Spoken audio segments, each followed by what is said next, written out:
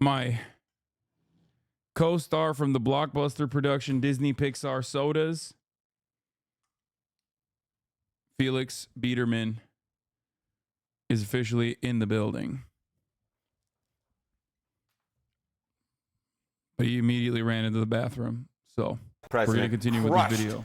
Donald Trump. All right, so how did the vice president, how much did she crush him by? Look at this. First debate winner margins. Look at that. She won by a 26-point margin, nearly matching Trump's margin over Biden back in June when he won by 34 points. Very similar to Joe Biden's margin of over Donald Trump back in 2020 of 32 points, and significantly higher than the 2016 margin that Hillary Clinton had over Donald Trump in their first debate, just 13 points. But the bottom line here is debate watchers, and they actually leaned a little bit more Republican than the nation as a whole, believe that Kamala Harris easily won this debate. Again, the scientific term is she crushed former President Donald Trump. All right. Will we see, though, a change in the polls, a rise or a bump for Harris? I think that the most likely scenario is that you will, in fact, see a rise in the polls. Why? Take a look at the last 4 times we had a first debate and look at those winners. Did they see a rise in the polls? Yes. Mitt Romney in 2012, Hillary Clinton 2016, Joe Biden 2020, and Donald Trump earlier this year. They all saw rises in the polls of 2 points or more. And given how close this race is nationally, given how close it is in the swing states, do not be surprised if Kamala Harris jumps out to a lead nationally, and don't be surprised if she jumps out to a slight, small lead in those key battleground states. It should still probably be a close race based upon history, but no doubt, at least based upon history, we should expect Kamala Harris to receive a polling bump, and a race as tight as this one that will certainly be welcomed. Okay, so the big question is, historically, what does this all mean for the potential of winning in November? Because there have been debates that people have lost, but they've won the election. Yeah, there you go. That's the key question, Sarah Seidner. You may receive a momentary... We're watching Harry Enton do analysis on... Harry Enton is back. He's back, and he's wearing a tan suit. Did Harry Enton get height surgery while he was going? I remember him being a shorter guy. Wait, really? I do, but, you know, memories can be faulty. I don't know. I did not know what Harry Enton looked like. Well, Harry Enton was the first, one of the first feuds I had. Well, not me, but like Carl Diggler was a big enemy of Harry Enton. Huh. But, you know. Polling bump, but does that mean you're going to go on and win the election? Not necessarily, because the fact is the election's all the way in November, and by my calendar, we're still in September. And look at that. Lost the first debate, but won the election. George W. Bush in 2004 lost that first debate to John Kerry. He won in the fall. How about Barack Obama? We mentioned Mitt Romney earlier.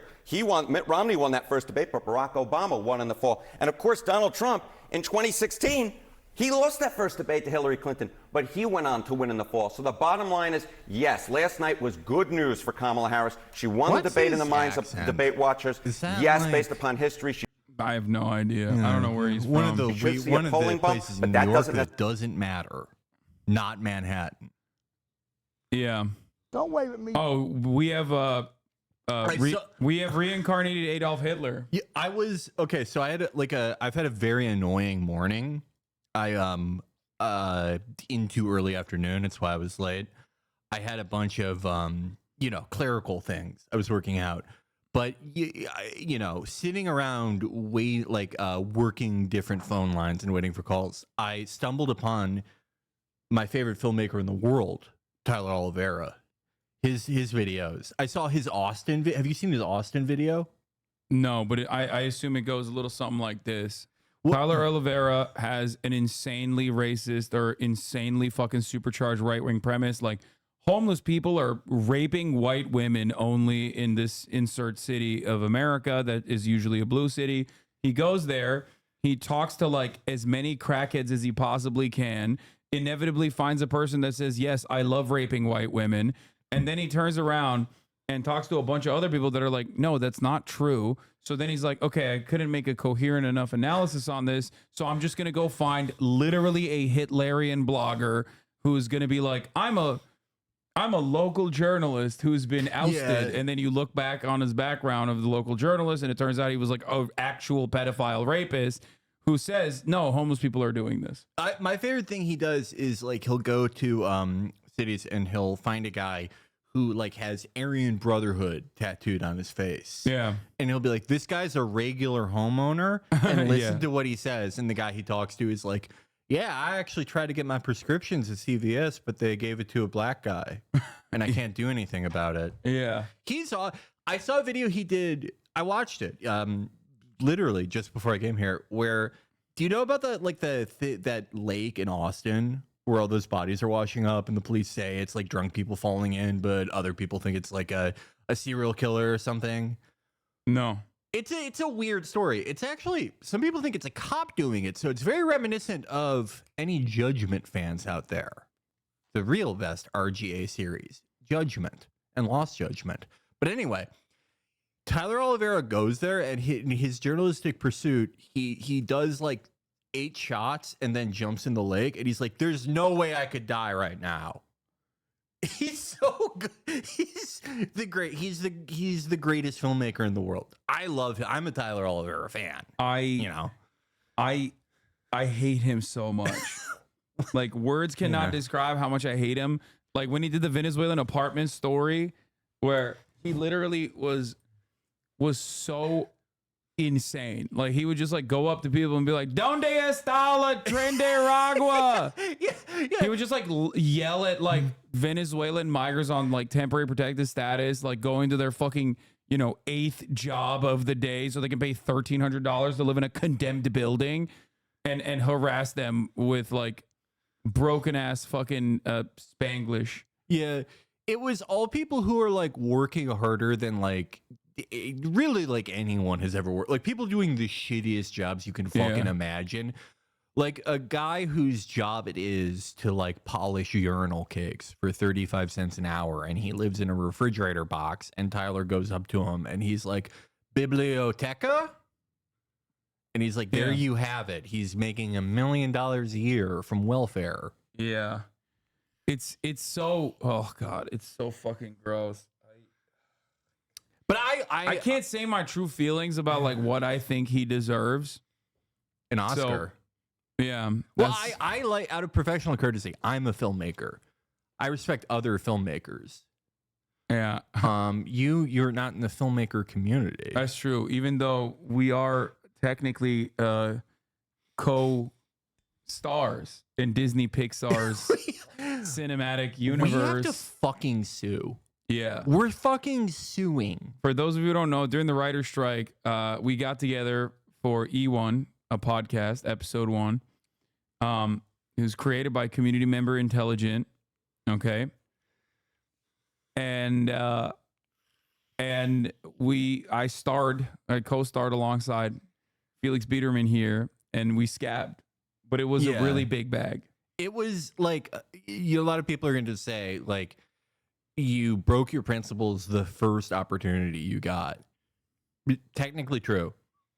Yeah. But like anyone would have. I think Nelson Mandela would have done whatever for this amount of money. Yeah, for sure. Talk to my Shenyang J31 in my garage right now.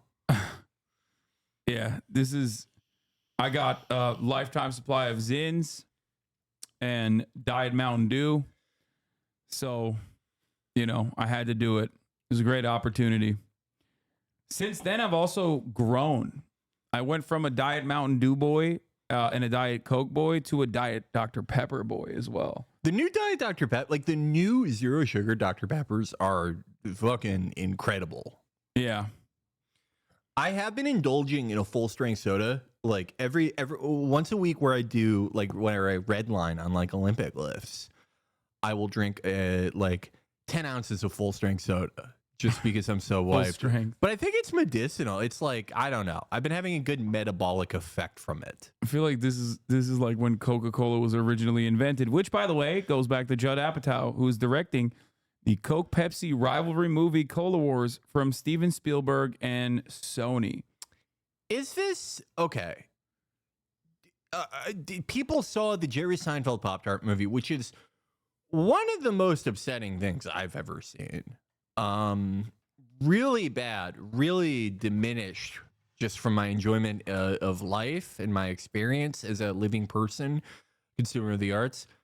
People saw that and they're like, we need to, this is a new genre of movie, the shitty product movie. Yeah, I don't know why they're doing that. People are saying that the Oreo Coke Zero is actually not bad. I haven't tried that one. I want to try it. You talked shit on my dog a little over a year ago. I need to see this. I got my pup for some rich people who bought her from this site and then gave her away. She's purebred and perfect health, just shy, show quality, 5 pounds full grown. These puppies look fake. What the fuck? What the fuck? What an affront to God. Bro, what the fuck? What the hell? What the hell? Okay. Bro, there ain't no way these fucking dogs live for longer than like a year and a half. First of all, I haven't seen a single full-grown version of these motherfuckers. Where are they? They all look like puppy. Are they? That's okay. Yeah, that's a full-grown dog. That is okay. You have like an irradiant. That is a very cute dog. But you did something weird to it, so it's a puppy forever. You gave it like the right amount of polonium. I don't know. It's not their fault. They like got it from someone who purchased the puppy, but these are not the full-grown version, right? This is the baby version. Stop measuring it. Stop making fun of it, dude. What the fuck? Lol, stop saying it will die. Oh, here she is, fully grown. Wait a minute. Okay, she's like a normal-sized dog now. What the fuck? They breed them to not have dicks. It's fucked and true. Okay, you just made that up. His name is Penis, and he was born without a brain. Health guarantee. We offer a 1-year health guarantee, including heart defects, scale 4 or above, congenital organ dysfunction resulting in congenital defects caused death, congenital life-threatening. You read all of it, evil streamer.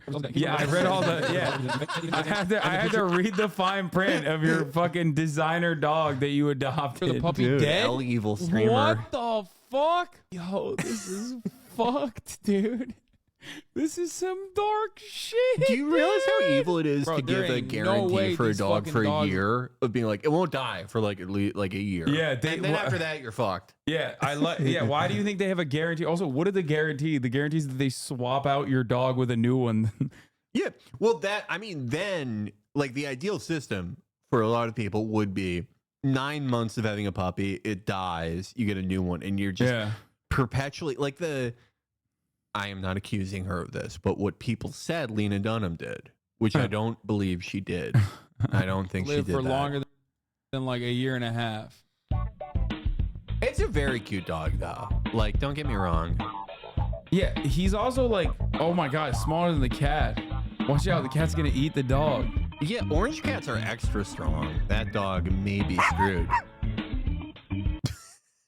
Okay, dude. I can't talk shit. My family, you know, we love getting those Habsburg dogs, but you know, you shouldn't do it. Oh, like a hypoallergenic water poodle style dog? We got Portuguese water dogs before the Obungler did it. We actually think the Obungler ripped us off. He saw it. Well, you guys are from the same place. Yeah, Obungler was the state senator for Hyde Park, where I grew up, which is the only neighborhood in Chicago that Chief Keef won't go to. Where Chief Keef, Lil Vaughn, King Vaughn, Lil Vaughn, all of those guys were afraid of, because it's the toughest gang in the city. University of Chicago is there. But we had a Portuguese water dog who we loved. They have webbed toes. They're very fun dogs. But we had ours pre 9/11 actually. So we think the Obungler saw it and was like, "Oh, that's a fancy dog." And he did 9/11. Well, he was busy in a limo that day. Yeah. He wasn't one of the guys that my dad called on 9/10. I knew you were. I called this earlier today. I was like, "It's 9/11, and I have Felix in the building. He's gonna say his dad called." That's my favorite. All of his Jewish coworkers. It's my favorite joke. If my dad was alive, he would love that joke. He would. That's the exact type of thing he would find funny. Yeah. Yeah, he was busy in a limo getting sucked off and doing crack cocaine, folks. You know it. We're truthers. We're Larry Sinclair believers in this. Larry Sinclair yelled at me like last year. He yelled at all of us. He said, because you wouldn't take your dick out for him to suck it? if he asked, I would do it. He's like, come no. on, these lips have seen Obama's dick. You think you're better than the O'Bungler? Yeah. If he asked, Give me some crack right now. if he asked, I would do it. But like, we were laughing about how like Tucker had him on because it shows such a degeneration. Because like Tucker in like 2008, when he was like a regular Republican guy, would laugh at this guy. Like he would find this laughable. But now like everyone's kind of crazy, so you have to pretend to take this seriously, even though like the real Tucker knows this guy is a charlatan. Yeah, a charlatan. He knows that Obama could not have lasted 3 minutes. Like he would have sucked this shit dry in under a minute flat. That's what the inaccuracies of the story is. Yeah, well, my Mythbusters or like my cousin Vinny thing would be asking a crack expert if crack makes you come harder and quicker, or like if it's like a lot of other drugs where it's a lot harder. The Dyson of Duluth, ladies and gentlemen. I forget that there's a lot of normies in here because like this is the time when they tune in to like pay attention to politics because the fucking debate just happened, and we're over here coming in hot with Larry Sinclair memes. But Larry Sinclair yelled at us because we were talking about him on our show last year. I think around summer of last year was when Tucker interviewed him. And I made fun of how Larry Sinclair is always like changing like the Illinois town name. Yeah. We were in Peoria. We were going to Moline. And like maybe I remembered it wrong because it was like 12 years ago. But I just like saying Illinois town names. But anyway, he added like all of us. And he was like, I have never said that I sucked Obama in Moline. If I prove you wrong, if you go back through all my public statements, I've never said Moline or Peoria or any of these places. I've only said one place. And if I'm right and you're wrong, you have to give me the Patreon. He said we have to give him the Patreon. And like, thank God I didn't take him up on that. Okay, so here's the problem. Or here's what I find very funny. He's more upset about some like random fucking township that you placed him in than the fact that he's like most known for, sucking off Obama. He's like, listen, I sucked him off, but I never would step foot in fucking Terre Haute. That is how you know he's a real Illinois guy, because Illinois has 70,000 like sort of bad exurbs and little towns and cities. But someone from Elgin is like, I would never go to Naperville. It's disgusting. I said Terre Haute, Indiana. I know as an Indiana. Terre Haute is the same thing as fucking Elgin, which is the same thing as Naperville. They're mostly all the same, except for Carbondale, which I hear is lovely. But the rest of them, it's all the same shit. Yeah. All right, but let's talk about your opinion. You watched the debate last night. You watched the Kamala showdown, and you saw Mamala. Yeah, she spoke. Did she speak to your heart? How much illegal vote carrying are you going to do for Kamala Harris? Well, as always, I've been a Constitution Party Chuck Baldwin voter since I could vote in 2008. But, if I'm voting 10 times for Chuck, maybe she'll get number 11. I don't know. Like it was, I of course am not voting in this election. I have not. The last thing I voted in was the New York primary in 2020 to try to get more delegates for Bernie. Look how great that fucking turned out. But anyway, like most people in here, probably, my family are like, they're regular Democrat type people. And they were very nervous before the debate because the CNN thing went kind of little shitty for Kamala, more or less. But I told them, I don't care one way or the other, but like I think that, you guys should remember the story would be about how diminished Trump is if it wasn't for Biden. Biden overshadowed it, and he's at least 80% as fucked up as Biden. Yeah. And so I told them not to worry, but even I undersold it. I was not prepared for Trump to say, I got involved with the Taliban. That's one thing you don't want to say in the debate, that you got involved with the Taliban. Yeah. Even in... Just taking that out of context. There was a couple really funny lines from Donald Trump. By the way, this is the Drudge Report, dude. Yeah, it's comparable. It's very comparable. So I mean, it was really fucking bad. Obviously, it can't be as bad as like Biden, because like, you know, he had to drop out. That's how bad his shit was. He had to be assassinated by Nancy Pelosi. Having said that, yeah, it was really fucking bad for Donald Trump. I haven't really like talked about some of the. I haven't really talked about like some of the high notes, I guess, like some of the funnier moments, even though we covered it extensively this morning. You brought up the Taliban thing.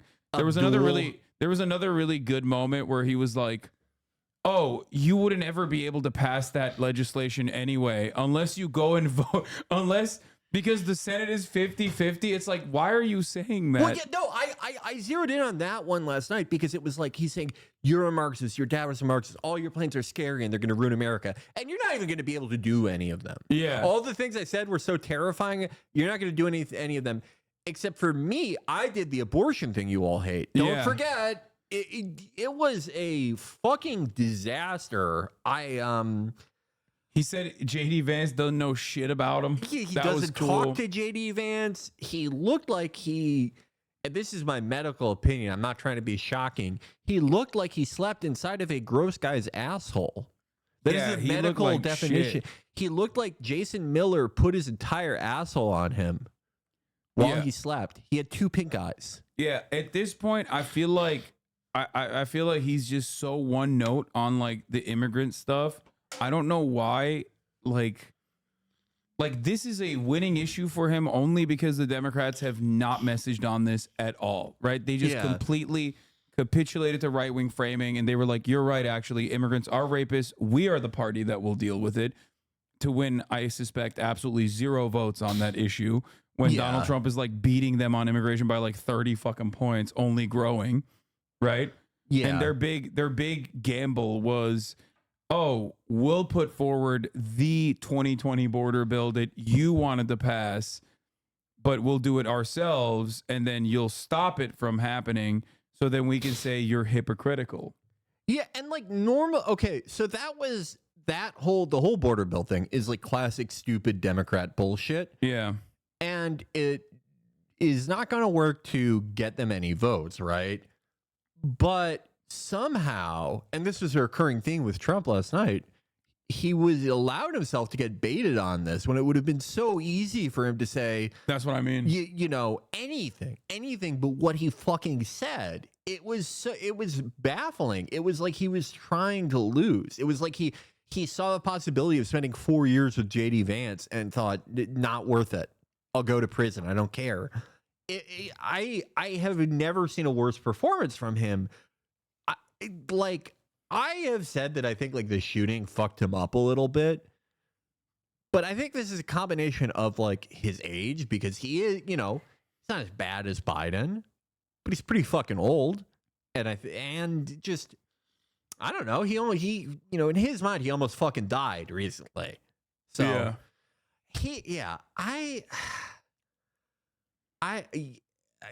a lot can happen between now and November, but it's just like, if they prepared this badly, what do you think the rest of the operation looks like? Yeah. You know what I mean? No, for sure. I think they're huffing on the same fucking farts that they've been huffing on since 2022 and learned 0 lessons from the midterms, where they genuinely, I think, look at Twitter, like all of his staffers are like groypers. Yes. And they're all on Twitter and they're like, you see, sir, let's post another AI image of cats. Everyone believes that Haitian migrants are eating cats and dogs. They love this. They love this shit. And it's like the entire, like all the biggest dick riders in the Republican Party are going along with it too, because they're fucking also stupid and incredibly online, not realizing that they're like kind of doing the DeSantis shit. You know what I mean? They're one step removed from putting a fucking black sun in a goddamn video promoting Donald Trump. They're doing the DeSantis shit or the Kamala or Warren 2020 shit before it. They're doing the thing where they'll fuck themselves up by getting so invested in internet shit. Like in this case, the cat thing is like a fucking day old, and they jammed as much of that shit as they could into his notes. For what reason? Who fucking knows? He talked about that more than he actually tangibly fucking talked about about inflation, which should be his best issue. He mirrored what Biden did when Biden took a question about abortion and answered it by talking about a murder an immigrant committed. Yeah. He did that. He got a question about fucking inflation. The economy, yeah. Yeah. Easy layup. And he goes, by the way, only like some children that are raped are going to have to give birth because of me. Yeah. By the way, like, just so you guys know. And it's like, what the fuck? What the fuck is going on? But it's the same cycle that Kamala and Warren and DeSantis and all these people with internet focused campaigns have, where they'll fuck themselves by talking about this internet bullshit like the cats or fucking whatever, and they'll get chunked either in polls or coverage. They'll you know, the type of shit that happens to every bad campaign where everyone's leaking. And they'll go, wow, God, this is so fucked. We're going to lose. This sucks. Why can't people see how good the candidate is? How come they can't see what we see from spending 18 hours a day online? And then the candidate, in this case, Trump, will do something very similar to what the aforementioned three candidates did, where they'll do like Trump did a Twitter space where he's only talking to his craziest supporters and saying, you know, the dumbest shit that he's never going to be able to do, that he's not going to try to do. Like super immigrant, like he's gonna repeal like the Immigration Act of 1965, right? Chinese Exclusionary Act is back, baby. He's saying he's gonna do that, and then all the diehards are like, "Oh my God, how could I have even felt worried? We've got this." And it's like, no, you did. All you did, you put a blanket over your head and farted. You recirculated the same dead air. You didn't pick anyone up. If anyone even saw this, it just freaked them out.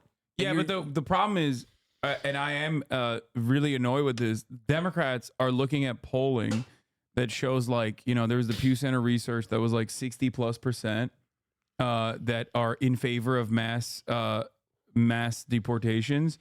And the exact same people poll will also be by the same margins, if not higher, in favor of mass amnesty programs. Yeah. And like they look at only one side of that poll and not realize that these are inherently contradictory positions. And they could very easily, just as easily, run the opposing front and counter message against it, leaving that out in the fucking distance because they're fearful that they saw that 60% number and go, oh, well, I guess we'll do mass deportations ourselves, actually. Or we'll do like half of the mass deportations. And it's really frustrating because it creates this like closed circuit where that's the only thing that's being discussed. Yes. And no one is talking about how fucking insane that would be and what that would look like, which is except for my goat, David Muir, our sexy ass anchor, David Muir, who was like, walk me through the steps of deporting 11 million people from U.S. soil, please. David Muir, the news anchor from movies. That's Yeah. how I think of him. But yeah, no, it's the mass deportation thing is a perfect example of a policy that, like, yeah, 60% of people say they endorse, but the moment you started doing it, that evaporates. People Yeah. go, wait, I didn't want this, even Yeah, though no, this is it's exactly what I said I Dude, wanted. this is exactly like abortion. Yes. It's exactly like the abortion conundrum because I remember this is one of the most instructive polls I've ever seen that I always reference historically. I believe it was like 75% of Republicans actually, when faced with the consequences of the policy, do not attribute those consequences to the same, like to the Republican Party that they Yeah. advocate for, because they just like have no way of comprehending how fucking insanely violent that process would look like. And this happened with abortion. They were like, oh yeah, no, I think we should restrict abortion. That's right. And then it happened. They're like, oh my God, this was not a good idea at all. Yeah. It's like, do you remember when Trump fucked up in 2016? Because he was, you know, he had successfully courted evangelicals in the primaries, and he was doing his best to like amp them up without like freaking out everyone else, you know, which he was moderately successful at given his results in that year. But do you remember when some like crazy anti-abortion group was asking him some shit, and he goes, he basically goes, yeah, I mean, I would criminally prosecute it, because he's not thinking about it. Oh, it wasn't an anti-abortion group. It was fucking Chris Hardball Matthews. Oh, it was him? Yeah. He was like, what would you do for abortion? Like, would you criminalize, would you punish the women? And he was like, yeah, I'd punish the women. Yep. my brain completely misremembered that. No, But- I remember because I wrote about that at the time, and I said, like, of course abortion fucking punishes women. That's the whole principle, and Trump had not put any thought into it, but the Republican Party knew how to message around that. Instead of saying, yeah, we're in it to openly criminalize abortion and harm women, we'll just punish the doctors. Right. He looked at it. He didn't look at it as a guy who had spent his life in the movement, because he's not. He looked at it from like a logical angle of a guy who's trying to like amp that base up, which is like, okay, well, these guys really hate abortion and say it's murder, so obviously we'd like put the mom in jail, right?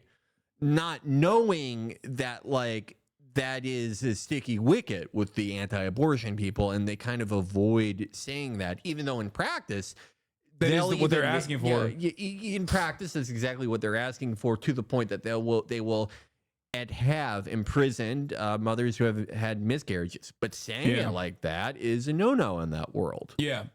The problem is, and I talk about this quite a bit, like there's a permissible level of like misogyny, racism that will gain you a lot of favor with people who have similar opinions, but there's a point that you can't go beyond.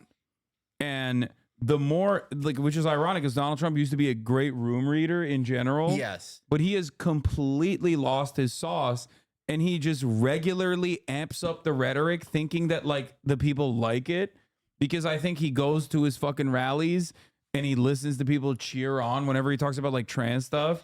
And even early on, if you remember, he was like, you guys love the trans stuff. It's weird. Like, remember when he was like, yeah, you guys like the trans stuff even more than the tax cuts. I don't know what's going on. And now he does the trans shit. Yeah. He like, I think like it's a bunch of things, right? Like I feel like one of the worst things that could have happened to the movement in general is part of this is Musk buying Twitter, but it's even stuff before that. There was a general right-wing cultural backlash that was moderately successful. Part of it was Twitter. Part of it was the Depp Heard trial. It was a lot of things, right? And it was just the inevitability of that happening under like a pretty fucking unpopular Democratic president. Yeah, no, as soon as Joe Biden won, I said that we're going to go back to Obama culture wars. Exactly. For sure. Exactly. But like the problem is, because they had spent all these years under Trump having, for the first 2 years at least, like a, almost total control of government, to an extent, only stymied by their own incompetence at times. But they didn't feel like they captured the culture, and all they really wanted was the culture and cultural respect. And for it to be cool to think these things, they weren't happy. But then they got like an inkling of that a little bit from 2021 to present. But it was never like overwhelming. It was never like, do you remember the liberal cultural dominance under Trump was insane. It was like nothing I'd ever seen. The mechanism for conservatives to replicate that does not exist. They don't know how to do it. They are well moneyed. They have good, great amounts of resources. We've talked a lot about the incredible amount of money in conservative media. But for the actual logistics of doing that, they have neither spent the time or the money to acquire the know-how in doing that. They haven't built the relationships. They don't have generations of relationships like Democrats do. And the problem, like the thing with like liberal cultural dominance under Trump was that you could go in the world and you could encounter a lot of people who like maybe weren't as crazy as people you saw in your timeline, but they generally were with this stuff. There's a base of support for this stuff, but not as much. There just isn't as much, but they're so excited by having even a meager cultural victory that they believe everyone is on their side. And I think it's 2017 in reverse. I think this also is a company with like a string of like hyper right wing and also increasingly more like micro targeted state legislation victories. Yes. That they've accomplished, where they fucked up the system. They completely have officially sidestepped the legislative body. And they just basically run the route every single time of like going to the states with gerrymandered districts and using the state legislature that's like heavily favoring the right to pass like ridiculous bills that I would I would say are like messaging bills almost, but like it actually does have tangible harm associated with it. Well, they'll write out a bill specifically to like dunk on one 14-year-old trans girl going to a fucking swim meet, right? Like, that's unacceptable and insane. And they'll do that, and then they'll take it all the way up to the Supreme Court usually. And the problem there is, I think they're doing that for like no real constituency, but the very fact that they're able to accomplish that, like enact their legislative agenda at the state level at least, leads them into thinking like, oh no, this is successful. Like people like this. People love this. When in fact, all it does, I think, is just like make people more resentful and disgusted with the way that the Republican Party operates. And that is probably the reason why the Democratic Party is genuinely performing well across the board in down ballot races to a degree where they're even doing better than the fucking top of the ticket with Biden and even with Kamala Harris. I actually think on balance, from what we've seen so far, it's kind of been better for the Democrats to have a contested cultural space as opposed to having total cultural dominance. Because, I mean, Democrats are fucking stupid and they will fuck up anything that you give them. Yeah. But they are also going up against another party of, you know, which this is true. No, I think the Republican successes have made them weaker. Yes, like exactly. It's made them, because like I always go back to the Lee Atwater messaging strategy, right? Like you can't say the N-word after the civil rights movement. So what do you say? You find a new way to like marginalize black people, and you try to hit that from a different angle. Like you talk about desegregation, or you talk about welfare queens, right? Yeah. Like you find new ways of dog whistling. And I think in all of this success that they've accomplished as a consequence of Democratic incompetence, they deluded themselves into thinking that they are, one, more popular than they actually are, and two, they got like really comfortable in that success. And that's why we're watching this race where like Democrats are doing their usual posture of mirroring whatever the fuck the Republicans are saying, to be like, we're going to do exactly that, but 10% less. And the Republicans keep just getting more and more insane. Yeah, I hate to keep harping on this mirrored and looping timelines thing, but one thing I very crucially remember about 2016 and the primary of that year, to the Democratic primary, was this idea among sort of like left liberal op-ed writers and the pro-Clinton media apparatus, which was, we did it. We showed that like you can win an election without like white men, you know? Which, I mean, saying that for the Democratic primary is one thing. Yeah, maybe that's true. But with their they were counting their eggs before they hatched with the general election. They were saying this in August. We're showing that you don't need like white men or like white working class or whatever it was at the time to win a general election, just going by these polls or these predictions. And you know, hated to break it to them at the time, but it's like there's still a lot of fucking white people in this country. Yeah. You know, whether you want to acknowledge that or not. And the number is growing in terms of like people who see themselves as white and report to the census as though they are white. And this goes back to the Hispanic population in this country, and also how so many Latinos in red states will say some of the most unhinged racist shit that you've ever fucking heard in your entire damn life. Yeah. But you know, at the same time, it's like the Trump campaign is doing, and just the Republican Party in general, we saw this with the midterms, they're doing a version of this where it's like, we don't need any more fucking cuck, like rhinos, people who are ashamed of being whites. We don't, you know, they still, I swear I've seen this every year, record number of like black, you know, one isolated black demographic are voting for Trump this year, and it never really fucking pans out. Yeah. But they are generally doing this thing that like quasi-racialized in parts where it's like, we only need like white people, even though most of them are aware you need more than just whites to like win a federal election in America. Yeah. But it's sort of a version of it where it's like, well, we don't need anyone who is anything less than 100% on board. They believe they're so ahead, or they thought they were so ahead. I don't think they think that anymore. That they did not need the squishy voters who like the Trump to Biden voters of 2020. Fuck them. We don't need them. We don't care if we scare them. Who gives a fuck? We're ascendant. And no, it's like you definitely do. Yeah. This goes back to something that you've also talked about quite a bit, which is like they've forgotten how to run a normal campaign. Yeah. They just like, you should be talking about tax cuts. You should be talking about the inflation. You should be talking about how like immigration is ruining the economy. And then that's it. Like immigration is ruining the economy, and that you're going to be a peaceful dove. Yeah. How easy would it be if this was Doug Burzum or something like that?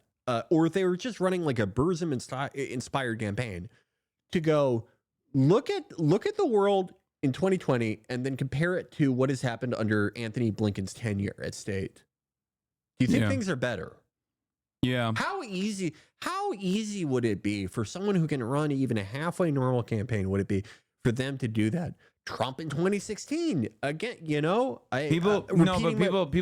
think that like Trump ran as this like hyper extremist in 2016. It didn't read as that to the broad majority of people who felt fed up with the establishment, who felt fed up with the way things were going, which also once again goes back to like the overarching unpopularity of both parties in the United States of America circa 2016. Like, we think that like Trump is the exception, and that he was exceptionally popular, and then Joe Biden defeated him, and then now the Democrats are exceptionally popular, or the old school Democratic Party politics are actually really popular. But it's like, no, the third way politics that has like seeped through the Democratic Party's campaign strategies are still objectively unpopular.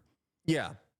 No, it is sort of amazing how few both parties, broadly speaking, and individual politicians are above water in a polling sense. One of the unique aspects about American politics since after Obama, or even kind of during, is how much everyone fucking hates everyone that they have to vote for. I mean, think about how unpopular both parties are for a second. Then think about how shitty RFK Jr. was doing. Shouldn't this be one of the best years for a third party? Yeah. But no one's competent. But when everyone's what do you fucking, mean? The Jill Stein ticket is gonna sweep. Yeah. She will. If you vote for her, she will win, Felix. I am, as a person, I like Jill Stein. There's something like reassuring about her.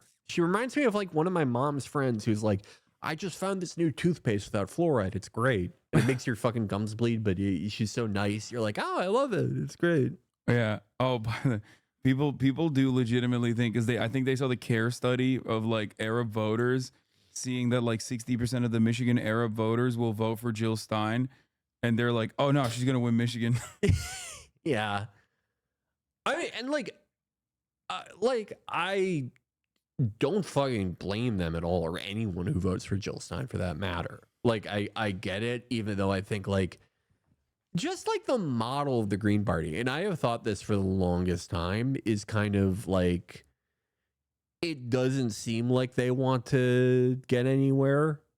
I mean, what party do you know of where they're only really active in presidential elections, and it goes anywhere? The Green Green Party. Yeah.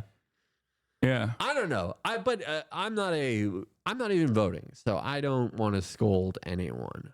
I think like the best reason to vote is because it will be fun for you. And if you have fun voting for Jill Stein, you gotta get your smiles. I have to reiterate over and over again. It's like, listen, vote for whoever you want. I would not ever advocate to vote for Trump, for sure. But vote for whoever you want. but if you come in here and you're like, oh, if you vote for this person, they will win. Or if you come in here and you fucking say stuff like, oh, this is truly going to be a game changer, like, you're wrong. If you think the Democrats are going to learn their lesson if you like punish them, quote unquote, and they lose, you're wrong. It didn't happen in 2016. It's not going to happen. Okay. They will, even if the Dems lose from this point on, even though this is their race to win, because the Republicans are throwing extra hard, even if every single person in this community was like going out and door knocking for Kamala Harris, it's not going to move the needle. The Democratic Party at the top has to make these changes. Okay. And it will be entirely their fault once again if they lose, right? Having said that, win or lose, they're going to blame you anyway. Yeah. I'm just letting you know. They're going to blame you. Yeah. Look. Which is why I'm Biden or busting. No, he's the only guy who's ever beaten Trump. Does no one realize that? Yeah. He's the only guy that's done it. He was the first white man to call out Trump's racism, too, if people remember. Yeah, dude, yeah. He invented it. He invented the narrative that Trump is racist. I was the first white boy who did it, period. I love that. He did that like he's the GOAT. He had the best like 2 days ever. Yeah. Or 2 weeks, because on January 6th, he made that emergency speech where he said President Trump. That people are trying to gaslight me about. They're saying he didn't say it. Okay, if he didn't say it, how come I've been saying President Trump for like 3 years now and enjoying myself saying it? Second of all, after President Trump, which may or may not have happened, he got on a call with like I think it was the NAACP, right? Wait, are you talking about when he yelled at them? Yeah. Yeah, it was the NAACP. And he was like, he was like, I think. They were like, yeah, we hear like, okay, so like you won, and like we helped organize like door knocking and shit.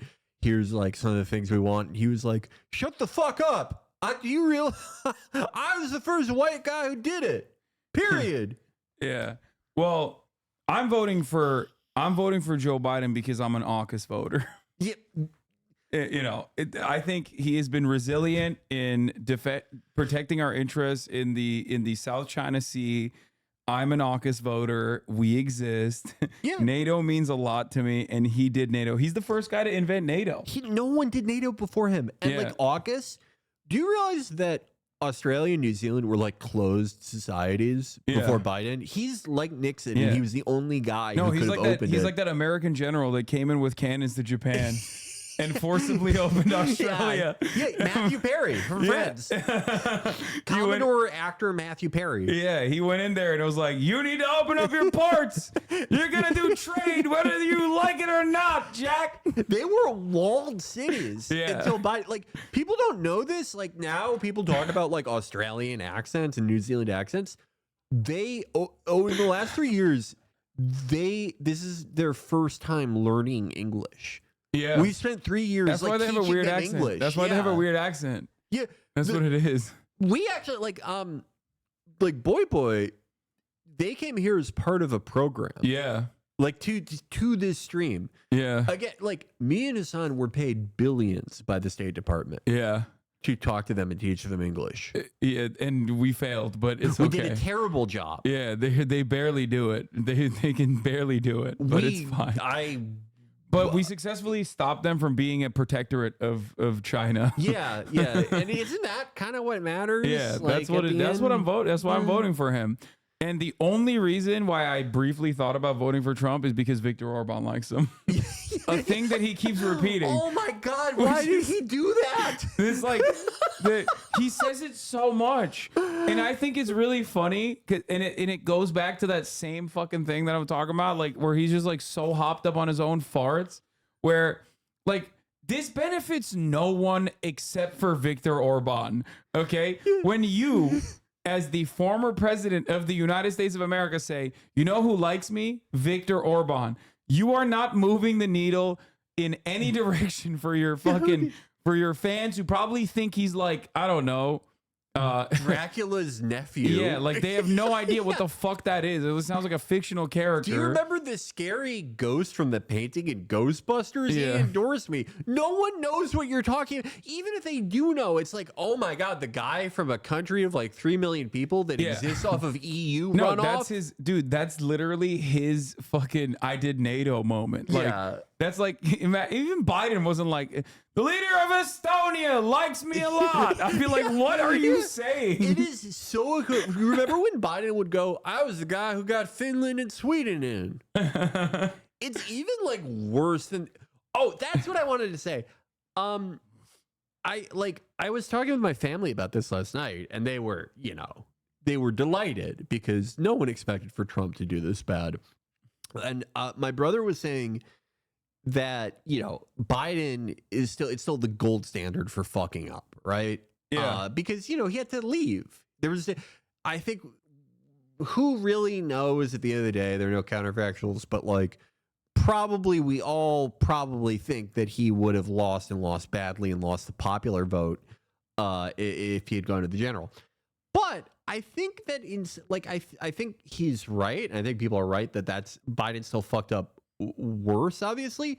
But in some ways, the Trump thing is worse than the Biden fuck up, because with Biden there were diminishing returns, because this was clearly a senile man who was saying gibberish and didn't know where he was, and there are diminishing returns on like beating up on a confused like Mr. Magoo character.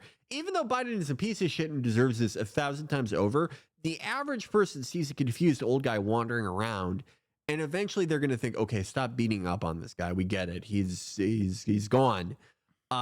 With Trump, you don't have the same excuse of him being so visibly shambolic and collapsing and falling apart at the seams. There's no excuse. And so there's no ceiling of sympathy or floor for how bad it can get. Yeah. Also, yeah, to reinforce your point, he got shot. Yeah. And people were like, no, that was awesome. Or we're like, oh, I'm kind of sad because he didn't die. No one gives a shit. No, and his fans don't care. No one cares. No one cares. And the only people that bring it up are Aiden Ross and Elon. Yeah. And he hates it when that happens. Yeah. He hates it. It's like I don't think this could have gone worse for him. Yeah. I really don't. It's really, it's really bad. Speaking of which, the Republican Party has gone woke. Laura Loomer, who was on the fucking plane with Donald Trump before the debate, God, to talk about like shitty instincts. Like, imagine having a person who like lost in that random fucking congressional race that she ran on in Florida, who is like most notable for being banned from every application, like literally every application in the App Store. Laura Loomer's been banned from. Like, she's she can't even use the weather app. Okay, yeah, if she tried to like pick up a free AC unit on Craigslist, the police would arrest her. They'd be like, "Oh yeah, you got banned from this one too." Yeah. She my favorite Laura Loomer thing, her star making moment. I did not know this until recently. She started an ISIS fan club at college to like prove that liberals would join an ISIS fan club. And then no one joined, but she got banned from college for starting an ISIS club. Oh my God, I heard about I love this. her. I think she's awesome. Like, I don't love her to the point where like I would interact with her. I think she's too weird. I think if you talk to someone like that, you get the stink of insanity on them. She replied to me, and I like shot my computer and I kicked it out my window, and it fell on a purebred dog and killed it. I love her conceptually. Yeah, she also famously chained herself to Twitter headquarters back when Twitter was gay. Yes, for banning her. Yes, another application that she was banned from. Banned from? Do you know anyone who's? They didn't like bite a driver or something, but they're banned from Uber. Think about like you post and you're banned from Uber. And Postmates. How? It's crazy. She. Yeah, but what's whack about it is that she's such a target-rich environment. And the media keeps only bringing up the fact that she said 9/11 was an inside job. That's like the only good thing she's done. Like, shut the fuck up. Don't make her seem normal and cool. Just show all the other shit. There's so much free. Just show a photo of her face. That's it. That's all you need to do. You literally just need to show a photo of her face to be like, this is who Trump is hanging out with. which I made this point yesterday. Okay.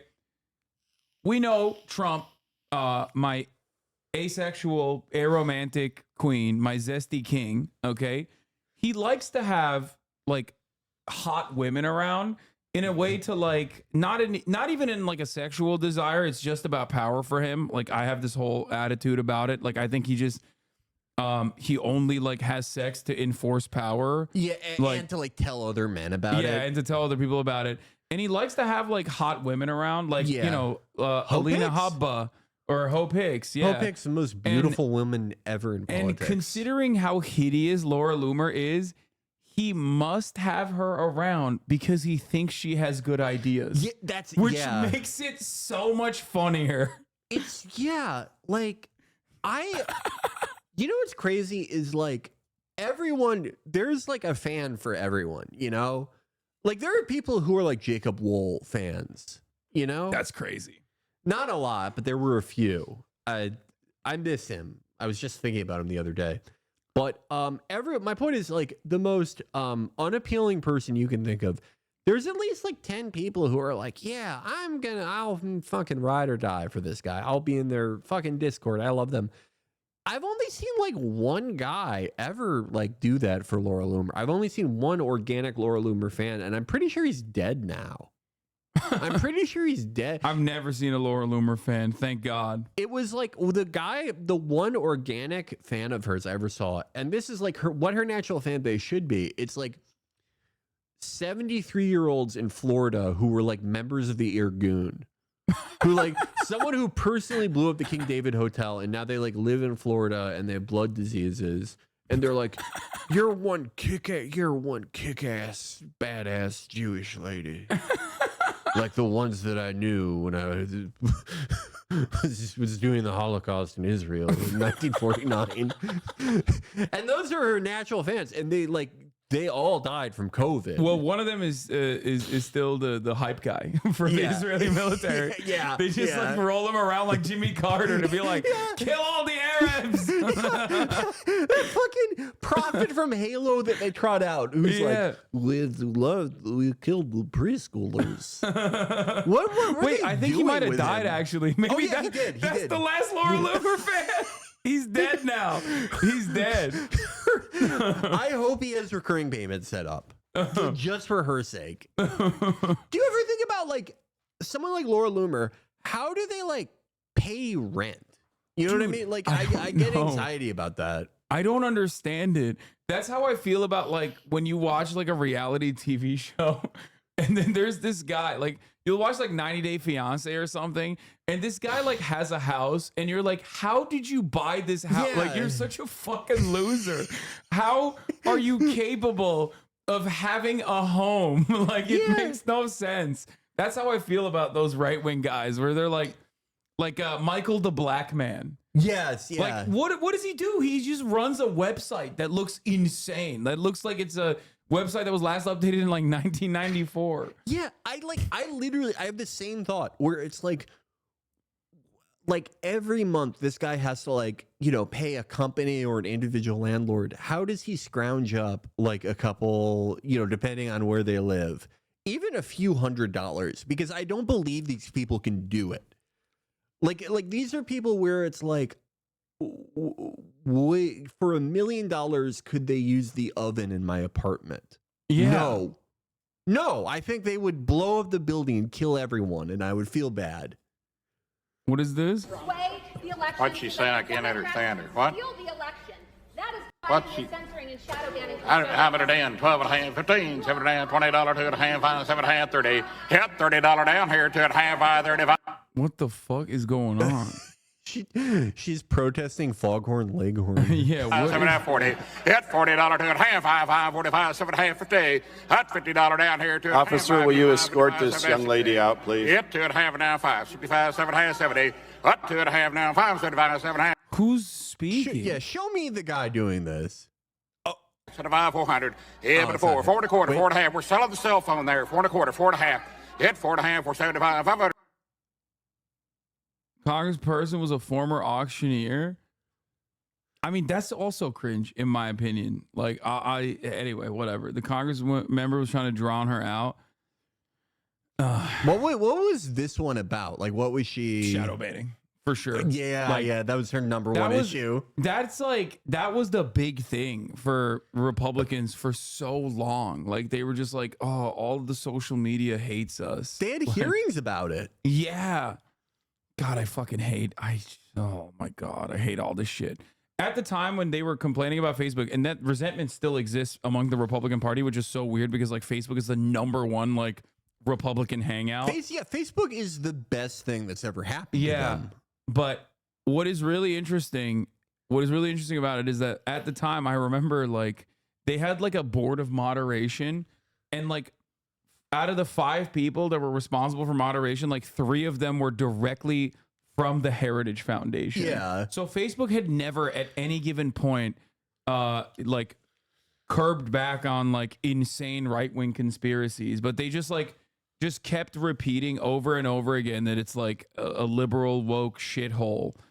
Anyway, Laura Loomer says, if Kamala Harris wins, the White House will smell like curry and White House speeches will be facilitated via a call center, and the American people will only be able to convey their feedback through a customer satisfaction survey at the end of the call that nobody will understand. You know the thing about whopping 1.3 thousand likes. That's terrible. That's shit. On today's like Nazi ass Twitter, that especially because you're shitting on like Indian people. Yeah. I feel like you could be like India sucks and you would get like at least 10K. Yeah, people are so fucking like mean to Indians now. And first of all, I always hate it when I see like the meanest thing about Indians, and then I look at the person who's saying it, I go to their profile, and it's like they're from Latvia. What right do you have? Yeah. What right do you have, pal? India made some pretty cool supersonic cruise missiles. I couldn't do that. Yeah. You know? Well, the thing is, people from Latvia and Estonia literally, because like any number of those like NATO nations, they unironically think they're America. Yeah. Like they love that shit. They're like, dude, oh, I don't get it. Like excuse me, you're talking to you're talking to the last line of defense against Russian invasion. Okay. AKA, if anything actually went down, the sacrificial lamb. Yeah. Like they are, the purpose of those countries in NATO is like all 3 million of you are going to die so we can launch a fucking, what's the multiple reentry vehicle? IRBM, whatever that one's called. They literally are the buffer countries until like America's not moving until fucking East Germany is in question. Okay. Yeah. You guys are the buffer zones. It's for them to like gear up their fucking weapons and get ready to defend an actual country that they care about, like Germany. Okay. Yeah. Like, and it's so funny that they just like think, oh, well, we're a NATO nation. So, you know, we're a part of the, you know, American empire. We're doing American empire shit. And it's like, no, you're just being mentioned like Viktor Orban. Yeah, exactly. They're like, the way they talk about it, they're like, when are we going to ride on Russia? And it's like, you are not going to be around for the victory party or the negotiation. Whatever happens, if that happens, whatever happens, you are not going to be around to see the aftermath. I hate to break it to you. Yeah, nope, it's not happening. But every dude that like every twink with like fucking you know, NAFO in their bio from Estonia or Latvia loves talking like Adolf Hitler, but also simultaneously loves LARPing like they're living in, you know, Northern Virginia or some shit. You know what I fucking hate the most is when those guys like that the guy who runs the #1 news source in Poland, whatever that account is called. Visegrad. Yeah. They're all super Zionists now. And they're like, Palestinians actually have a history of supporting the Third Reich. And it's like, even if that was true, who the fuck are you to say that? Yeah. You still support it. Yeah. Like you support it every day. You support it all the time. And then in between, you support the new version of it in Israel. And then you go back to supporting the old version of it that's like also anti-Semitic. Yeah. I legitimately, I do think it is like unfair to like and wrong to like say that like the average Ukrainian is a fucking Nazi. It's not true. But like for like Latvia, yes. Lithuania, yes. That is true. All right. Bro, what? Oh, Marjorie Taylor Greene got woke. You see this? Oh, yeah. Rhino. Yeah, this is appalling and extremely racist. It does not represent who we are as Republicans or MAGA.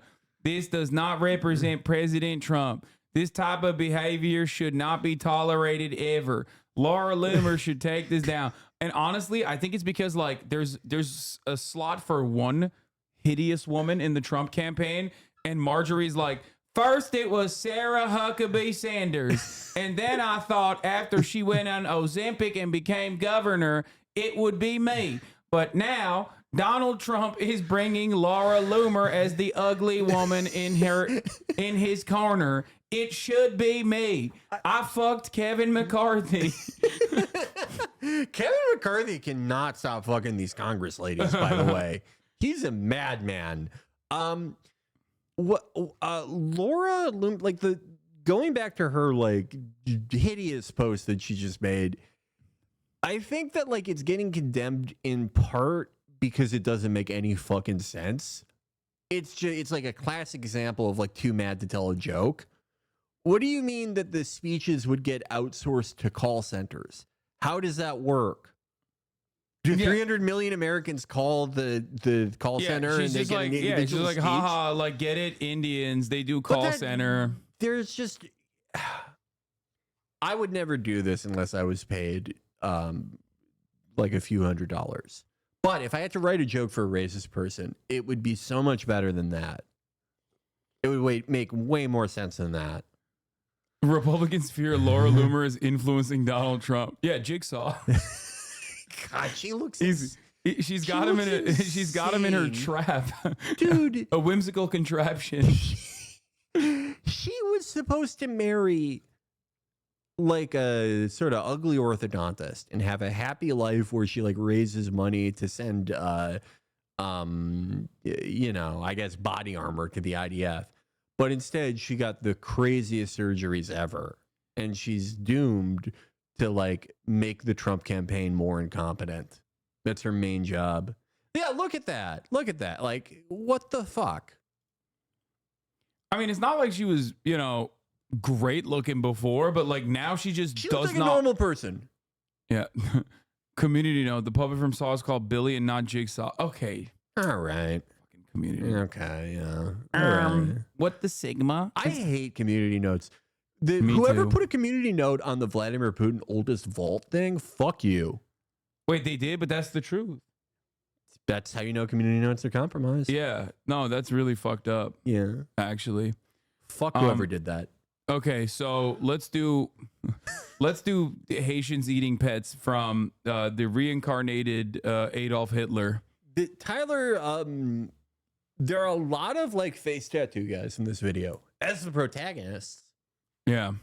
You sorry saying There was Haitians in a white van driving around the like why would you start with that guy as like and then AI art of a fucking black dude with a bunch of cats. That's something I've noticed about really bad YouTube channels lately. No one has taken to AI like shitty YouTube channels. Dude, I don't know what it is. Like I think there's something in the minds of conservatives that like AI art really appeals to. Because I never see AI art like conservative shit online. You know what I hate about it is like there used to be a charm to watching like 62-year-olds trying to use Photoshop and like fucking it up really bad. Like one of my favorite things to do used to be like to go on Free Republic and look at like in 2011 like a Korean war veteran trying to Photoshop Obama eating a dog. But it's like, it's all fucked up. The gradients are all wrong. One of Obama's hands is white. One of it's like Latino. It's just, the aspect ratio is all fucked up. But there was like a real charm and like a homemade aspect to it that I loved. But now it's all this like fucking antiseptic, horrible, soulless AI bullshit. I know. And it's taking the fun out. It sucks. I mean, I guess it's still funny because they believe it.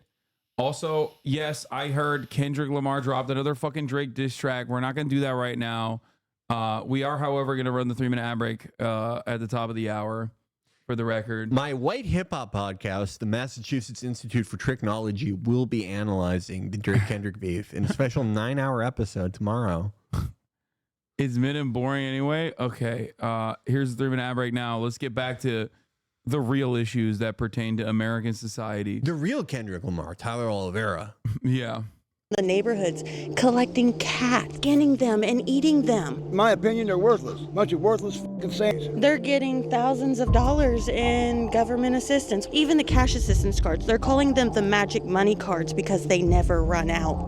Man, they're nothing but a headache. All they're doing is raising our rent and our taxes and like, you found some of the best individuals in Ohio. I don't know, like, I don't want to do the classic, like, this is just Ohio memes, but like this feels like when Associated Press would like take photos of people in Ukraine, like soldiers in Ukraine, and every single one of them had swastikas. Like I'm sure there's a normal guy at the parking lot. Like, yeah.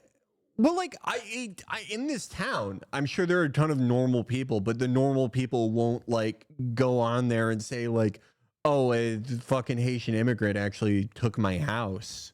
They won't just say like insane bullshit. They won't like just say a racial slur within 30 seconds of talking to Tyler Oliveira so they don't make it into the video. Yeah. So, and you just like, he's the first guy who gets like an actual segment in the video, because we're just in the intro, is like a guy who just fucking straight up yells a slur at his neighbor. And it's like, that's the most sympathetic guy you could find. His fucking no, not even neighbor. The Amazon delivery driver. Oh my God. He just like randomly sees a black Amazon delivery driver and just starts yelling at the dude. wrecking vehicles. Everybody wants to make this into a race issue. It's not a race issue. It's culture, it's accountability, and it's respect. Oh, she's the woke racist. Yeah. They found the woke one. the wokest woman in Ohio. It's just a culture issue. Their culture is eating cats. She is such an interesting. She's like, if you made Laura Dern Ohioan, you know. Yeah, it's a little. Since June, they took me off. I'm a vet. They took me off of the disability. You're a veteran, and you're competing with some of the resources they're getting. Who just came in here. Yeah. I need some solutions. I'm losing my mind. This is Springfield, Ohio. What was once a small town in Ohio, home to roughly 60,000 working-class Americans, until 20,000 plus Haitian immigrants flooded into town with rumors of them eating the neighbors' cats and local geese. What did you do? Why'd you kill the cat? Did you eat that cat? This is not even like, oh my God, I hate this fucking piece of shit so much. This is a random black lady in Canton, Ohio, okay? What the fuck? We are literally doing European style racism now. Like, we didn't pick up on any of the things on accident. We didn't pick up on the fucking healthcare, not even a crumb of like a welfare state or anything like that. Just Euro-fascist, anti-immigrant racism. No bullet train even between LA and Las Vegas. Yeah. But we get the soccer hooligan racism party. Yeah, oh, Jesus Christ. We don't even have a parliamentary system. This sucks. Oh my God. Did you eat it? How would you kill it? They're eating the... Like, that's crazy. Like, he just straight up is like, there are just like random black people that you just put together to be like, these are all Haitian migrants that are doing all of these things. I don't know how, like, this is demanding a pogrom. They want to do the same shit like the anti-Muslim pogroms that took place in the UK. They want that in America. Luckily, our fucking fascists are too fat and too self-involved and too swept away by football season starting to do anything like that. We don't have the organizational capabilities of the fucking EDL even. Yeah. Thank God. All their fantasies of pogroms are like the Hells Angels doing it. Yeah. Dogs, the people that came in, they're eating the cats. They're eating the pets. And causing car accidents left and right, and driving locals out of their homes by paying above-market rental prices with welfare subsidized by the American taxpayer. Are these Haitians eating cats? How did they travel 2,000 plus miles from Haiti all the way to Ohio? And why does YouTube allow this? 18 hours, 1.5 million views. Like, YouTube is just straight up, like, how is this? I mean, this is like Stefan Molyneux shit. You remember? Like, in the fucking Gamergate era when, like, you had out and about like prominent white nationalists with like millions of fucking views being like, yeah, actually, like the average IQ of the black person is nowhere near as high as like the average IQ of the white person, and that's why we should do the Holocaust. Yeah, like Oliveira is so fascinating to me though, because it's like he happened upon this like general purview, not by any like genuine belief, but just because like he wants to be Mr. Beast, and this is like the most responsive audience he can find. Like a truly cynical person. But like, just what a fucking strange route to Mr. Beastdom. Yeah. Well, I mean, he did go from Mr. Beast shit to like just the most pure, unadulterated white supremacist documentaries under the guise of like making a documentary. The locals and their new Haitian neighbors get along. I pulled up to Springfield myself to see if this was real or overblown fake news. A lot of this is alleged because I truly don't know what's going on, and neither does Twitter. Twitter is relying off of a few images and a few Reddit threads, and there are rumors that Haitians are taking neighbors' cats and eating them. Are you from Haiti by chance? Yeah. Does everyone get along here in Springfield? Yes. Good? Good. Motherfuckers are worthless. Bunch of worthless sand. Yeah. When did the Haitian neighbors come and move here? He cut out the full interview that he posted on Twitter where he's like literally laughing alongside this guy. Yeah. Okay. He was like, oh, this is so funny. Like, you're a fucking piece of shit, I'm going dog. to say probably 5 months ago. Okay. I spoke to a few of them in French. They're everywhere. They're up there. Don't wave at me, you sorry sand. I tell them like it is. Man, I don't like them. I don't like them, and I want them to know I don't like them. Pack up and move back to Haitieville, wherever the fuck you're from. Why did you come here to Springfield? Springfield pour me venir travailler, me chercher une vie meilleure. Moi c'est haïtien. Okay. Raison ça que me Springfield. Okay. Do you plan on living here for much longer? Yeah. Yeah. I heard there were rumors of Haitians eating the neighbors' cats and a Canadian goose. Is that true or completely false? No. Okay. Okay. This whole thing about like the goose, I mean, that was not even a fucking Haitian in the first place.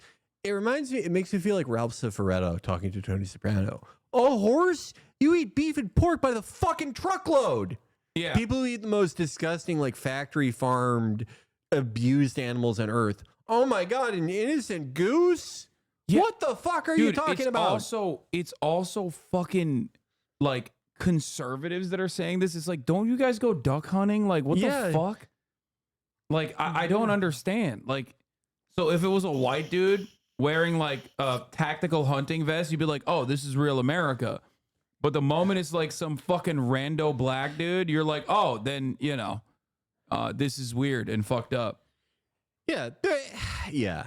I don't know. It's like stupid to even fucking like entertain this, right? Because it's just, they're using like these instances of people who like are not even fucking Haitians, like these isolated incidents to paint a broad picture.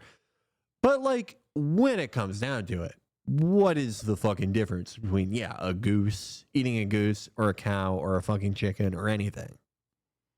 Yeah. Okay. Pas quoi ça tout. Peut-être mon qui doit avoir un problème d'éducation qui fait le faire ça même pas quoi. C'est vraiment difficile. Yeah, exactly. All these people are vegan. We've lost a whole bunch of cats. There like was Morrissey. a van pulled over that had over 100 cats in it with the Haitians. They said they was eating them. Dude. What the fuck is it?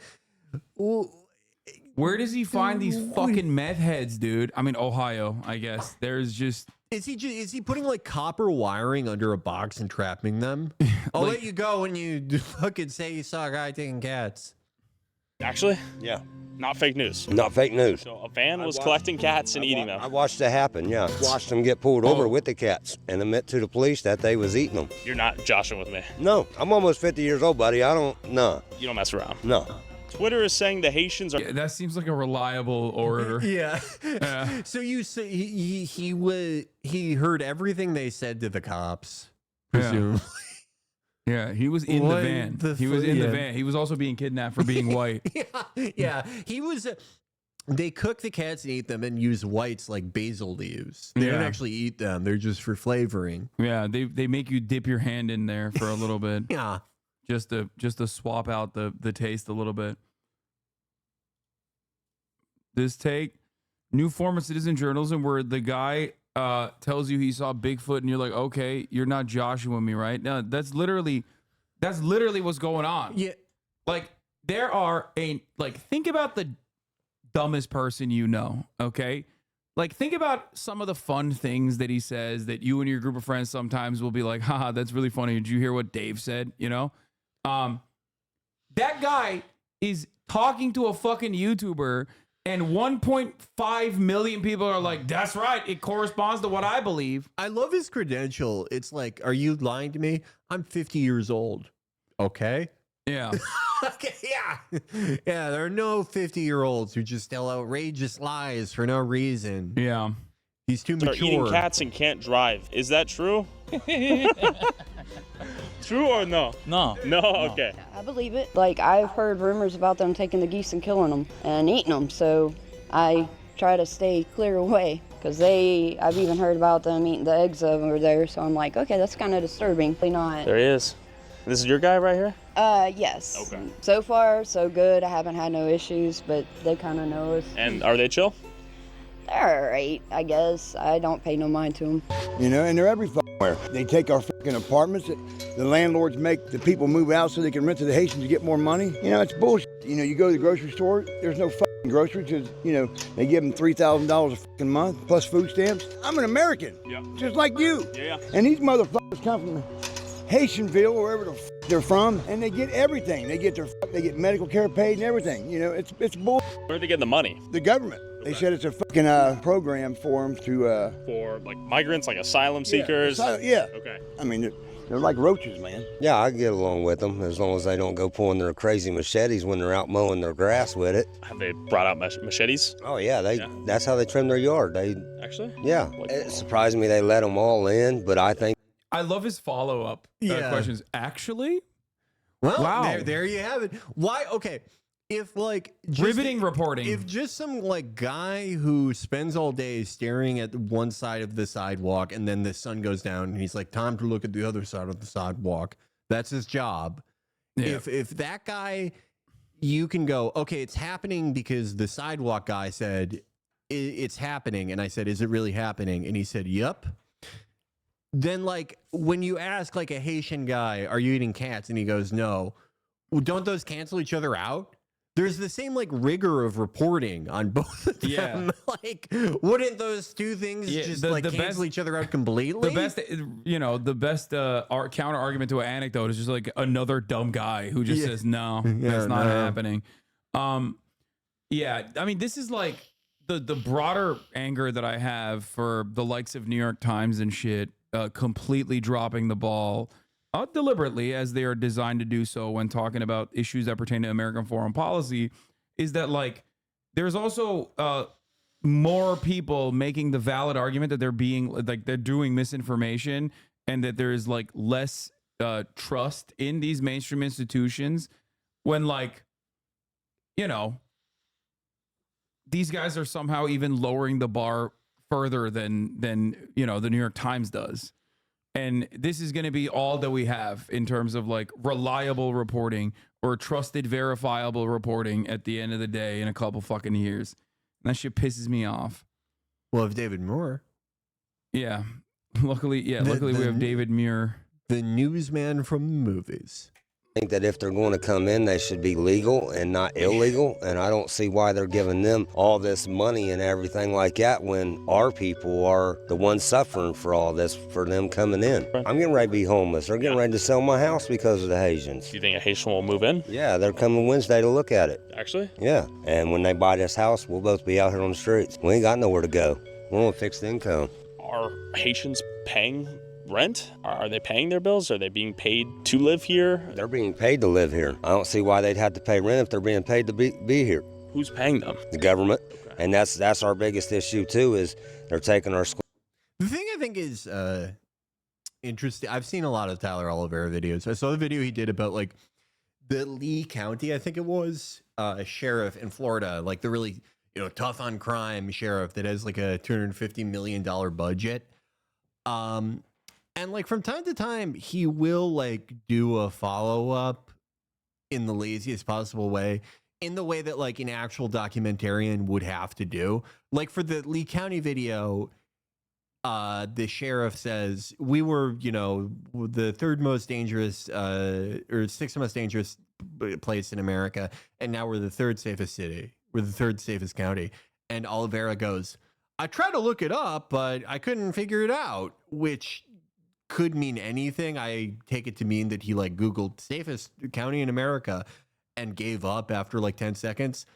But for like cases like this, where it's like a guy is saying, oh, they're giving them $3,000 a month, even like, a James O'Keefe guy would try to find like a public-private program or like one instance of that maybe half happening or something concrete where you could kind of pin it to something and go, okay, there's at least enough here where you can reasonably lie about this in a way that like a very slanted documentary does.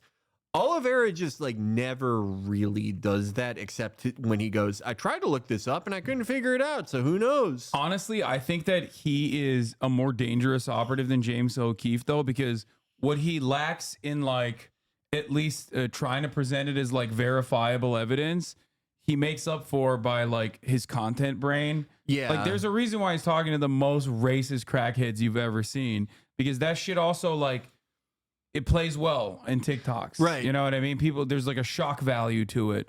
So he knows what the fuck he's doing in that regard. So I think he's probably more damaging than like an operative such as James O'Keefe, who was very impactful. I mean, he took down Acorn, right? Like, yeah. I would say like on the net, he is more damaging because like at the end of the day, like an O'Keefe makes videos for people who are already like voting a certain way, thinking a certain way. Yeah, this guy goes for a much broader market. Right. This is the type of thing that could make like the dumbest high schooler you could think of, like run over a guy who he thinks is an immigrant. Like that is sort of the end goal of this stuff. Well, the end goal for Oliveira, of course, is just, clicks and money. But the result of it is that it's like he reaches like the most susceptible and dumbest people and like, causes them to freak out and go into a grocery store with a fucking gun.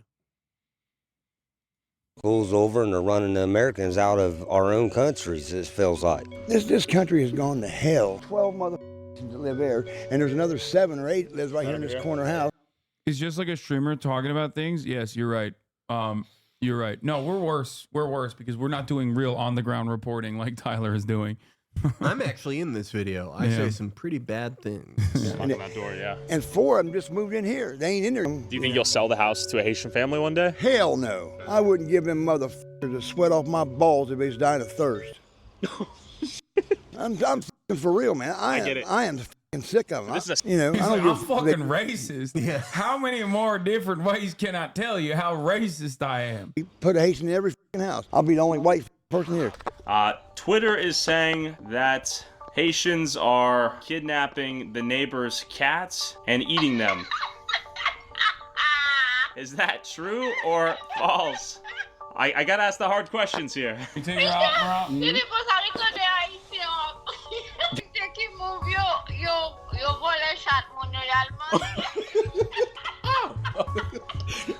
know, the thing that also doesn't make sense, obviously a lot of shit doesn't make sense, but the thing that also doesn't especially make sense is like, if the Haitians are eating all the groceries and getting $3,000 a month from the government, why the fuck would they steal your cats, dog?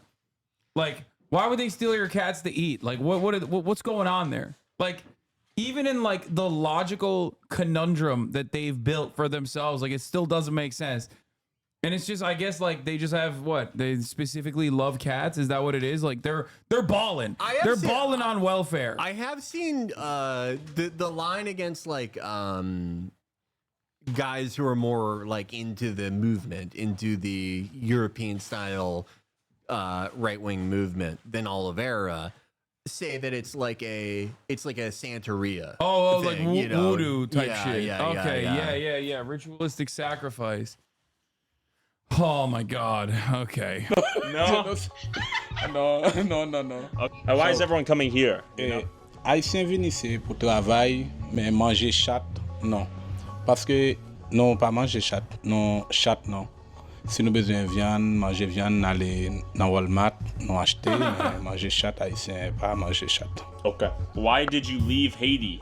Moi, j'ai quitté Haïti parce que, dans le moment où pays, un petit gens qui un problème politique, des des autres qui ont passé, j'ai juste essayé de quitter jusqu'à ce que ça arrangé pour me retourner dans le pays. Barbecue? Civil war? Like. Moi, par contre, il y a rien de monde seulement juste un problème, mais c'est déplacé. Même pas qu'on aucun nom de personne soit qui a fait ça. Okay. Okay, so just family and friends told him to come here to Springfield? Could you ask him that? Yeah, he's friend. I see. Okay.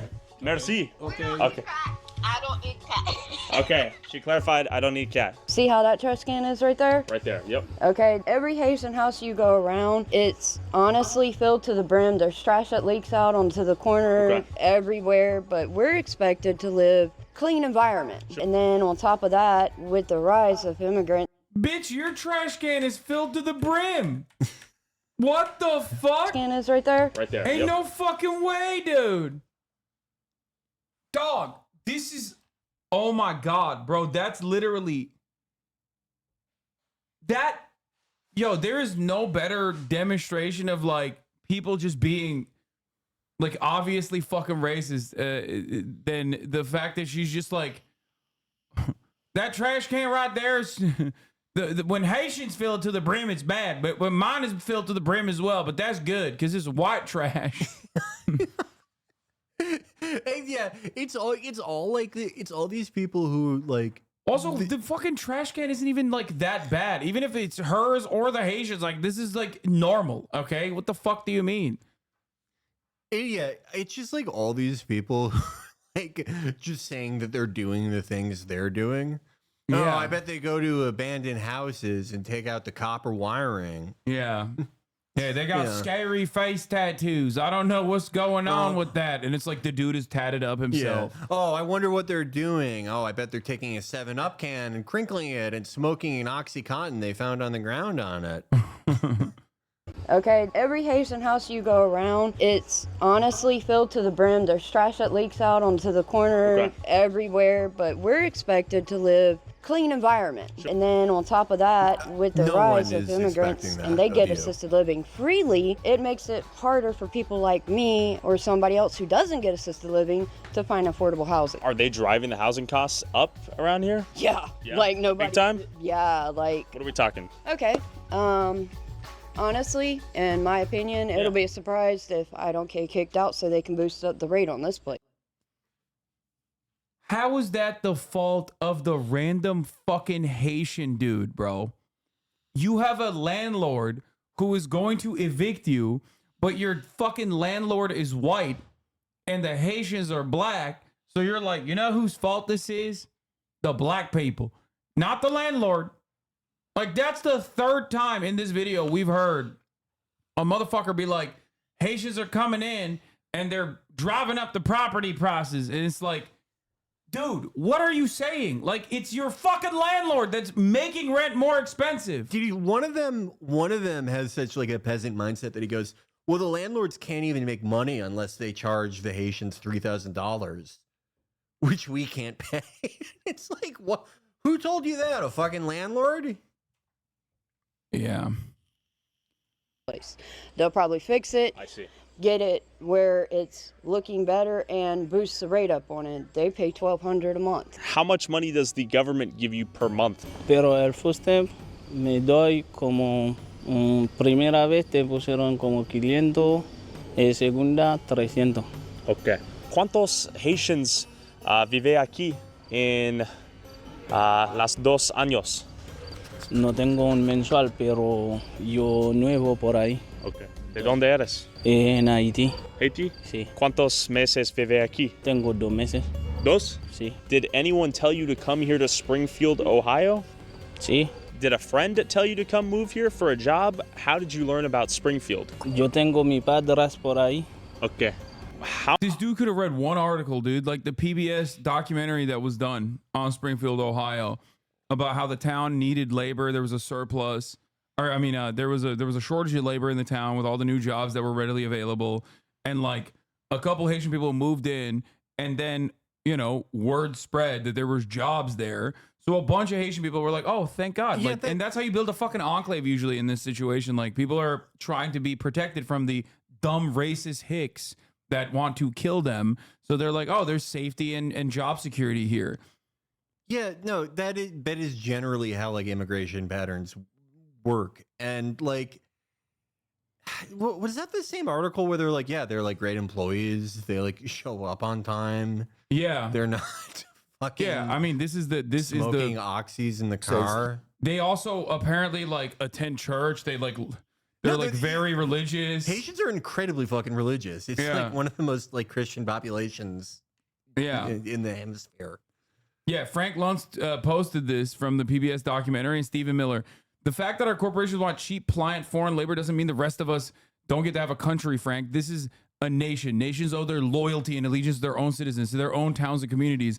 Dude, you are a Republican, okay? What the fuck are you saying? Like, you are the reason why so many of these places are in a fucking state of disrepair. Like, your administration has only continued along on that agenda. You just don't like black people. That's it. How many unvetted illegals from Haiti are you hosting in your mansion? Would you still support the mass flying program if they were flying into your community? You could volunteer to take them right now. It's just, he's just racist. That's it. Like that's all it is. Yeah, I mean, and it's like they're openly acknowledging that like the cat thing and all this other shit is like totally made up. And then it's like, okay, then what's the point of this other than just like purely hating them for being immigrants and for being black? That's it. There is none. Yeah.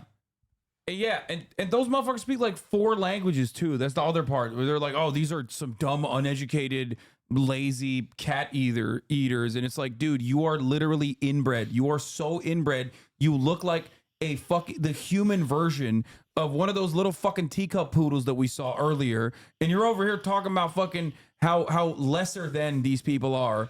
They're speaking fucking 4 goddamn languages. They're working hard. They just want to fucking survive. And you're over here lazy and angry as fuck. Like, shut the fuck up. It's like all of them are saying that like, oh, they're making the amount goes up every time. They're making $2,000 a month from welfare, $3,000, $4,000. They're paying $4,000 for rent, all subsidized from the government. Which, what is there any fucking public assistance program in America, much less in Ohio, like that? No. You actually talk to the guy, and it's like, well, first it was 500, then it's 300, which is how most food stamp programs in America work. They go there wasn't down. even like direct cash infusion. It was probably like food stamps. Yeah, what I was just talking about. But no, that never fucking gets addressed. Yeah, very frustrating. And these guys that have no solutions, like that objectively are using this as an opportunity to fucking make white people who have been fucked over by neoliberalism focus on like Haitian immigrants, their neighbors, instead of like the actual people stealing their fucking money. The thing is though, like, okay, if like hypothetically, like if Trump was president now and there's this story going on in reverse, there are like mass deportations and like they are broadly incredibly unpopular, as like a lot of things are, like just like we talked about, poll one way in practice they poll a different way. Oliveira would make like a similarly shitty video, but from the other direction. Oh yeah, like a badly reported, badly sourced thing where it's like, here's what's going on here with the deportations, because it's just like, I don't know. It's like you know people like this exist, but it is disheartening to see someone who like just believes fucking nothing, has no reason to exist on this planet except like metrics. No like pride in any type of workmanship, in any craft, in any artistic value in it. Just pure metrics. Number goes up. How much is it to rent an apartment here in Springfield? How much do you pay for rent? Pero todavía yo no pagué, pero yo vivo con mi padre, mensual cada mes 700. Is anyone eating cats out here? No. Okay. Falso. Falso. Falso información. Okay. Do you know many other Haitians here? Yes. Yeah. Big community? Yes. Yes? Okay. And why are so many Haitians? By the way, if you recall, Republicans did this shit with Hazleton, okay, in Pennsylvania, a town that was in a state of disrepair, okay, almost permanently fucking bankrupt, no businesses left, industry left, and then Latin American migrants came in, okay, straight up. And they boosted the goddamn economy. They brought businesses there. They brought life back into the fucking town. And ironically enough, Tucker Carlson was cutting articles exactly like this, going and talking to people in this fucking former ghost town, being like, yeah, there's more work here, but the culture of Hazleton has changed dramatically, and I hate it. And it's like, dog, what the fuck are you saying? Some of these people would literally die in their bumfuck town with like 11 people before they allow the town to fucking thrive because the people that are causing the town to thrive again are fucking brown, dude. That shit pisses me off so much. National Geographic wrote this long and comprehensive fucking revival story of Hazleton. Racists looked at that and were like, they're getting 15Ks as well as EBT and housing, and they're out here raping and killing our children. But yeah, totally. Like, dude, I don't know how to describe this to you. Okay. I don't know how to explain this to you, but you might be one of the dumbest fucking people on the planet. Okay. You have imagined the amount of money that they're getting. You have imagined the amenities that they're getting. These are all bullshit. And then on top of that, you have imagined the crimes that they're supposedly committing. Everything you said is wrong. Like literally every fucking thing you said is wrong.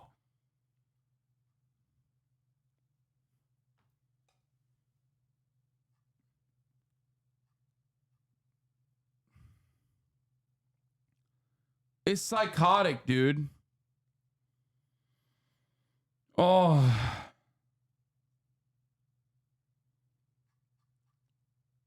Motherfucker said they get 15 grand. Haitians coming here to Springfield in particular. And they're coming in here to do mass rapes and kill children. Haïtien vini sit lan, c'est parce que yo di sit lan gen job haïtien depuis vini la ka travail, ça vient permettre que gen l'autre haïtien qui vini. C'est raison ça qui fait pile haïtien vini pour ici. Okay. Thank you. Also, if you want to support our boots on the ground, independent journalism that is not bought and paid for by corporate interests, along with uncensored. How long have you lived here? How much money does the government give you per month? Non. Avant, oui. Maintenant, non. Non, avant, j'étais con bon pour le moment, non, je travaille. Ah. Is it true that the Haitians are eating? I put him on screen because I thought he would respond after this fucking psychotic shit, but he just, I guess, died. The neighbor's cats. Oh. No. Información falso? Ouais, on va connaître ça. Okay. Do they not collect the... Some influencers early on here on Twitch were saying send them back, even they're working hard because we have veterans on the street law. Yeah, those fucking influencers would also spit on those goddamn veterans on the street anyway. Because they complain about every fucking homeless person they see. They want them killed. They want them deported too, even if they're fucking Americans. Yeah, I fucking hate these I hate these pieces of shit, dude. The trash? To chaque lundi, il ramasse le fatal. Okay. Why did you leave Haiti? Non, je cherche la vie. Je ne pas venir ici direct. Je cherche la vie pour ça, je viens ici. Ah, okay. Merci beaucoup. All right, bye-bye. We got a cat right there, unaffected. He's chilling, not eating. It's ridiculous. They can't even take care of the American citizens before they're bringing in waves and waves of immigrants. And then look at it. There's so many people, veterans, mostly white people that are homeless, living on the streets, has nothing to eat. But these people have brand new houses, brand new cars. I'm having a hell of a time finding a job because they want the Haitian. They're getting thousands of dollars in government assistance. I worked retail before I lost my job back in April. When I do transactions transactions, I can see what comes across on certain cards. I'm not trying to be nosy. I don't want to know what you get. But when a Haitian comes through and spends... This is the nosiest motherfucker on the planet that just said, I'm not trying to be nosy. Yeah, Holy fuck. everyone who says that is involved in fucking 50 Yeah, now we know why she lost her fucking job, by the way, dumbass. What are you? You were snooping through fucking financial transactions at your job? Like, yeah, I'm fucking, of course, gonna lose your goddamn job. $500 in food stamps and still has $5 grand on their food assistance card. $5 grand? $5 grand. Would you like to know what the Haitians are calling the food assistance card? Tell me. Like Even the cash is... If you're like a cashier. Oh, she was a cashier? Well, I don't know what she was. Like, what was her job? It sounds like she was like a cashier or something, but like, how the fuck, like, how would she know that? I fucking hate these people so much.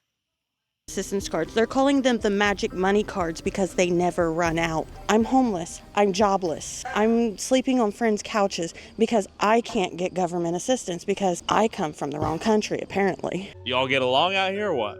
We don't socialize with them that much. I mean, they walk up and down the street, they do their little thing. That's it, you know. We keep... Mike, how long you lived out here in Springfield? Oh, I've lived in Springfield all my life. I'll be 60 in 2 weeks. When did all the Haitians come in? About 5 years ago, maybe. Okay. And when they packed, they hit this neighborhood hard. Why? Outrageous rent. They went through, they painted them, cleaned them up a little bit, and rent them to them, and they pay the rent. I heard on Twitter that cats are getting kidnapped. Is that Yes, true? Yes, my mom You're actually laughing. seen a post on Facebook. There was Haitians in a white van driving around the neighborhoods. That's an AI image, bro. Your mom saw an AI image. You guys are so fucking stupid. Holy shit. I saw a post on Facebook. Oh my God.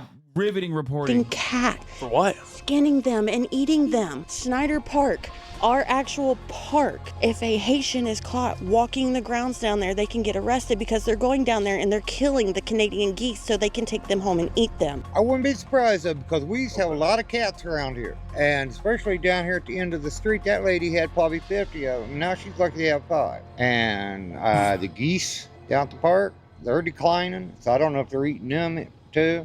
I guess it's supposed to be their natural habitat or something or whatever. Yeah. Do you think this could come to another American town near you? This could come everywhere, man. Yeah. Is the future of America? I hate to say it, but probably so. The Mexicans take it up for the blacks, and the blacks taking it up for the Mexicans is odd. Interesting. My country's going down, and I can't wait till Trump gets back in there. 90% of the auto accidents are Haitian involved. Okay. And I've almost gotten hit by several of them. 90% of auto accidents are Haitian involved. This woman was the former chair of the Bureau of Statistics for Ohio.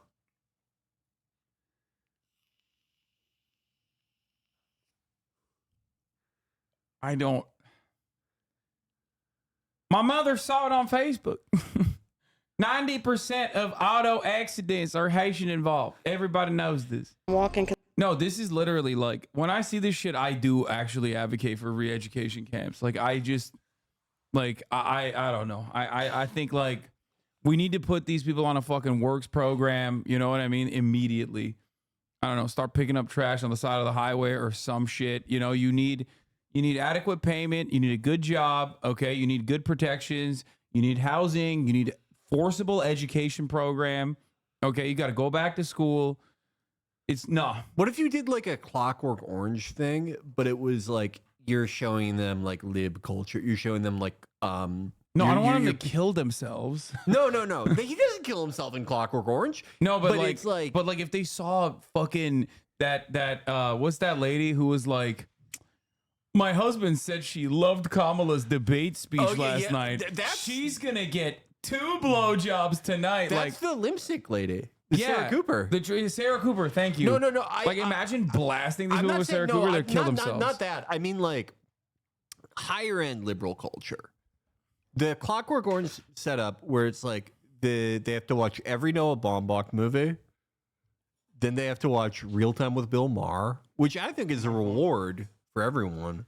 I would kill myself. I would love that. If I was forced to watch Real Time with Bill Maher, I would kill myself. I would love that. But yeah, they would develop so much resentment for liberalism, like so much more resentment than they currently carry for liberalism, and it would be warranted. I don't know. I think this could work. Well, like you put them on like what are the hypnosis drugs? They should just be forced to watch Sissy Hypno. Bill Maher, Sissy Hypno. Yeah. You're feeling very fertile. Now the only person that's gonna get as fucked is the taxpayer under Republicans. Because I walk a lot, and they're going the wrong way down one-way streets, and they think they own the streets. And when they got chased out, he hit the curb. When they got chased out, she heard one of them say it, and it was actually in English. Look at them just blasted off. What the fuck? They've knocked down my grandmother's. Like what? What happened? What? The dude did a fucking U-turn and he like went over the curb. Like what? How is this? No one did that in this town before the Haitians. Yeah, none of these people ever went on the curb.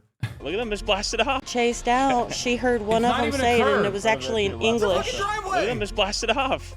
What the fuck? Oh my God, he's going 21 miles an hour. Yeah, we caught a black man driving illegal. Down my grandmother's fence. Yeah. That brick wall back there, they've drove into it.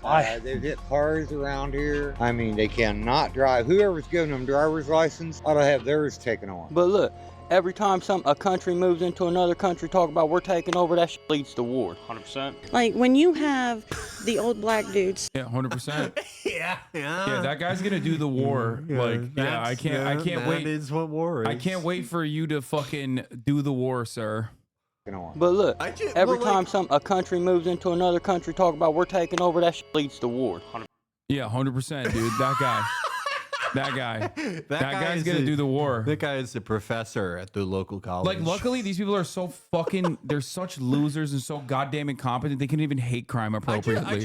I love how he's like literally just like describing what a war is. That leads to war. When you take several thousand main battle tanks in your Air Force and several divisions worth of soldiers, and you go to someone else's country and you start shooting at their army, that leads to war.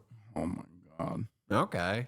He must be against West Bank settlers. Come on, guys. These people have no idea what the fuck Palestine is. 100%. Like when you have East Palestine, Ohio. That's the only Palestine they know. Okay. the old black dudes siding with the old white redneck, and they're talking about joining teams. That's when you know everything is going to go downhill, and it's going to go downhill quick. We all know about the neo-Nazis just a couple weeks ago being down. And I ain't saying that it's right, and I ain't saying it's wrong. But look, let's think about it. I'm 36 years old, and in 36 years, that's the first time I've ever seen the neo-Nazis rally in our city. My mom was telling me she was coming home the other night.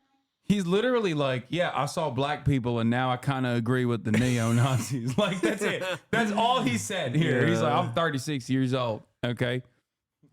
And you know why these neo-Nazis are here? Because black people are here, and I kind of agree with them. I get that, the woke racist. Immigration leads to neo-Nazis. So we have to prevent Hillary Clinton. Yeah. Well, welcome back, Hillary Clinton. Yeah. That was the Hillary.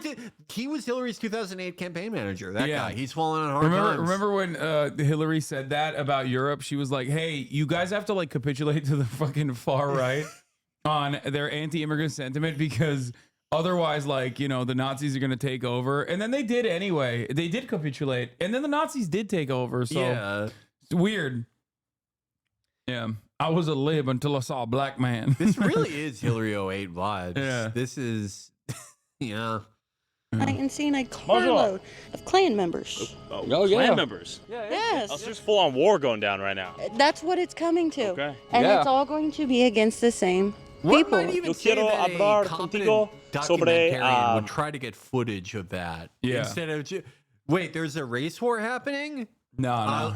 Let me ask 20 other people if they've seen posts about it on Facebook. All right, video's over. Yeah, it's awesome. Migración de muchas Haitians a Springfield. ¿Sí posible? Sí. Oh my God, he showed the tire, like the curb rash on the tire. Bitch, the fucking tires on my Porsche look way worse than that, motherfucker. Shut the fuck up. This is not fucking exclusive to Haitians, bro. That's like so far the only thing that he's shown is like tires on the curb. Out of everything claimed in this video, that's the only thing he's been able to show. A guy did a Gracias. U-turn in a driveway, and the parking job is like kind of shitty here. Okay. De muchas Haitians a Springfield. ¿Sí posible? Sí, no, ¿De dónde eres? Haití. Haití. Ok. ¿Cuántos meses vive aquí? Un mes. ¿Qué es la razón que This guy does not trust him at all. And to be fair, he should not. He's 100% right. vive aquí? No, yo no vivo por acá. Yo tengo sobrino vive ahí. Yo vengo a visitar. ¿Visitan? ¿Cuántos dólares tú recibes cada mes del gobierno? No, todavía, porque yo tengo el proceso, pero no me manda todavía. Estoy aquí. ¿Nada? Nada. ¿Cómo es posible que vive en las casas con nada de dinero? Aquí yo no sabe nada. Yo vengo a visitar a una persona. Yo no vivo para acá. Ok, ¿por qué tú manejas el coche con mucho rápido? No fui yo que estaba manejando. Mucho rápido en esa street. No, estaba manejando, es mi primo.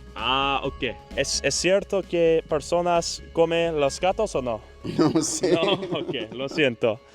Gracias. Like, how is this even remotely appropriate?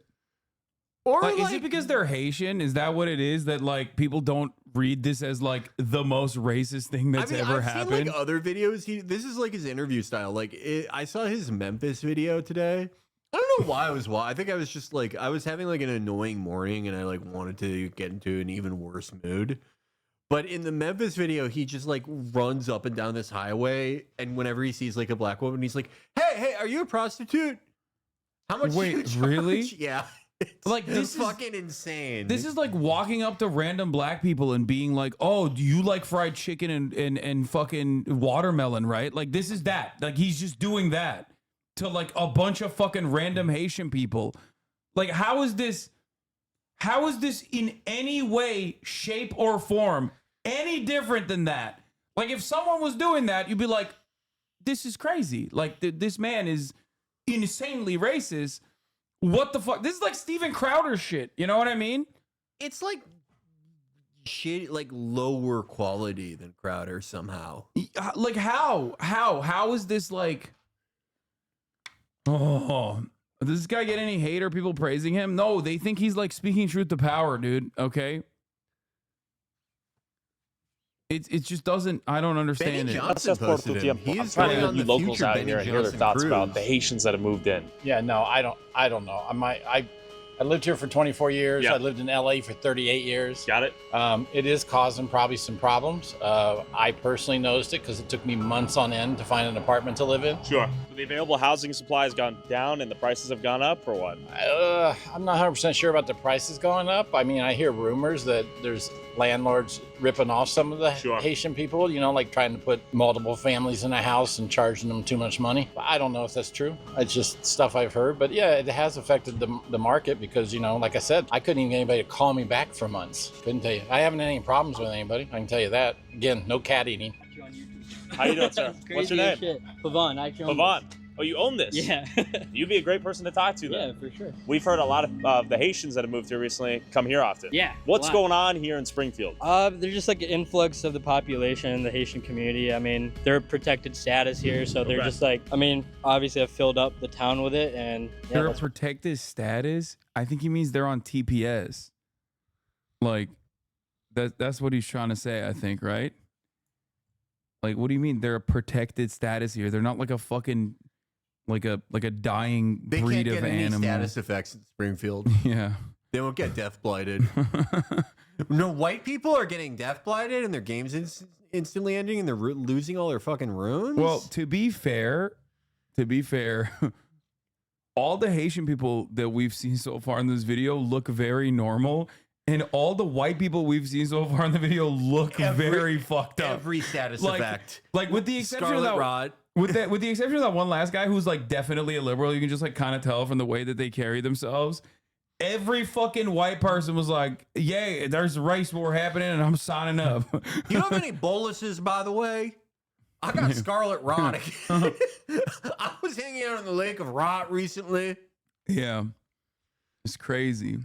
where we're at right now, Okay, pretty so much. you own this laundromat? Yeah, so my dad owns this laundromat. I own the sneaker store next to it, so I run both things right now. Okay. So yeah. Are your customers primarily Haitian?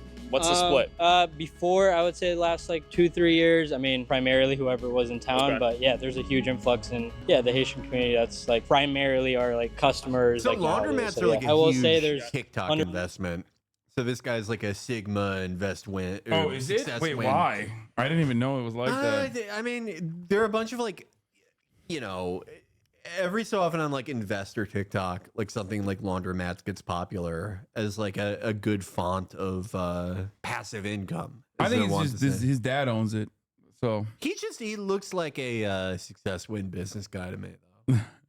I mean, maybe he's got 100% sneakers. divide in our town. Thing is, like, I just hope that whatever you guys do cover, something good comes out of it, right? Like in the next 5 to 6 years, hopefully there's some sort of unity between everybody.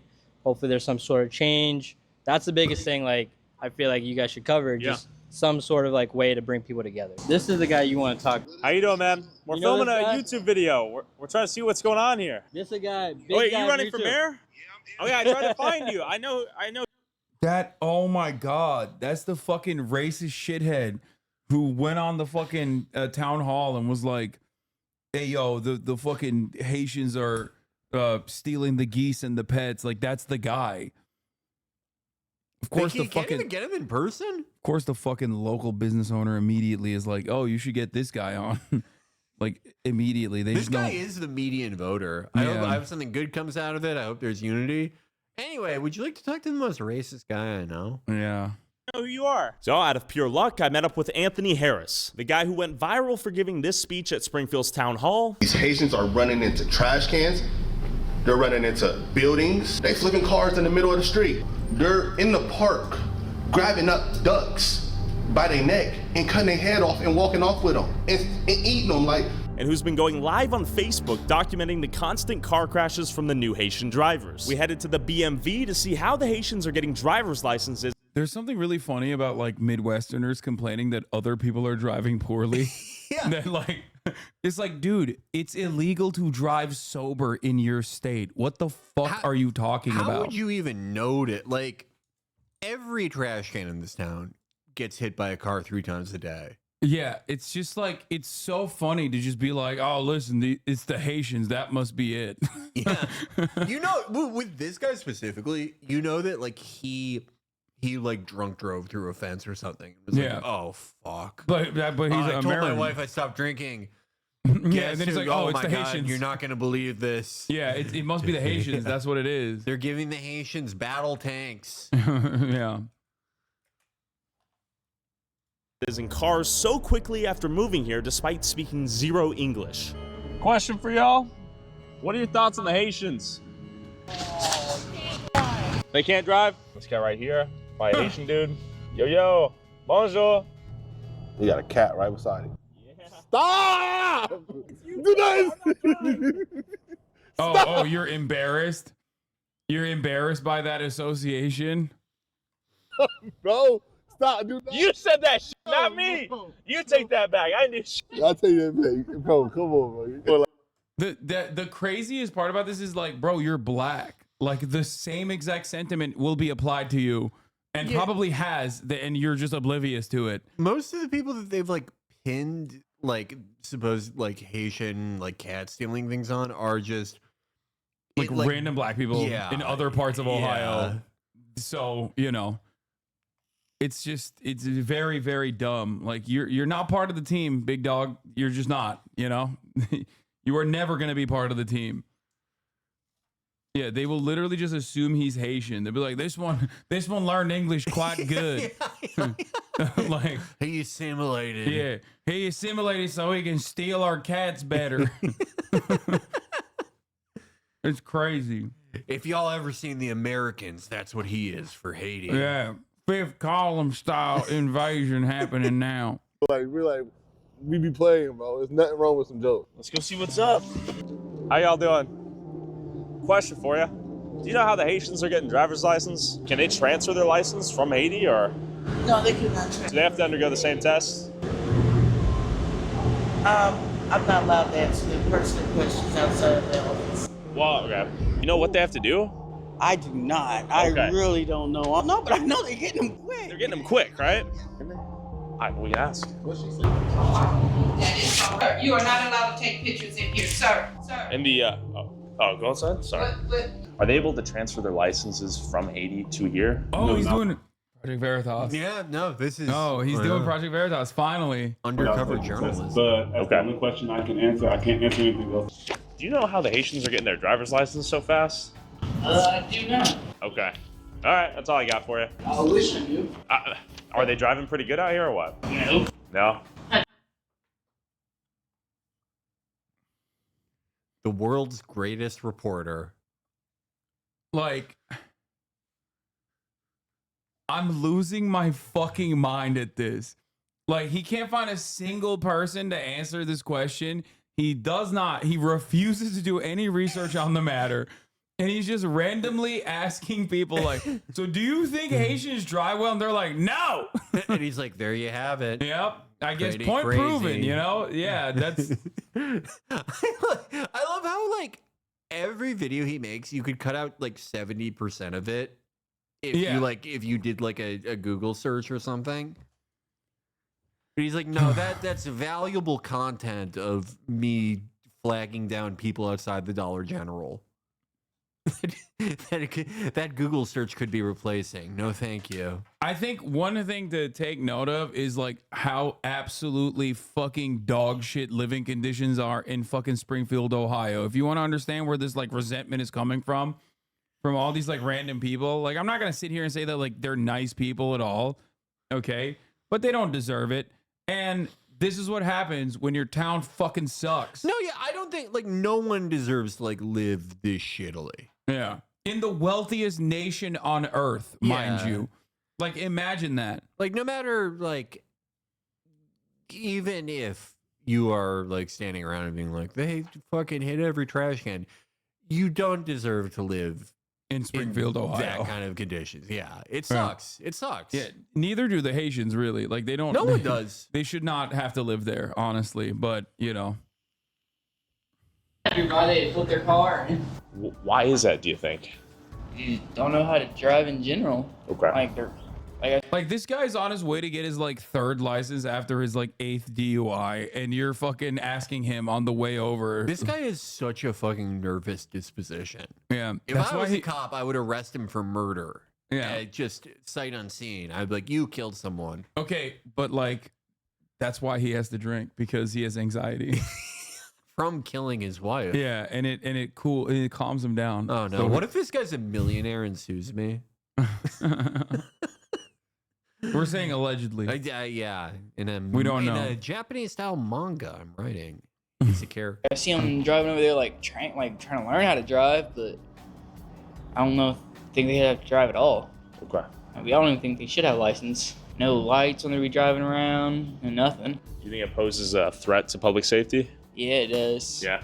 Man, they're nothing but a headache. All they're doing is raising our rent and our taxes and wrecking vehicles, and there's just been nothing but a hassle since they've been here. It's been horrible. How would you rank their driving from 1 to 10? A -10. They're horrible. Do you have to take a driving test here? Oui? Habla español. Español, sí. ¿Cómo es posible que recibir tu... What? Marat said, why is nobody acknowledging that these are immigrants trying to assimilate to a new environment? The answer is they're fucking racist, okay? It's a very simple answer. Marat, can you put some of the stuff that's perishable in the fridge? In that bag? Thank you. Licencio muy rápido. No, es que por ahora no sé, es que lo que necesito viene acá para preguntar por la información. Okay. Okay, all right. Gracias. So, with more confusion gained than answers explaining how these Haitians are passing their driver's tests, I headed down to the Springfield. Like, do we know if any of those car crashes are like caused by Haitians? And even if they are, like, why the fuck do you think that like Haitians have like some different gene in them that like causes them to do more car crashes than usual? It's just so weird, dude. He's just using stock footage and AI shit to be like, that's right, it's happening, you know? It's happening and you fucking don't want to acknowledge it. And just like the top of the hour ad break, it happens so frequently. The extent of his reporting is like someone makes a claim and he like flags down 3 people in the general vicinity and is like, is this happening? And they're like, yeah, I've heard about posts on Facebook. The most fourth-hand shit. Yeah. Benny Johnson is such a C-team player that he posted this and was like, here's proof. Yeah, well, you know, he's just trying to make people forget that he got paid big bucks from Vladimir Putin. If I was Tyler Oliveira, I would steer clear of one Mr. Benjamin Johnson. And if he asks you to go on a cruise, He does have a type. Yeah. He's gonna dog him out. Okay, He's getting the match lap special. He's gonna leave him discarded like a fucking used napkin. Oh my god. Yeah. He's going to get slutted out by Match Flap, Benny, all my guys. Welfare center where Haitians are apparently clogging the lines for locals, exhausting the town's resources, and overwhelming the employees. Question. Where are you guys from? Haiti? Haiti? Okay. How many Haitians do you think will come out here in line today? That's what we're trying to... Dude, you see a fucking shit ton of people waiting at the fucking like welfare line, and your first immediate reaction to that is like, let me put a fucking camera on them and bother them. It's like, you are such a scumbag. I don't know how to describe how big of a fucking scumbag you are. 80% of the people that come out here will be Haitian. Okay. How long you been here in Springfield? I've been here for 7 years now. What takes so long is because they've got only 2 lines that they serve people in there, sometimes 3. And on all 3 of those, they got interpreters for each one, right? When it'll go a lot faster if you had 1 line for people that like couldn't, speak English that well, and then have another line for people that can go through the line faster. Because a lot of times they'll have paperwork with them and stuff, they won't have it in order. We tried the split line for a while. It ended up being less efficient for everybody. Yeah. Is this about as long as it gets these days? This is a normal Monday. Yeah, we've had worse, but... Francois? English? No. Standing in line 30 minutes, they might only just serve 4 or 5 people. Got it. How many people do you think will come here this Monday? This Monday? Yeah. I'm telling you, out of this Monday, I figure at least they might see 500. What do you think the split is between new Haitians that have come in here and Springfieldian OGs, if you will? I don't know too much about all... Observationally, what have you seen? 9 to 1 easy.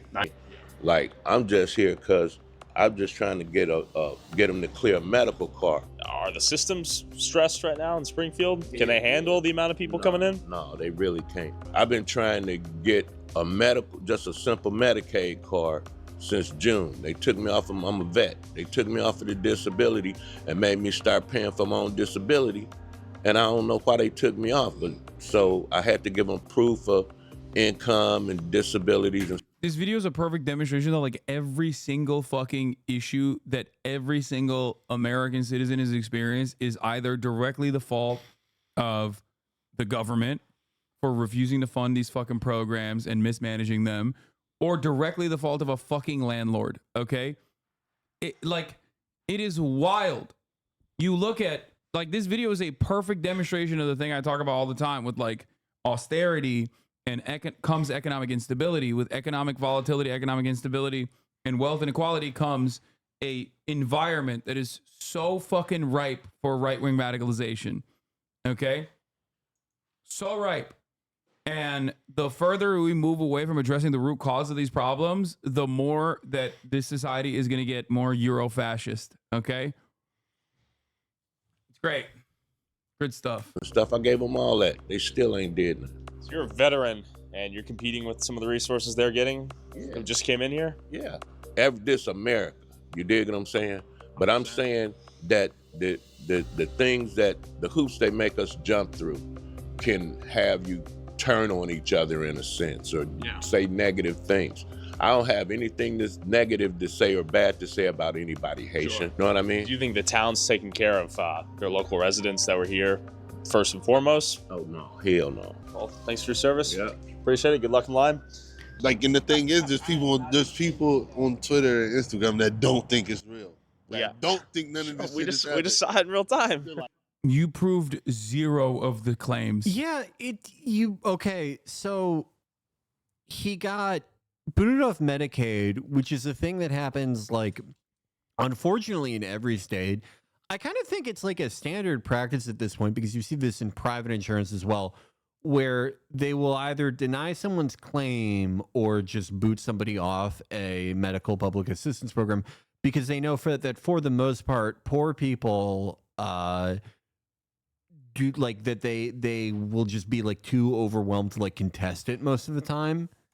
And that is how austerity deals. Oh, the purposeful, like, shitty services that they offer too, because like they make it as difficult as possible to even attain these programs from the jump. Like they did that during COVID in like red states. It was nasty as fuck. They did it in Ohio and Florida. Yeah, they want as few people on these programs as possible, and like they're purposely managed in a shitty way. Just like private insurance. There's a similar thing where they will deny people's claims that they know they're supposed to cover, just off the assumption, the usually correct assumption, that like someone who's in like dire straits financially just does literally not have the time or the energy or the will remaining to contest these things. And like the best thing that like any government who is deliberately like mismanaging all these things and keeping people as far away from benefits that they're entitled to, the best thing for them is to turn around and go, well, see, it's because of the fucking immigrants. It's the Haitians or whatever it is this time. Great. Like, none of that shit's real that you're saying. There's no way they brought 20,000 people. English? No English? Okay. That's crazy. If you're a local trying to get your Medicaid, your welfare benefits, etc., you're waiting 2 hours now. Crazy? Yeah. I wonder if any of these guys, including this fucking shithead, is actually advocating for more funding to any of these programs so that there is like more people hired to be able to process faster, for example. Nah, let's just kill the fucking Haitians and then be done with the problem. Except the problem will not go away. The problem literally existed before the Haitians got there. Yeah. Nobody thinks about it like that, though. This is just, such a uniquely American austerity death spiral. It's not. I don't think it's uniquely American. I think this is exactly what's going on in Europe, too. Well, no. I mean, like, the aspect of it where specifically social services are incredibly horribly managed and deliberately so, and horribly funded, and they like don't hire anyone. That is the aspect that's like uniquely American. Yeah. Like there are bad social services everywhere, but like as far as countries at this level of wealth, none like America. No, you're right about that. The state of disrepair for social services in this country is like deliberate, and it is getting worse in Europe as well. But like it is certainly always been genuinely underfunded, I think, in America, deliberately. Yeah. Crazy as fuck. We're 6 minutes away from this woman's house. isn't that This far woman has behind? stated that people are throwing mattresses on her joint. She is not expecting us. Remarkably worse every day. But like there are still like vestiges of the system that works there, even though of course it is getting shittier and deliberately torn apart and privatized. And probably a few years from now it will be very close to this level, but just generally across the board, America is probably the worst with these things as far as countries of this level of wealth at the moment. Yeah. I'm just going to show up and knock on her door and see what happens. Hi there. I saw your speech at the city council, and I was wondering if I could interview you. Hungry? Well, I've seen a video of a guy getting a Canadian goose, a Haitian dude, and I have rumors of Haitians taking cats. Tell me what's going on here. I'm cat lady, as you can tell. You have a lot of cats. Yeah, I have a lot of cats. The goose story, I believe, originated in Columbus. I have not seen it here. And just for context, you are surrounded, this entire community, mostly Haitians now? Yeah, I believe we're looking at probably about 50% is what I'm saying. But like the funny thing about this, and I talk about this quite a bit, like on Twitter, there is this like anonymity to an account. So there is like a air of legitimacy. Like you can't tell that the person is like a fucking weirdo, right? Right. On Twitter, you can't really tell, especially when there's like a whole bunch of like blue check mark accounts that you also can't tell if they're crazy or not. But like in this video, you can literally fucking smell the crazy off of this person. This is an insane person. Like you can tell that this is not a person who's got everything going on over here, right? Like, and yet people are so personally invested in this narrative being true that they just like overlook that fact for some weird reason. Like you would never hang out with this person. You would never want to be around this person. You would never take this person seriously if they told you some shit, if they came up to you on the street. But on a fucking YouTube video, you're like, yeah, no, she's telling the truth for sure. This is the type of person where they're like, oh my God, Lady Gaga has been spying on me in my bathroom for 3 years. Yeah. This is the type of person that DMs me. I'm worried. My town is going to pot. Everybody wants to make this into a race issue. It's not a race issue. It's culture, it's accountability, and it's respect. And that's the things that I'm not seeing. And the women in this country have fought long and hard for the rights that they have been afforded. And these men in this culture treat their women very badly, and I watch it firsthand. She's woke. Yeah. She's the woke racist. She's the liberal Groyper. She's studying under Andrea Dworkin. Dworkin Groyper. Yeah. That's her. Yeah. And I'm telling you, all penetrative sex is rape. Yeah. When if it's a man and a woman. Yeah. He's like it's the fifth Reich feminism. all men are essentially pedophiles, but especially them. Yeah.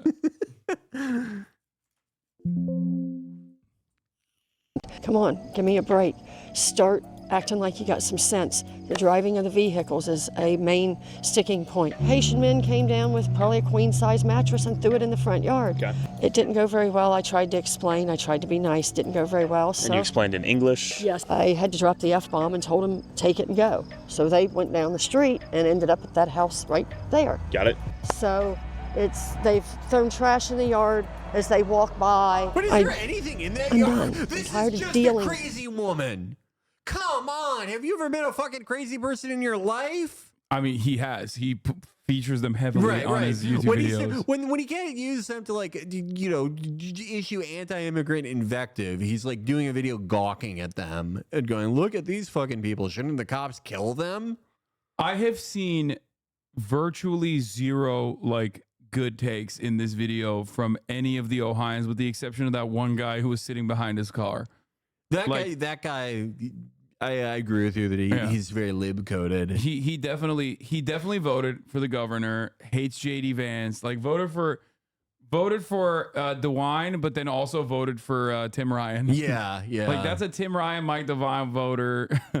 And the veteran was kind of normal too. Like, but beyond that, the old black guy, the veteran, was like kind of normal too. But like everyone else has just been like insane. I feel like I also feel the black guy veteran was both normal, and it seemed like there was a lot that was like cut out. Yeah. And if like Oliveira cut things out, it probably went directly against like the narrative of this video. Like it was a very weirdly edited interview. Yeah. And it's perfect. The Haitian dudes they've been interviewing have been the least crazy. No, yeah, for sure. But like that doesn't matter, because the people that seek out this type of content already have made up their minds on the Haitian people. They're just looking for additional evidence to point to, so they can be like, see, I watched a YouTube video and I saw them Haitians, them crazy Haitians. They're driving like crazy. They're stealing geese. Yeah. Right. So like, they don't care that the Haitian dudes in the video are very normal, like objectively significantly more normal than the Ohioan people that they're talking to, like the American citizens that they're talking to. Also, like, this is a town of like what, like 30, 40, 50,000 people. I really like get the sense that, like, again, I don't think most people in the town are like this, but when you like go around and you're like, hey, I run a YouTube channel where I gawk at insane people or just do the worst interviews ever and don't follow up on anything. You get like a certain type of person who wants to be in that video. They may not know like exactly who he is, but it's the same effect as like if you've ever like followed your local news station on Facebook, the type of person that comments under like a news story where it's like, you know, hubcap stolen, we should fucking kill them. The type of people that like go to town halls. There's a certain type of person. She literally, he found her from the town hall. It's a certain type of person. Yeah. With the disrespect. I've never been so disrespected in my life. And my ex-husband has never disrespected me like this. They're not prosecuting for the property crimes. And it's a big mess. And we need some help. I want my city back. Ohio's gone woke, folks. Yeah. They're not prosecuting Haitians for doing crimes in fucking Ohio. Where can we go to prosecute people for crimes at this rate? You know what I mean? If they're not doing it in Ohio, then give up. I'm sorry, you lost the country. It's fucking anarchy. Like, you lost. We're looking at like a fucking plus 13 minimum state that's going red every time. Like, yeah, just I don't know where you move at that point. Alabama, I think. Mississippi. I want my people happy, and this is my town. Why do they keep cutting away to like Nissan Altimas driving normally? That's like such a weird part of this this video. I want to take it back. Do you think the Haitians here are trying to assimilate to the culture in the town you grew up in? No, I don't see it. If it is, more power to him. But there's a language barrier. I get it. Okay, but when they are paroled here on the I-94, they get 8 months of English lessons the first 8 months. Okay. If they're not taking advantage of that, then why should we, the taxpayer, have to turn around and have our services overwhelmed? They're saying 20,000, and I am saying between 35 and 40 with the birth rates and the things that I see going on. So I don't know who's to blame. I don't know whose door to start kicking in. Mike DeWine, if you see this, Mike DeWine, get a hold of me. I really would like to have a word with you. And I promise I won't yell at. Somebody get a hold of me. I don't. This is just a lonely old lady, man. Like, you know what I've always want, like in my perfect world, like if I get to be the American Gaddafi or Napoleon, if I'm installed by like a group of officers in the military who support me, I'd have a lot of changes for this country. And like, it's stuff you could expect. Like I would nationalize healthcare and like all these things. Second Amendment extends to purchasing fighter jets, obviously. But one of my lesser known policies that I really think would help this country a lot is I would have a government department, and it would be in every state. It would be in every zip code. Massive bureaucracy. People paid good money. WPA, New Deal type program. A government department of complaints where people are put in salaried positions to answer complaints from our most insane and baffled and lonely citizens. People who just want to complain to somebody. Maybe about something that didn't happen. Maybe about something that will happen. Dude, maybe also, about something totally imagined. See that? That's your video. I investigated an active serial killer in Austin, Texas. Yeah, this one's great. Oh yeah, my God. I think the government department of complaints it would make things so much better. And it really wouldn't cost that much. But that would be one of my changes. Yeah, but you can't televise it because this chatter makes a good point. That's called town halls or like city council meetings. And you can't televise it because if you televise it, there's enough cranks out there that they'll get together and like start pointing to the city council meetings to be like, see, it's real. Bigfoot is real. Oh, no. That's the point, is that, you know how like when you call your bank or something, they're like, this call's recorded. Every recording is destroyed. No one will hear these. Yeah. It's like, dude, what you're describing for the employees would be worse than like the Facebook moderation team responsible for CSAM. It's pretty bad. Like, they would kill themselves at an alarming rate. That is the part of the policy I'm working out. I'm thinking that maybe it could be like a punishment for prisoners or something. I don't know. I don't really know. We have a lot of time before I'm put into power. We can figure this one out. But, you know, even if it does drive these people insane, well, they can call the department too when they're crazy. So everyone wins. It's fucking insane. Zaid Jilani did a thread on this. The neo-Nazi group Blood Pride started this shit back in August 27th. Our organization to make such a claim. I've been told everyone who attends the town hall is speaking the gospel truth. You can't ask them for evidence, photograph, or video or police report for anything they said. I spoke to the person who took this photograph last night. They took it 2 months ago in Columbus, Ohio. They don't know who the person in the photo is and who the birds are. They've never been to Springfield. I'm saying that some combination of being stupid and being prejudiced is leading people to see a blurry photograph in a different place and come to the conclusion that we're being invaded by pet-eating Haitians. It's not on background. The photo was posted on Columbus Reddit 2 months ago. The user is public about it and is bewildered by the hijacking of this pic. You just see a blurry photo of a black man and you just into it all this? I mean, are you a small child? The answer is yes. You know. Honestly, I knew this is smarter than Nazism. Even their propaganda was not this dumb. Should I post a blurry photo? Okay. This is a fair question. I need to check my cognitive bias. This is a guy with a Hitler avatar. Are you sure being brown and dismissing claims because Nazis bad isn't clouding your judgment? Twitter. The everything app. Do your banking on here. Yeah. A disabled elderly woman in Springfield, Ohio explains how the influx of Haitian migrants have put women like her in danger. I am a disabled elderly woman that has such high anxiety leaving my house that I rarely do. And when I do, I'm armed and I have my 200 or my 100. That's great. And, yeah. She is like over under. She's going to do a hate crime in like less than a month. I love when people who go to town halls have handguns. Yeah. Always Who ends well. Publicly admit that they have like an anxiety disorder. Yeah, that's great. Oh my See, god! This is exactly why we need fighter jets. No, for this people. is. I was about to say. I was going in a very different direction. I was going to say this is why we need gun control. Her.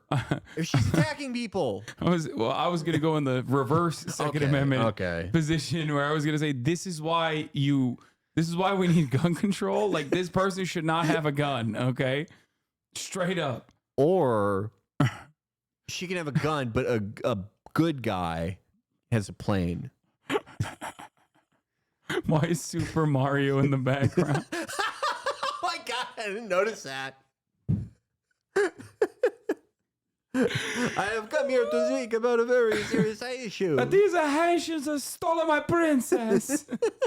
And I keep knocking on the door. They say not in this castle.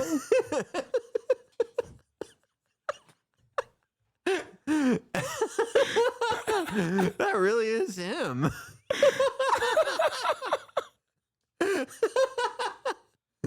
Maybe she's like, I've been groped. There's a man who keeps saying it's a me, a Mario, following me around. He's here in this room with me right now. If Mario put on the Tanuki suit, they try to eat him. Oh my God. I've been followed. I've been groped. I'm 58 years old. I've been called racist. Now that I saw his face, it's even better. I've been in the south end of town for my whole entire life. Our family home is there. My children have homes there. Recently, my youngest moved to Montana to get out of here. My other one, I had another one move to another.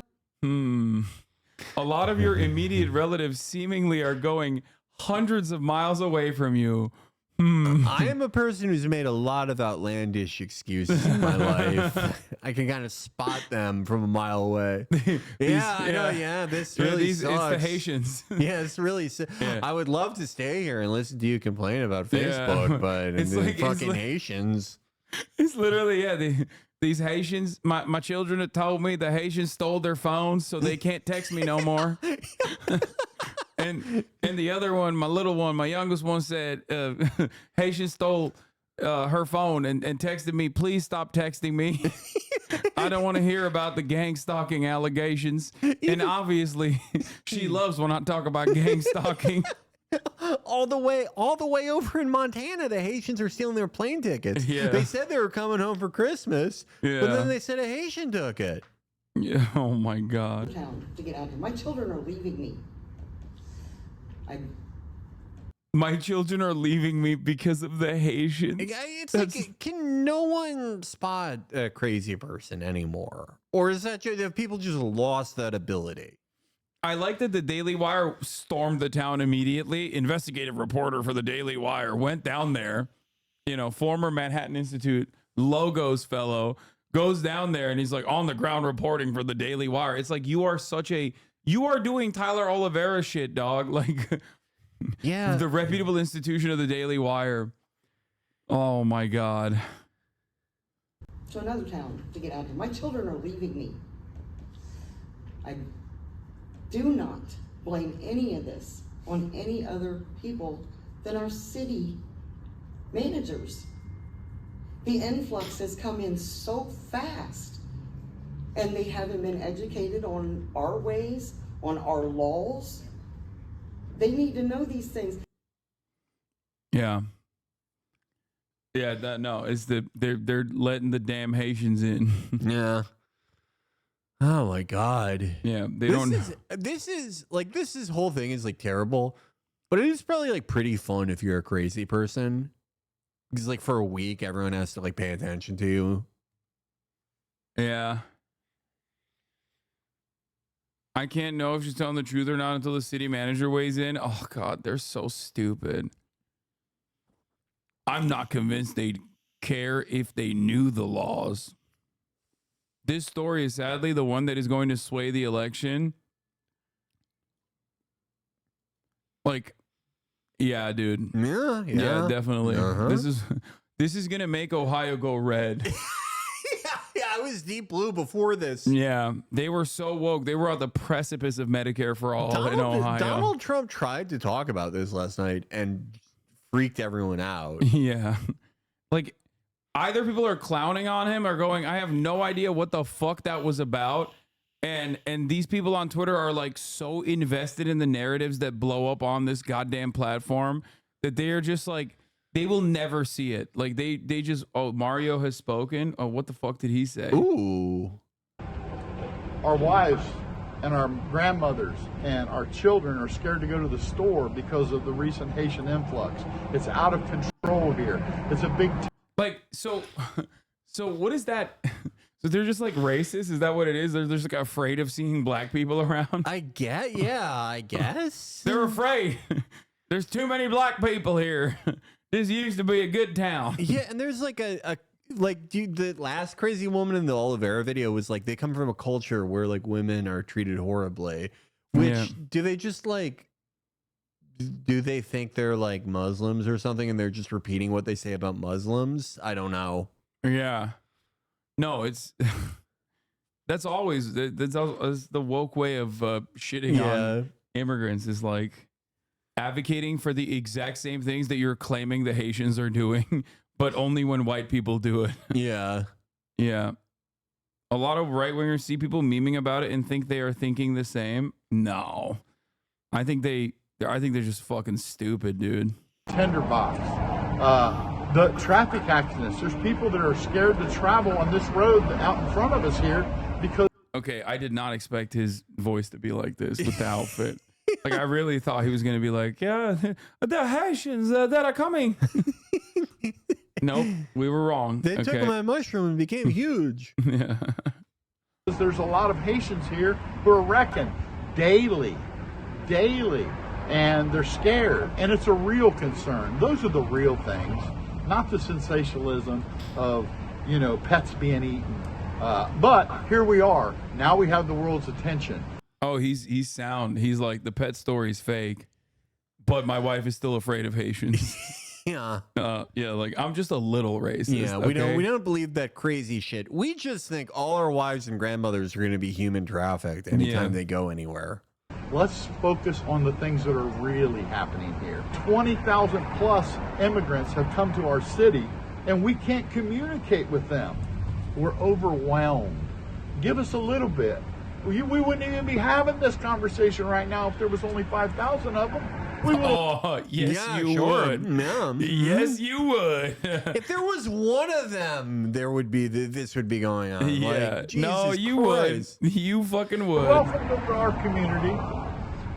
Develop programs to where we teach them how to speak and drive, and let them know that it's not okay to go to our public park and just grab a goose. Wait, you just said the pet story is fake. Oh my God. This is the guy that wants to be like seemingly smarter than the other conservatives. You know what I mean? Yeah, he saw. It's like, I know the truth. Okay, they're only stealing the geese from the park. He saw the cat lady in the video and was like, "Okay, I'm not a fucking nut job like her." Yeah. To take home for dinner. That's how it was in your country. It's not that way here. Thank God. Yeah. Yeah. Oh my God. That's why they're voting for the RFK Jr. Trump ticket. I hate how fucking stupid everyone is now. Yeah. Like, there's just, it's not just this. It's just, there's so much shit where politics has always been stupid. And there have been, I think, like worse climates in America. I think like post 9/11, namely. But there's just so much shit I see every day where like it would have gotten you laughed out of the room in like 2008 or 2009. But everyone and everything is just so fucking dumb now. So fucking stupid. Just, why'd you call him conservative? He's obviously an undecided voter. Yeah. Yeah. Yeah, he's like, I wasn't going to vote for Trump a third time. I wanted to vote for Gloria LaRiva this year. I was on the Jill Stein train, baby. They told me if you vote for her, she will win. I've had my problems with campus and Marcy eyes. Kamala wants to decriminalize, provide free housing, health care, education. Now, taxpayer-funded. Damn, he died. They cut him off. They cut him off because he was spitting. He's like, Kamala Harris wants to give everyone a house. And then he was assassinated. Kamala wants to decriminalize, provide free housing, health care, education. Now, how terrible. Like, I wish. Oh my God, I wish. I hate this. Yeah, like Kamala's most ambitious plan is she's feeling herself so much that she's bringing back her funniest policy from the primary. The podcaster program? Yeah, the thing that would have only benefited Amber Frost. Yeah. Yeah. It's the only person that would have in America who could have taken advantage of that, I think. Yeah, underserved community. Like, if you're there for 3 years. I'm voting for her as a favorite Amber. Yeah. You know, that's it. Okay. Yeah, I love that one. I fucking love that one. I brought it back. I was looking at it, and it's like, and even the way they communicate around it is so fucking annoying too. They're like, it's the opportunity economy. It's like, dude, people are like, we just saw Springfield, Ohio. Okay. Yeah. People are fucking dying. Okay. They are literally living in filth. Like, the roads are busted. There is no educational attainment. There's no job opportunities. Okay. And Kamala Harris is like gonna appeal to them with the, here's $50,000 in tax credits if you start your in tax cuts if you start your first startup business. If you start a startup in Bushwick, yeah, like, go there, make a successful tech company or a podcast, and we got you. It's like, who the fuck? It's like, oh, you can't, your rent is going up year over year and you will never be able to afford a house. And almost all of your, disposable income is shrinking because it's going back to your rent and all these other services that should be provided for free by the government. Just start a startup, stupid. Just start a startup. Yeah. Any gains in your paycheck you've seen have been immediately eaten away by inflation, by everything. Well, you know, we haven't invented every type of payment processor yet. How is that any fucking different than what these like idiotic crypto hawking, like PUA manosphere guys talk about? Like, where they're just always like, yeah, just start a startup. Yeah, it's the Democratic equivalent of like get into drop shipping. If It's you don't also like what your JD life, Vance. That's what yeah. JD Vance was saying too. He's like, yeah, these dumb fucking hillbilly like white pieces of shit are all like addicted to drugs. If they just watched the right podcast and started startups, they would also be able to make it out the mud. It annoys me so much. Like his whole thing now being that like, oh, no one respects these people in the middle of the country and they want them to die. And it's like, people can change their mind, but like his entire reason for being a public figure was saying that these people should just basically be left to rot. Yeah. That was the entire point of his fucking book. That's why he got so much mileage out of liberals who have that resentment when they're like, yeah, these disgusting like mountain people are drug-addled and like resentful and they should know better and vote for the startup candidate. Yeah. Instead of the candidate that's like also fucking them over, but at least is like saying, yeah, I see that you're angry and it's because of black people. Yeah. Like, there's no anti-security state candidate. There's no even neutral on Israel candidate you can vote for. But there's also only candidates who are pro-startup in one way or the other. the worst part about being a Twitch streamer and like basically serving an audience that's like interested in politics is when I say something like about the fucking annoying startup thing that's like horrible in terms of like getting people motivated to go out and vote for them, is that I do have an outsized population of people that come in here and just go, but that's a great idea. Like, that's a really sound policy. Isn't that a good way to create opportunities in the private sector without subsidizing or providing tax cuts to big corporations? Yes, dude, you're right. You're right. You win. That's really sound. Have fun never getting healthcare, okay? It will not happen for you, okay? It is not happening. You can just own a business. You can just start a startup. See? Look. They're coming in now. They're coming in now. These are policies written for you guys, okay?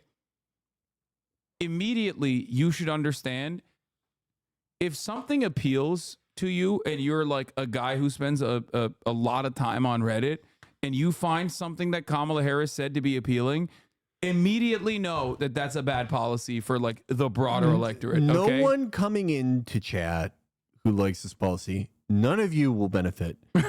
I know. You will be subsidizing my purchase of a fighter jet. Yeah. Just so you know that. Yeah. Doesn't Kamala also support small businesses and startup entrepreneurs, which would create jobs? What does that mean? Which would create jobs that make everyone more successful. What does that fucking mean? You might as well say she supports the truth. This means nothing. This is pablum. Nothing. Shit. Reddit is scary. What? He's not a Redditor. This is our 15-year-old Mormon chatter, Neek Skit. Oh, okay. He always has the weirdest questions. I don't want to yell at him. This is... No, I yell at him all the time. No, he says the dumbest shit. He says the dumbest shit in the chat. He's a fucking kid. It's a problem. You know what I wanted to do when I was 14? What? I wanted to be... This is so fucking embarrassing, but I've told it before. My plan was that I was going to be a special forces officer and then become a liberal senator. And then so like if conservatives were like, you're against America, I'd be like, oh yeah? Well, I was a Navy SEAL. That was like my whole plan. So like, you know, you can think stupid things at that age. Yeah. And I probably thought the dumbest things any 15-year-old has. I would do like the special forces fitness test every night. I would do like a bunch of pull-ups and sit-ups in 2 minutes. Oh, and he's then, in JROTC. Told me that watching your stream helps him talk to the other kids in JROTC. He's gonna pick up my dream that I forgot about. I let the dream die of the liberal. They keep pantsing him at the JROTC program because he says stuff like this. So he has to... don't give up on the dream. I gave up on the dream of being a liberal Navy SEAL, but you can fucking carry it to completion. I let other things distract me. Yeah. I got into computer games. I got into smoking mid. I got into Lil Wayne. That was a big thing. And I let the dream die. And I regret it every fucking day. But you have the opportunity to like really do this, to really be the liberal. He's gonna Navy be the SEAL. inevitable officer program guy that like does the military coup that puts you into power. Yeah, no. It's not a bad plan. You're right. It's a great plan. See, being an officer seems safer though. Well, I was going to be an officer, so you're right. So, I dude, was planning on going to college. He's gonna do the military coup. Oh like my God. I'm brainwashing the next generation Oh of my JROTC kids. Things are looking up for me. No memes, just ignorance on my end. What even would this 50K tax cut do to help like anyone? Like, I don't know. If you want to fucking start like a franchise business, okay, you can like present it as a LLC or a startup, even though that has a fucking shit ton of overhead. So it basically benefits people that have like a little bit of fucking capital scrounged up on the side after working years and years and years that want to like get into a fucking business that is inevitably going to fail in the next 2 years so that they can get a 50 grand tax cut the first year. And that's it. That's literally it. It's, you know, it's not like a real thing. It's not going to be helpful to anybody. Maybe some upper middle class people might be able to start a thing. Chapo and Cumtown would have benefited from it. Yes. That's all I can say. Like ultimately it's not like, this is not how you run a fucking national campaign is my point. Okay.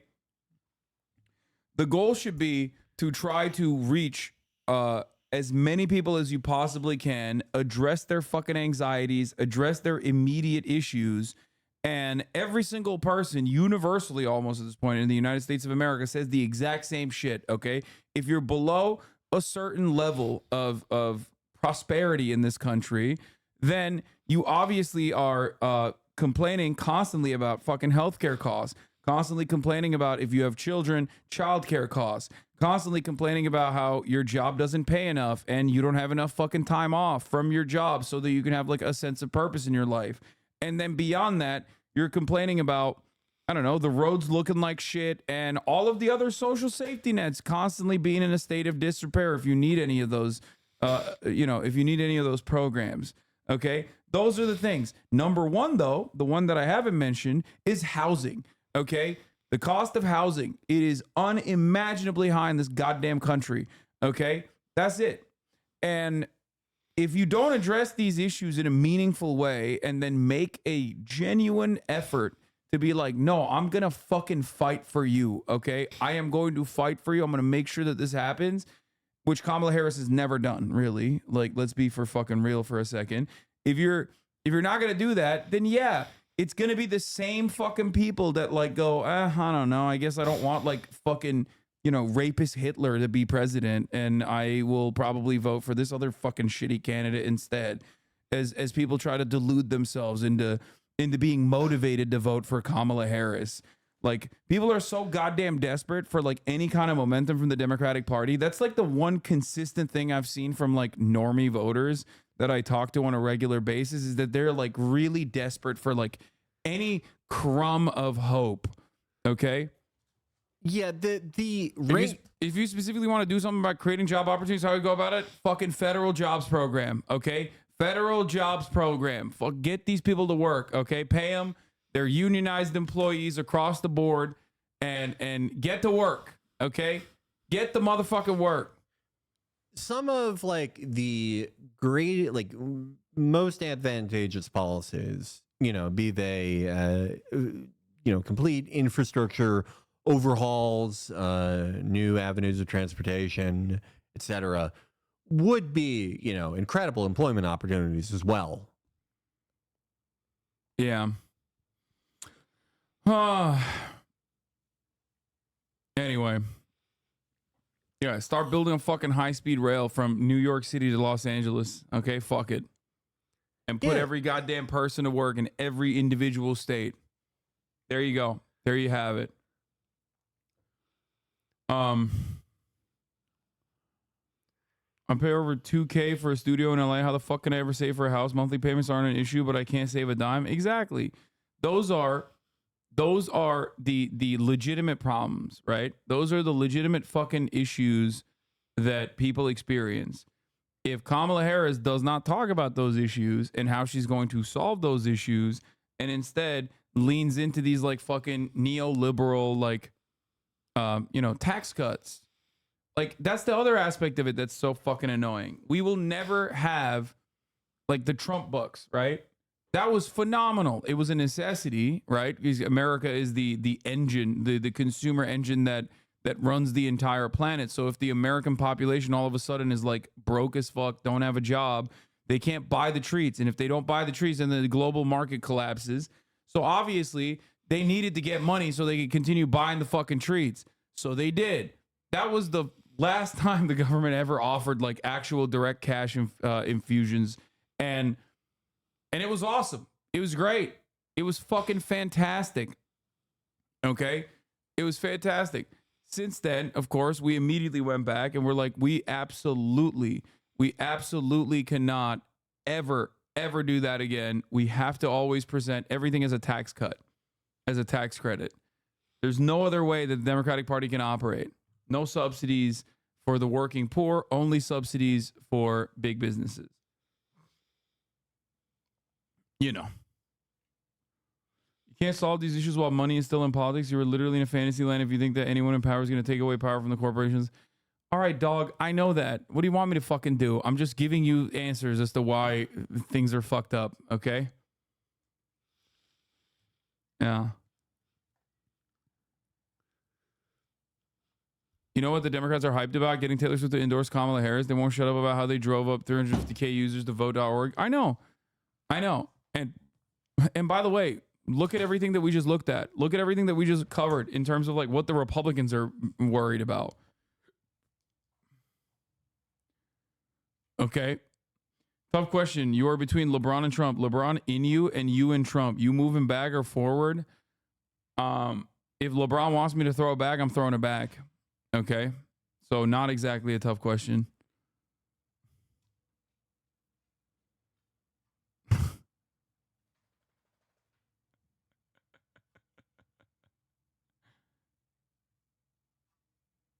You didn't have to read that or answer it. No, I did. I think I speak for everyone when I say everybody needed to hear what I had to say about that. There was a lot of people that were wondering what my take is on this issue. And as you know, I mean, I didn't even fucking hesitate. Like I had the answer locked in. Okay. It was in the chamber. I popped off with that real fucking quick. So yeah.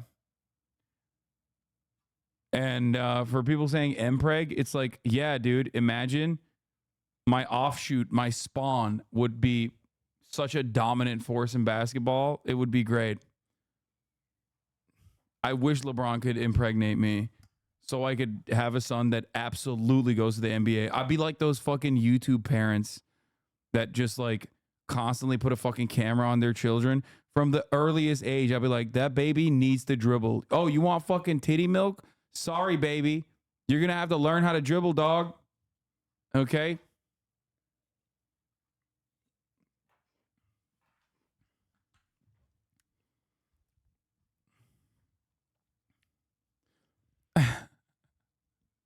What if you get a girl, though? It's same shit. What? You think I give a fuck? WNBA, baby. The fuck?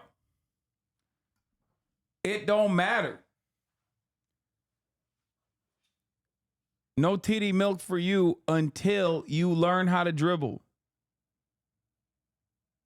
You get the GOAT jeans and your washed ass jumper, kid would max out on D3 on average. No! If LeBron can learn to be a consistent three-point shooter, so could our child. Okay? You made Felix leave? Most same bronzexual? Can you see the fires from your house? Is that why it's so goddamn hot out right now? Because there's fucking fires.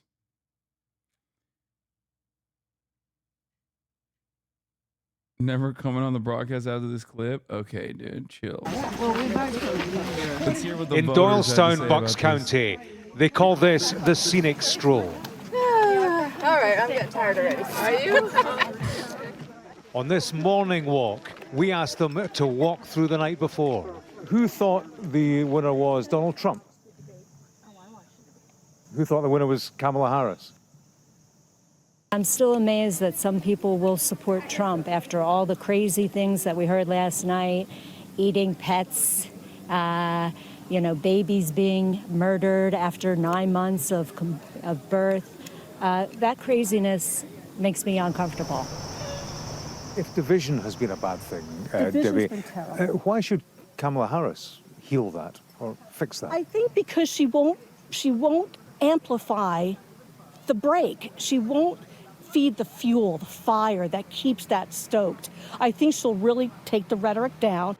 Yeah, she needs to. She needs to amplify the ad break at the top of the hour. You think you know what normies think, but you really don't. What?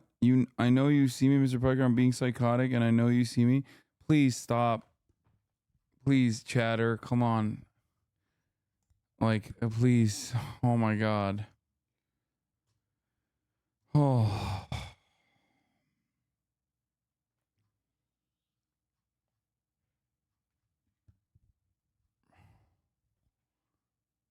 Calm down, please. Please. The dangerous side of this streaming business. The 3-minute ad break is what I'm talking about. Here it is. All right. This is the most competitive of the so-called collar counties, buttoned around Philadelphia. Bucks County is where suburbia swings.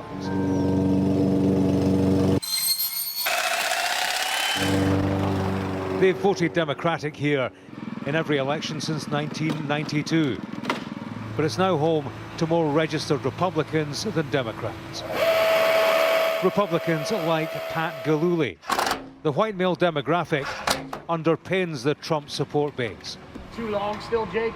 What difference does a debate make? What did you make about Donald Trump talking about immigrants eating dogs? He's a lunatic.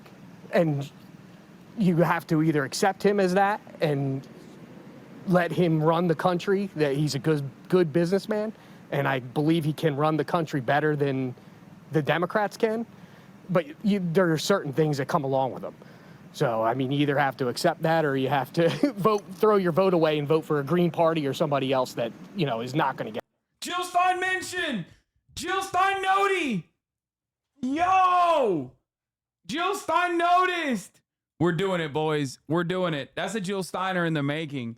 Yo, They Tuesday, where are you? Get into this dude's business immediately. That's a PSL swinger. You could probably swing this guy in the PSL direction. Gloria La Riva, we are coming. Claudia, we're coming.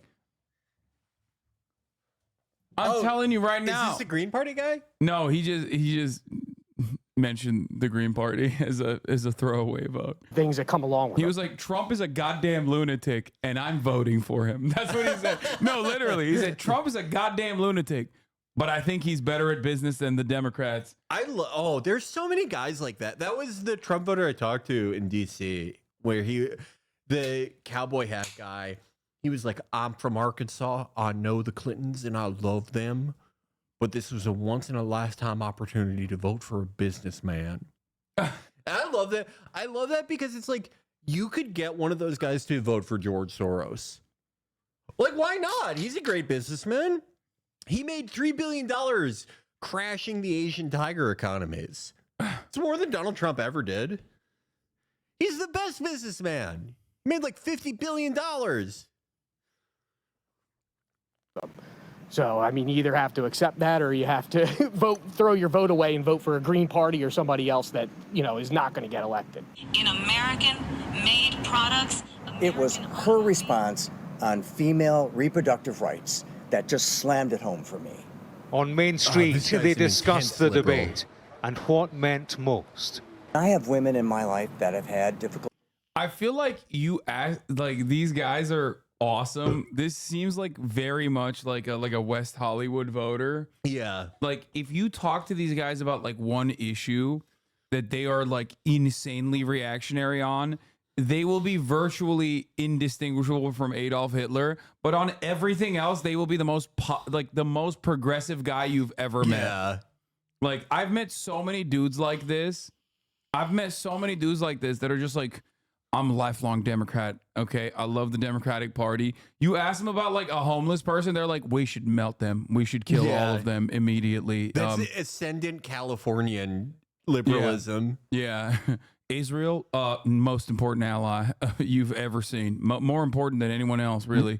Newsomism. Yeah. It's the rising ideology. Pregnancies. Don't ask him about the immigrants. No, he don't give a fuck about. He loves immigrants. No, guys like this love immigrants. They're like, yeah, they work my land. They're my landscapers. I love them.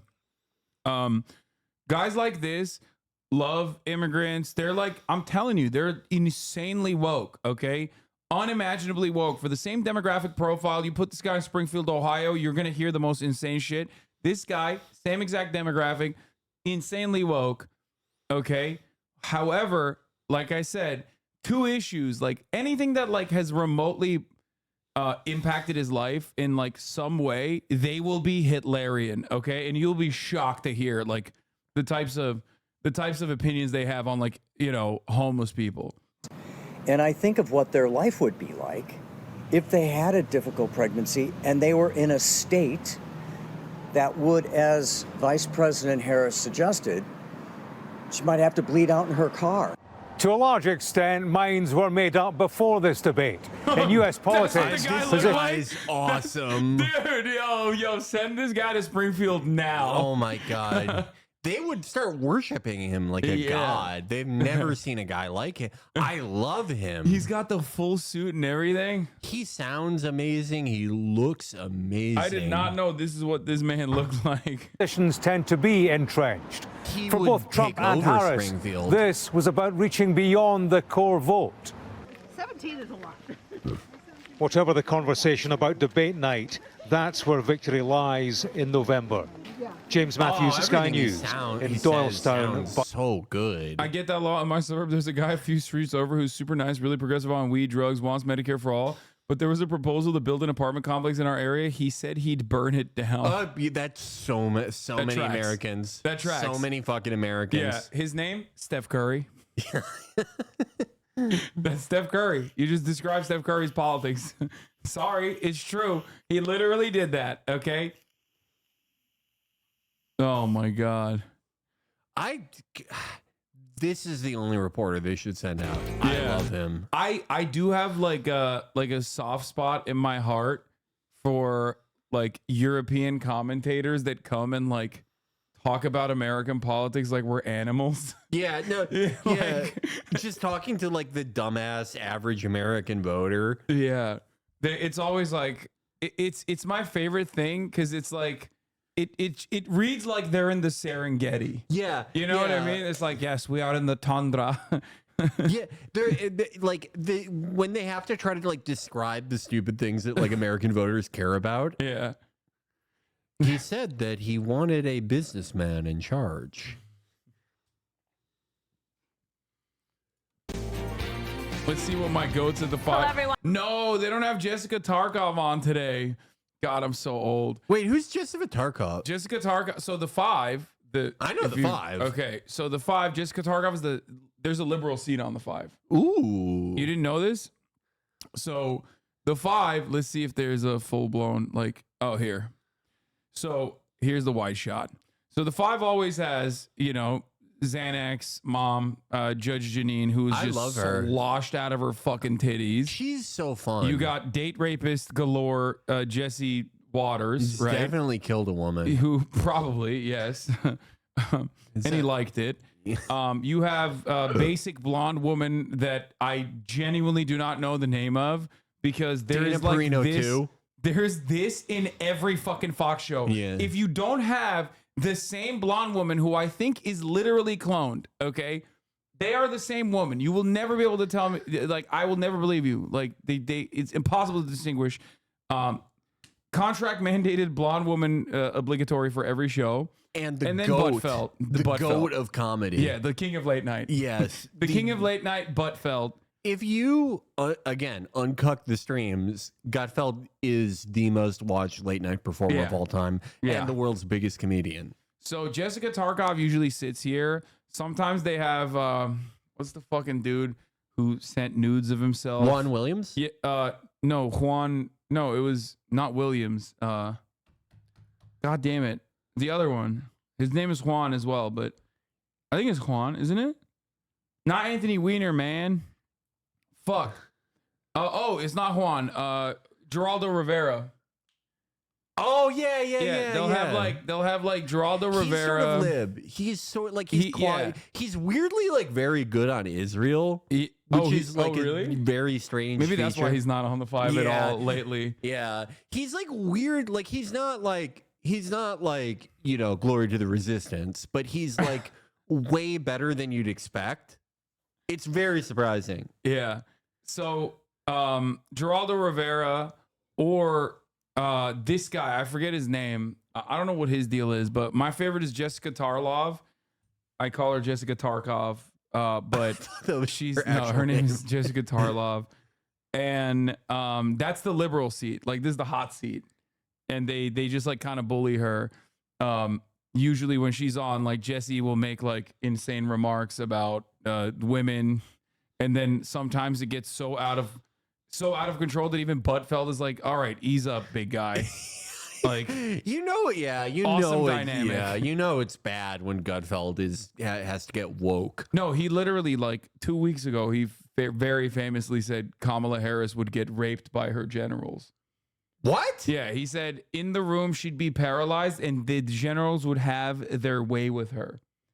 And it was so shocking. He's like has to have killed a woman. Yeah, it was so shocking that like everyone else at the panel froze and we're like, no, that wasn't Buttfeld. Buttfeld would never. No, Jesse. he would never say that. Do you remember when Jesse Water he got in trouble because there was a clip of like Ivana Trump like holding a microphone and he's like, I like the way she's holding that like a dick. He's such a fucking creep. Oh my god, awesome. he's so fucking scuzzy. God. Oh my god, he's dope. He's awesome. Okay, let's watch. Let's see what the fuck they're talking about. 5 o'clock in New York City, and this is the 5. And she's like the main host, technically. I don't know who the fuck her name is. She looks so much like Dana Perino, Well, but I know it's not apparently, Dana Greg, Perino. it was a showdown for the ages. Donald Trump and Kamala Harris squaring off for their first debate. The night starting out with a handshake and quickly turned into haymakers.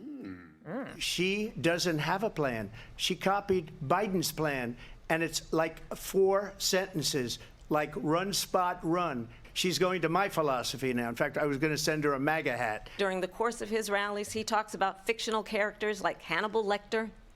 He will talk about windmills cause cancer. And what you will also notice is that people start leaving his rallies early out of exhaustion and boredom. Messed up that they're showing that part. Yeah. That's kind of fake friends. Fake friends. Well, they did him a favor by not having I worked with the Taliban. Yeah. Run Spot Run was when I could tell that he had lost. Like this was going to be a historically bad night. No, for him. that was it. He's like doing Brandonisms. Like yeah. That's like a listen fat style moment right there. He absorbs the power of everyone he defeats. And he misses Brandon so much he became him. Yeah. Viktor Orban.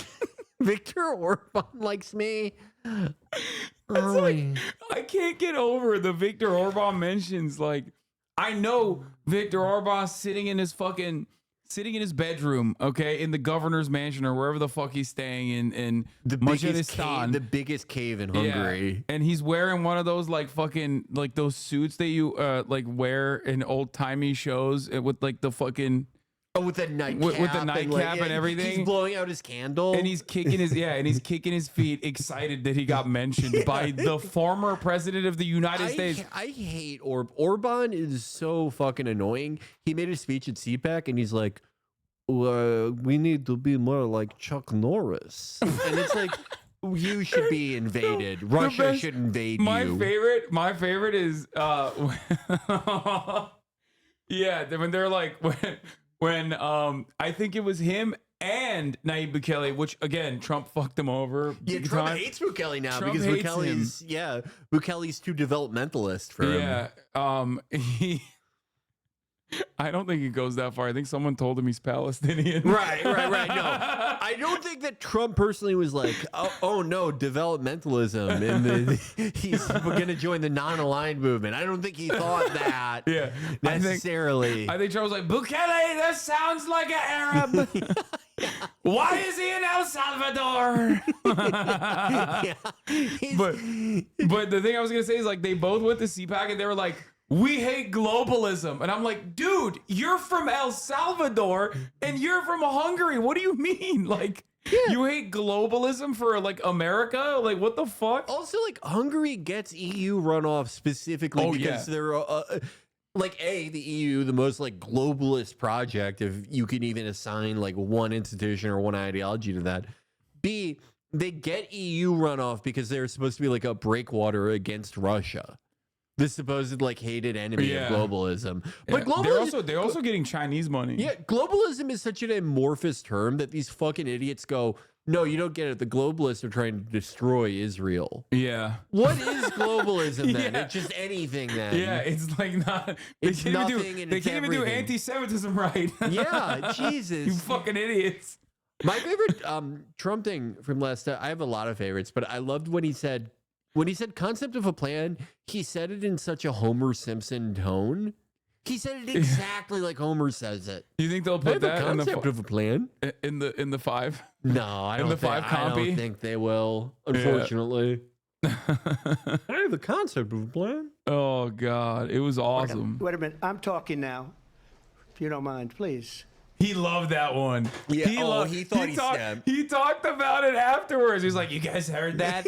I practiced that one line." That's so Hillary to do that. Yeah, that is so. That's such a Hillaryism to have like a single little retort you prepared and be like, anyone catch that? Yeah, it was lame as fuck. No one liked it. Donald Trump was fired by 81 million people. What you think is a friendship with what is known to be a dictator who would eat you for lunch. Quiet, please. She's going to do all these wonderful. Wait, this makes him look really bad, and Kamala kind of good. What's going on? Well, damn, they couldn't find any highlights, dude. What the fuck? I mean, you know how Murdoch, like after last night, Murdoch was probably like, "Fuck him." No, he's too busy fucking doing his succession situation in his own family, where he's like trying to rat fuck his children. So the most insane one gets the entire franchise. Well, like Lachlan or someone was fuck him, you know. Yeah.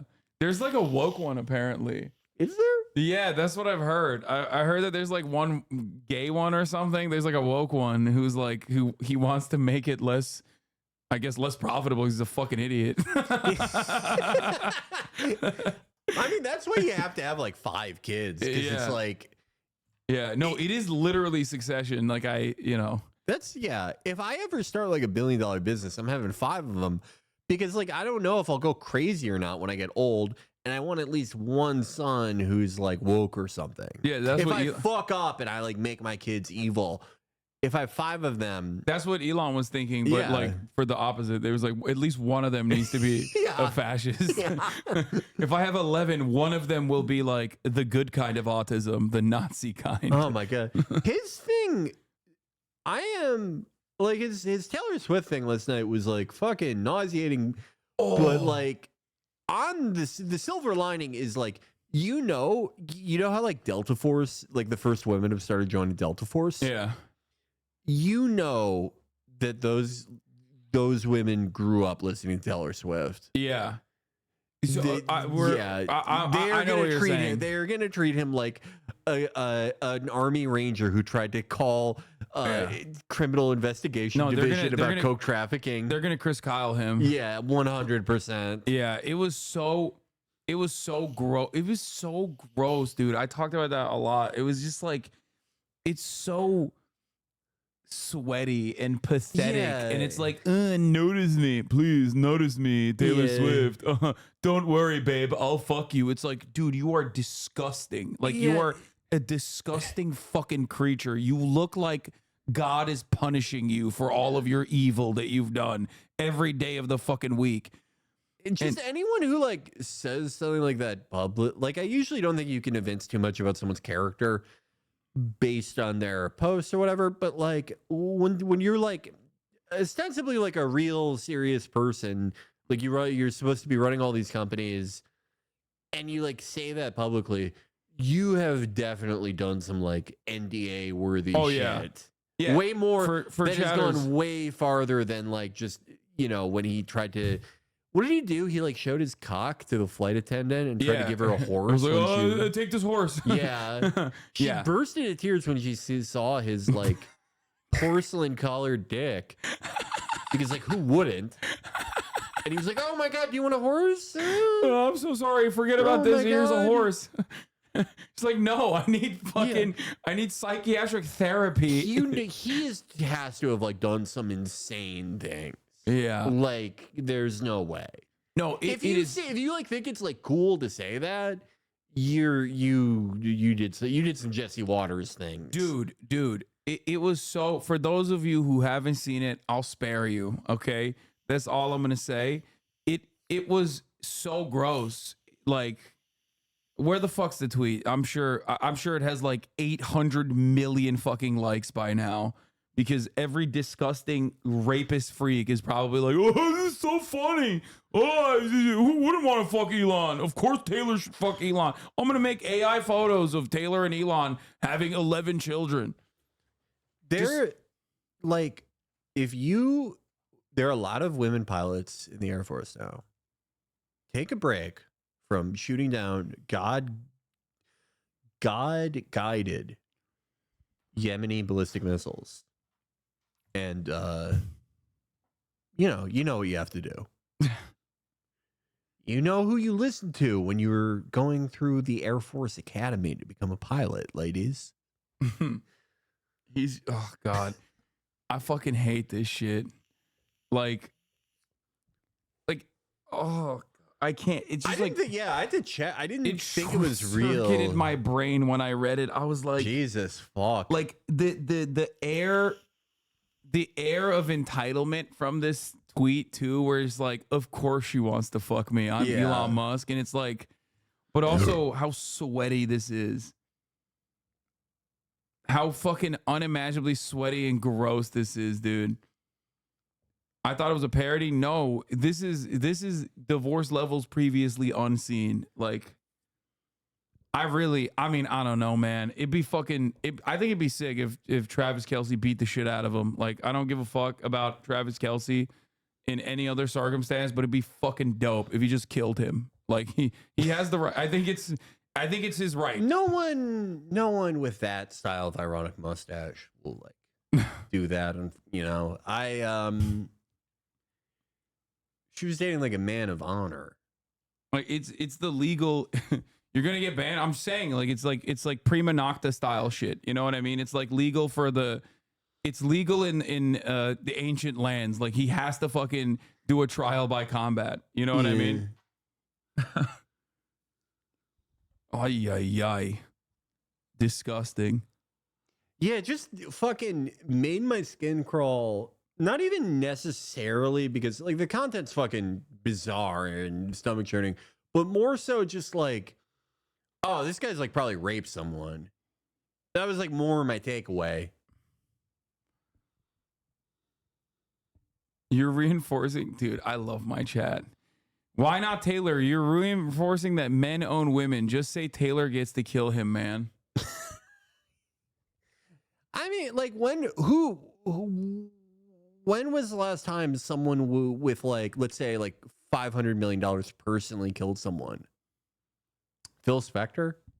The fucking Jinx guy. Yeah. And see, look, he got in trouble for it. Yeah.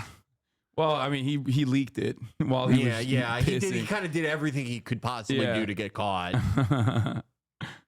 That's the part, like, he wanted people to know how cool his murder was. Like, Guys, I don't know if you know this, but I didn't put a lot of thought and effort into this take, okay, with the Travis Kelce thing. Like, I'm sure Taylor can do it too, of course. Girls can, anything men can do, girls can do better, okay?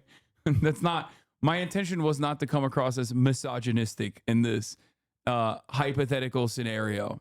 Robert Durst, you're talking about, by the way. Yeah. Let Taylor kill someone, you misogynist. Yeah, I think Taylor Swift should say something. That'd be great. Oh my God. It would literally, what you're saying about the women Delta Force would come true. If she came out and was like, this is gross, you're a fucking creep, shut the fuck up.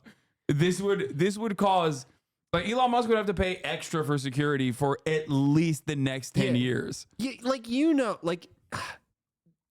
I don't know if people follow Seth Harp's reporting. He does a lot of really good reporting on like very weird Fort Bragg stuff and special forces stuff. But he posted something interesting about, that there are women in Delta now.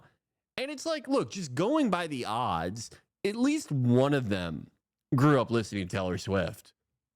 Yes. Like biggest artist in the world. 100%. No, they all did. Yeah. I'm a firm Probably all of them. Yeah. Yes. Yeah. She could. Dude, yeah, I think that's the real fatwa. Yeah. A white woman fatwa has never happened before. Do you think there's any like non-religious or non-political leader who could so easily command people to kill? Yeah. I don't think there's anyone close. No, yeah, 100%. She's like, I don't even think Trump could do it. No. Like Trump said, let's take back this country. And they went and they like farted on Nancy Pelosi's desk and like got killed. Yeah. If Taylor had commanded January 6th, it would have happened. It would have gone down way different. Yeah, I think Taylor Swift does command like the most powerful constituency, the number one consuming engine. Like, we talk about America being the consumer engine, but like women make 85% of the purchase decisions in the household. Okay, 85%. Holy fuck, dude! The amount of power, holy shit, that Taylor Swift has. BTS could, maybe. I could, yeah. BTS, they are pretty nuts. Those are the only people that have like brought in my friend Tom, to heel, even a little bit. Wait, I mean, really? it didn't really fully stop him, but it was like Tom is pissed off everyone, but he did this BTS bit where he's like, I love BTS, but Jimin sucks. No.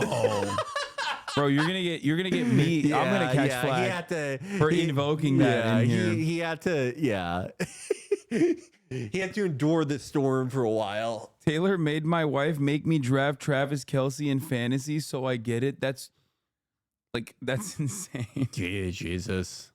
All right, things. Why hasn't she done it? She's been there for 3.5 years. I have to pee. All right, but the big controversy of the night wasn't the candidates. ABC so moderators David Muir and Lindsay Davis getting called out after aggressively fact-checking Trump 5 times, but 0 times for Harris. There is no state in this country where it is legal to kill a baby after it's born. President Trump, as you know, the FBI says overall violent crime is actually coming down in this country. I did watch all of these pieces of video. I didn't detect the sarcasm, lost by a whisker. The question was about you as president, not about former Speaker Pelosi. But And here are the questionable Harris statements that they let go. The detailed and dangerous plan called Project 2025 that the former president intends on implementing. Yeah, this is like, it doesn't even matter, like, if a moderator is biased, because, like, you can point to, like, every debate that's happened since we've televised them where there's probably, like, an instance of moderator bias, right? It's just inevitable. But the moment you start, like, complaining about it and trying to make the news cycle about that, you lose so many more people than you gain no one, and you lose a ton of people. Because even if like you get enough people to think that, you still come off as a fucking loser. It's the same problem as Trump like constantly talking about the election being stolen. No one wants to be reminding people of their loss. It's death. It's the sign of a campaign that is in a tailspin. It never works.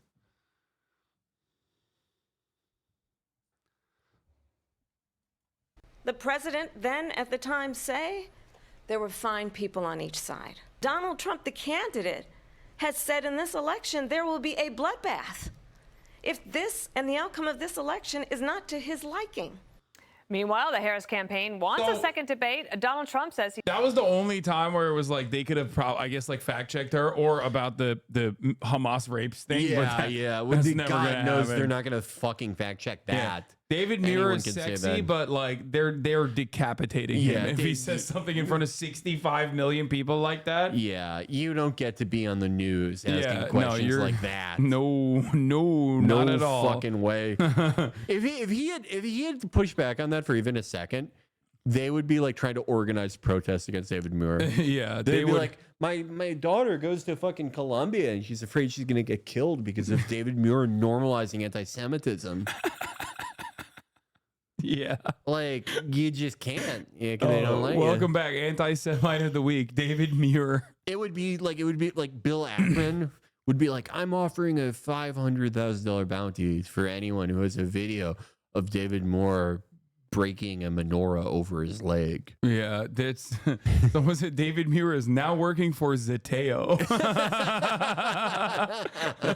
You'd only see him in those fucking on those Twitter clips of him asking the State Department very normal questions that they never respond. They're the only people who are actually like pushing Matt Miller in anything. Like the only people doing real journalism in this fucking country are like the same 20 people that have been doing it for the past like 40 years too. I watch all of those. Noticeably, none of them working at New York Times. Yeah.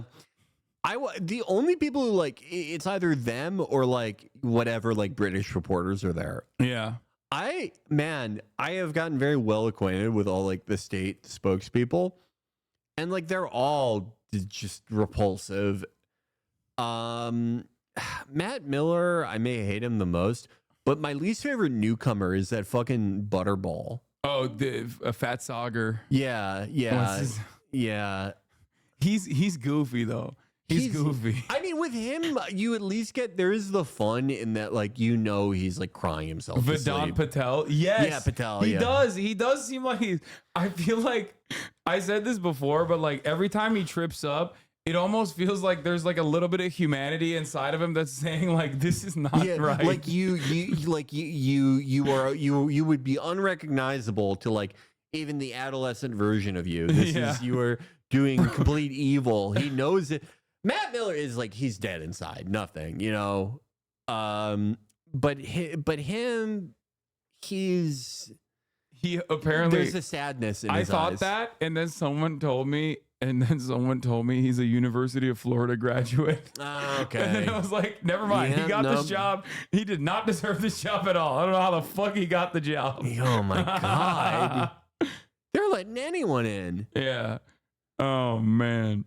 I went to ASU. Let me run the State Department. I mean, no offense to ASU graduates in the chat.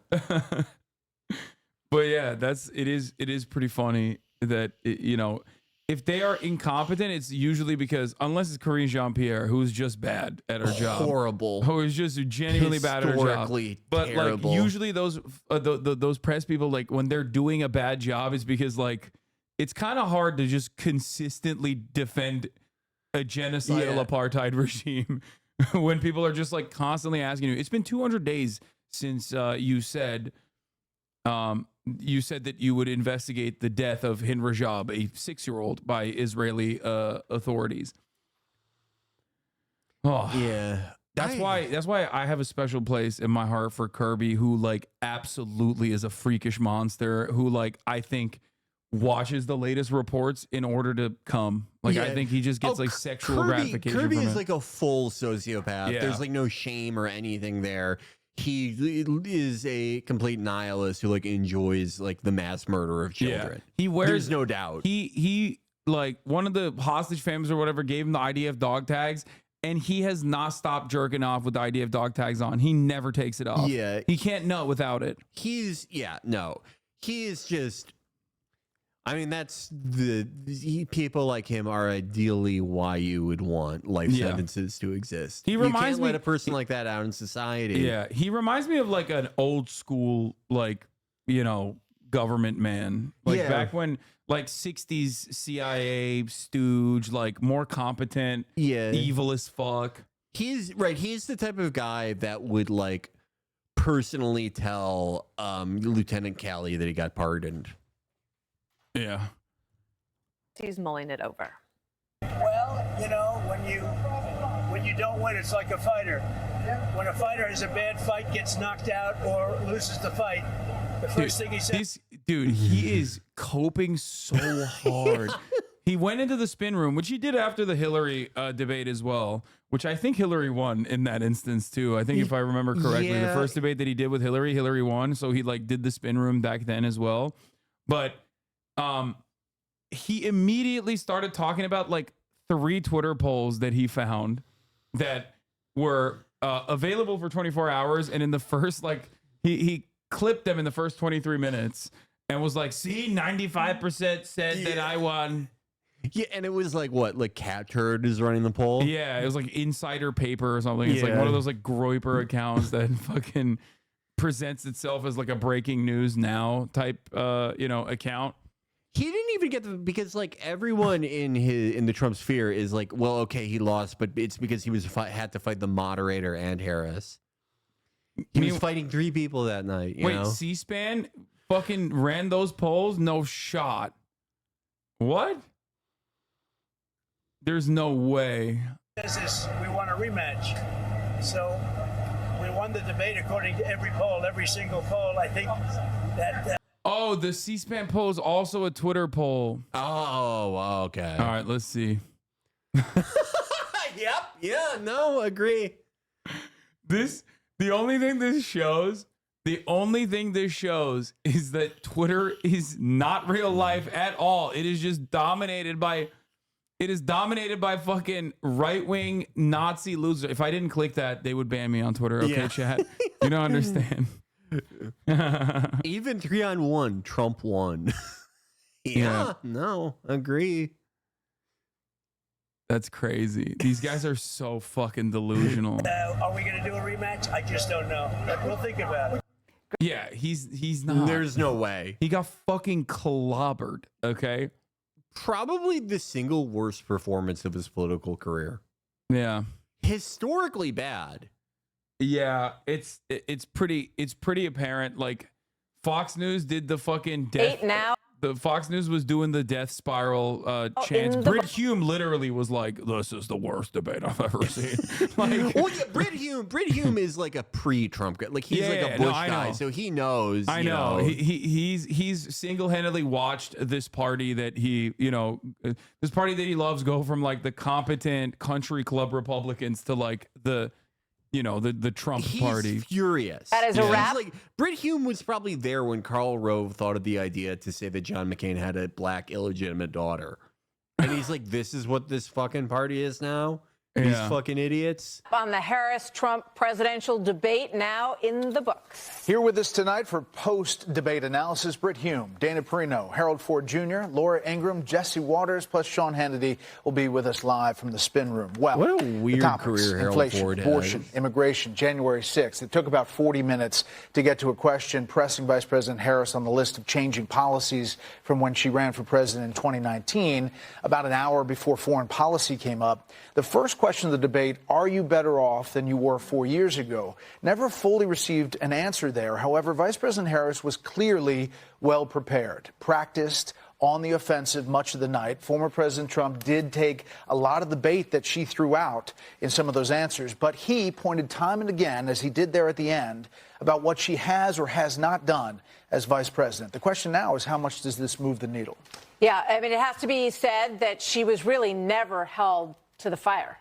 She was not pressed by the moderators on her past positions and how she got from a very progressive. Yeah, I mean, you lost when you're crying to the referee. Like, this is not what the Fox News coverage looked like after the last debate. That's how you know. That's how you know. When Joe Biden was like collapsing, having a fucking meltdown on stage, they were doing victory laps. They were popping fucking champagne. That's how you fucking know this shit sucked for him. Sean Hannity is in the spin room. Thoughts on this debate, Sean? Disagree on other parts of what he said. I think the biggest loser in the debate, and we talked about this pre-debate, is ABC. You know, the fact that we didn't get soldier, like he knows, but just yeah. So your thoughts?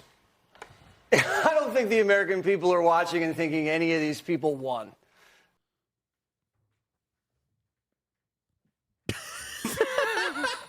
Yeah. All right. Who's to say? You know? Who knows? I don't anyone know. ever won a debate? Yeah. What are debates really? No one cares about What them. does it mean to win? Famously, that's what Ben Shapiro said. Ben Shapiro was like, nobody cares about debates. Oh, Well, okay. That's Ben. Yeah. You said. Yeah. If Ben said that, that's a sign of like self-harm Yeah, incoming. no. Yeah, he oh no, he used I think he used the term fuddy-duddy at the end of it or something. Like, you know, he was busting out the big words. You know, words that he only would words exclusive when he's only talking about like Arab people or whatever. They were utilized tonight. God. He's putting money in the swear jar. This was rough. This was pretty intense at times. She started off shaky. She regained her footing. But I thought she was going to come out with some of these memorable lines. All the Okay. Laura Ingraham doubles down, whining about the ABC News moderators being too harsh on Trump, showing that this will absolutely be the MAGA talking point this week. Brit Hume, from person, who was well prepared, had answers, and knew where she was going. Not only a different person from the person she was in that interview on CNN, but a different person from the absolute dunderhead so many of us thought she was during her conduct as vice president, when she would come out with these ludicrous statements that started. I love him. Yeah. Dunderhead. Yeah. 100%. Listen, son, I was there when we shot a missile at the Pentagon. This is worse.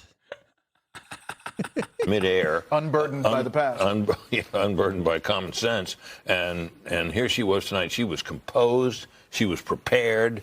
She kept her cool. She saw advantages. She took them. She baited him successfully, which is the story of the debate, in my view. So she came out ahead in this, in my opinion, no doubt. Now, whether it'll move the needle in the race, very few things seem to. But see, no more Brit. They're not making any more Brit Humes. They're not making anyone left who could do 9/11. They're making this guy. Yeah, this guy is the best, though. Wow. It's weird. I can't take him seriously. He's not at an airport. Where is he? Yeah, it's weird. But he is still wearing a shirt that is noticeable. This is like the Republican uniform now. Yeah. Like the dumbest t-shirt you've ever seen over a blazer for some reason. They love that outfit. Yeah. That's like the debate coolest is thing. over. I'm mic'd up because I'm getting ready to go live on Newsmax in 2. Getting ready to go live, so I'm mic'd up. The debate is over. What did you guys think of the debate? Friends, Kamala came prepared. She came prepared with lots of points that I don't know that President Trump was ready for. It was not a slaughter, and I'll tell you why. Because she was pushing lies that if somebody doesn't know what the truth is, then they wouldn't know. They don't know what to think. And how many Americans actually go research? How many actually go research and fact check? I've been trying to put the fact checks out.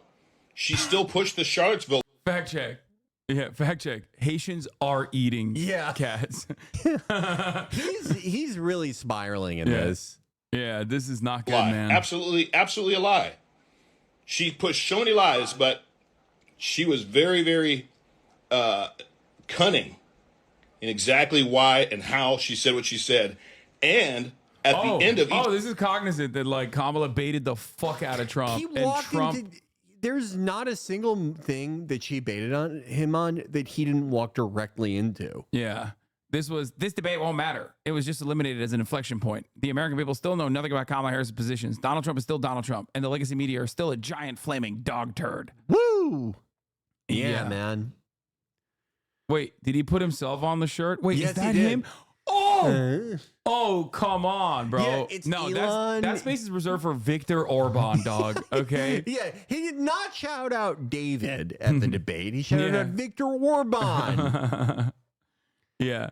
It is pretty funny because people are like, oh, why didn't they fucking fact check Kamala Harris? Like, what are they supposed to fact check her on? She's boring as shit. Yeah. Like, she's not gonna come out. Like, what would be the liberal version of like? Oh, Kamala, you said our dreams undergird our ambitions. Is that true? She just says bullshit. You can't like that's not. It's like old school buttoned up politicians. Like the last time the fact check ever happened was like Mitt Romney one time, and that was like a big point of contention, a big point of controversy that it even happened.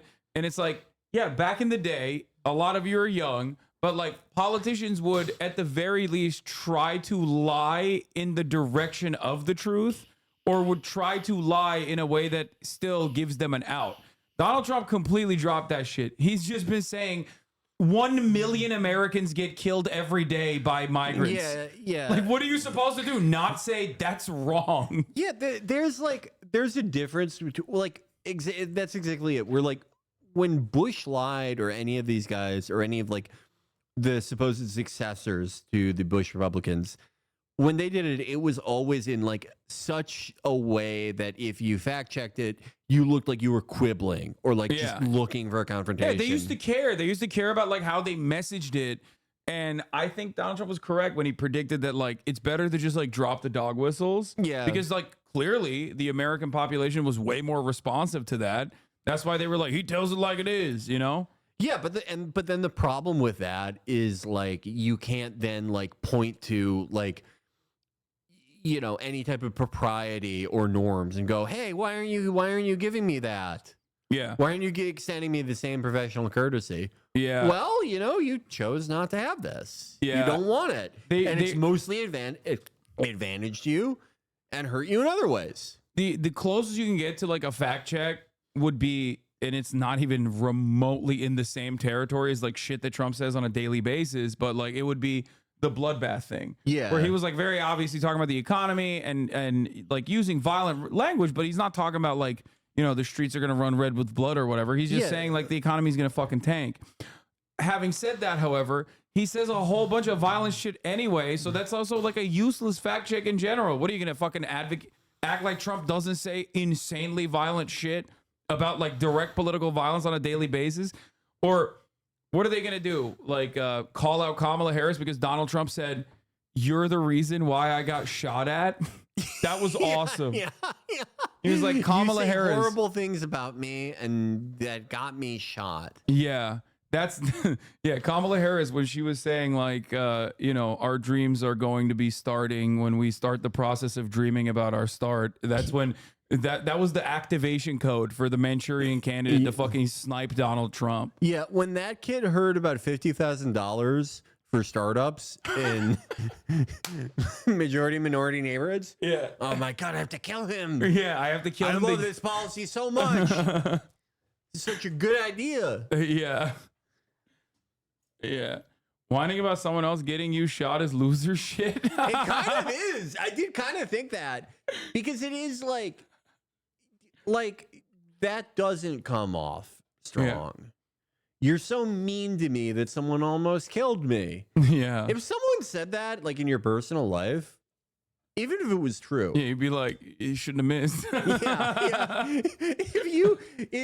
If you had two friends and like one of those friends put up like billboards about the other friend where they're like, this guy is terrible, he's a terrorist, he abducts children, and someone shot at the other friend and like hit him in the ear, but it didn't really like hurt him that bad. But the other friend starts blowing up your group chat and he's like, the horrible things you say about me got me shot in the ear. You'd be like, can you shut the fuck up? Like, I don't care. Like, you're like, either kill him or shut up. I don't care. Yeah, Cat Turd talking about like pet murder is pretty crazy. Like, dude, come on, dude. You put out like a massive Twitter post. Like, you effort posted about murdering your fucking dog, dude. He is the Labrador flattener. There is no dog that is safe from him behind the wheel. It's crazy. Like, he has killed multiple pets and he will do it again. I don't know anyone who's like been like, whoops, I ran over my dog. Dude, this is the same shit. It's the same shit as a woman in Springfield being like, look at the trash. They're piling up trash. And then it's like her trash can looks the same. You know what I mean? It's like, it's fine when I do it. It's bad when they do it. Yeah. When you kill a pet, just kill it. Don't eat it. Don't get anything out of it. Yeah. Yeah, exactly. Or Christy Nome. Oh my God. What the fuck was that? Yeah.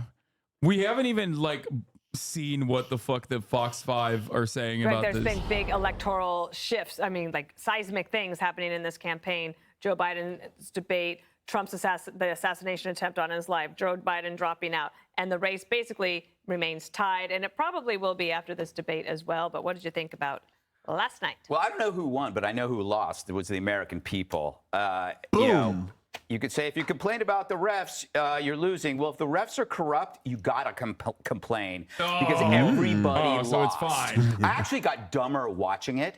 I felt like my brain was being waterboarded by. Yeah, you shouldn't have watched it. And if you did watch it, forget about it because it's stupid. Yeah, nothing happened. Don't even ask me about it. Yeah. 65 million people got stupid last night. Please don't say that you watched it or bring it up ever Sheer again. nonsense of these idiot moderators. But we were so sidetracked by the mechanics of the debate, the muted mics, that we forgot about them. I honestly don't know how anyone can decide who won the debate. That's like trying to guess the price of a painting that you suspect is a forgery. You can't. Bro is unwinding the entire career trajectory of, like, he's literally just saying, like, why do people even commentate on politics?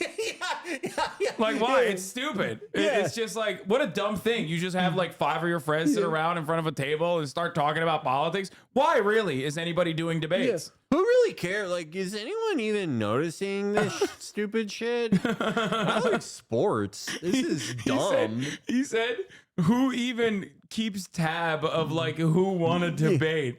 Like, as though he hasn't been doing this professionally for like 40 fucking years. If you went on Fox after Joe Biden went huvudabubba at the debate and you were like, who really knows what politics even are? They would make you the new, like, no lady. Yeah. You know, they would never forget about it. Yeah, 100%. Absolutely. They put a fucking dunce cap on you and parade you around town. They would make you the new Alan Combs. They would make you... give you cancer. Yeah. They would torture you for 20 years and give you cancer.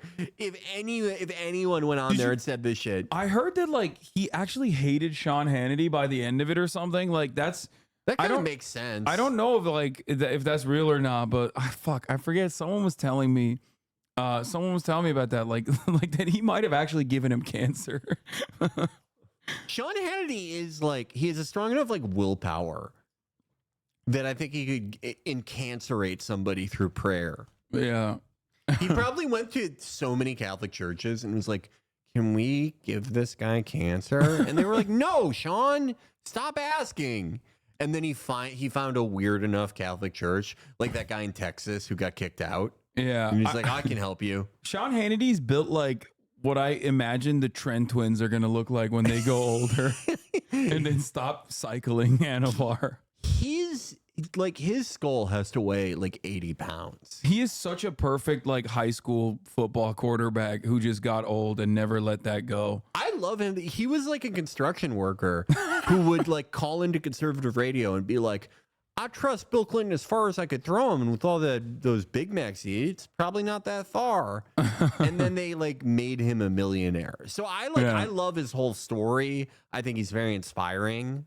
Did you know that Sean Hannity knows karate? Oh yeah, no, he's an MMA guy. He trains with Chuck Liddell. There's a great video of Sean hitting some pads. Oh, that's so sick. It would be my honor to spar with him. I do like Sean Hannity. I think like out of the Fox News lineup sucks so much. I mean, he's such a brown noser and really fucking annoying when he's like, Mr. President. Yes, Mr. President. What else would you like, sir? Like he gobbles Trump's ass so hard. But I do kind of, I don't know why. There's like I mean, I guess it makes sense. I mean, now that you said he was a construction worker originally, like there is I don't know what it is. There's just something about him that like feels more real. More human, like more human. Yeah, with Bill O'Reilly, like we know that's a psycho. Yeah, that's a psychotic man. Yeah, Rush Limbaugh. Yeah, fucking Glenn Beck.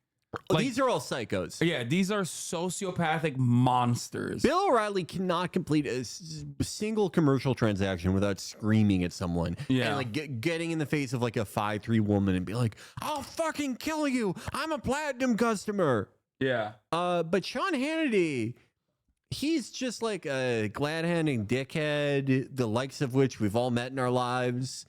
There's a positive aura about the man. Yeah, he's the only person I think that like I don't know, I wouldn't like I could keep a conversation with him without like wanting to kill him. Yeah, I could watch like a UFC event with Sean Hannity and probably have a pretty good time. Whereas like everyone else, I mean, he's a dumbass, don't get me wrong. He's not a good guy either, obviously. Like none of these guys are. I'm just saying that like every single person on the lineup is such like bloodless sociopathic monsters, like Tucker Carlson. You know what I mean? Like I don't like Tucker Carlson at all. Like I can smell the fucking CIA operative off of him. Yeah, Hannity is the only one where it's like if he was like my seatmate on a cross country flight, I'd be like, oh, okay, that's kind of interesting. Yeah, and I'd probably end up having like a way better time with him. Can't objectively decide a winner in a sham competition. This is truly the first DEI debate where one candidate was subjected to a high standard and the other was held to no standards at all. They removed the essence of fairness to achieve an outcome that could not be scored. You cannot score that. That is why you can't say who won or who lost.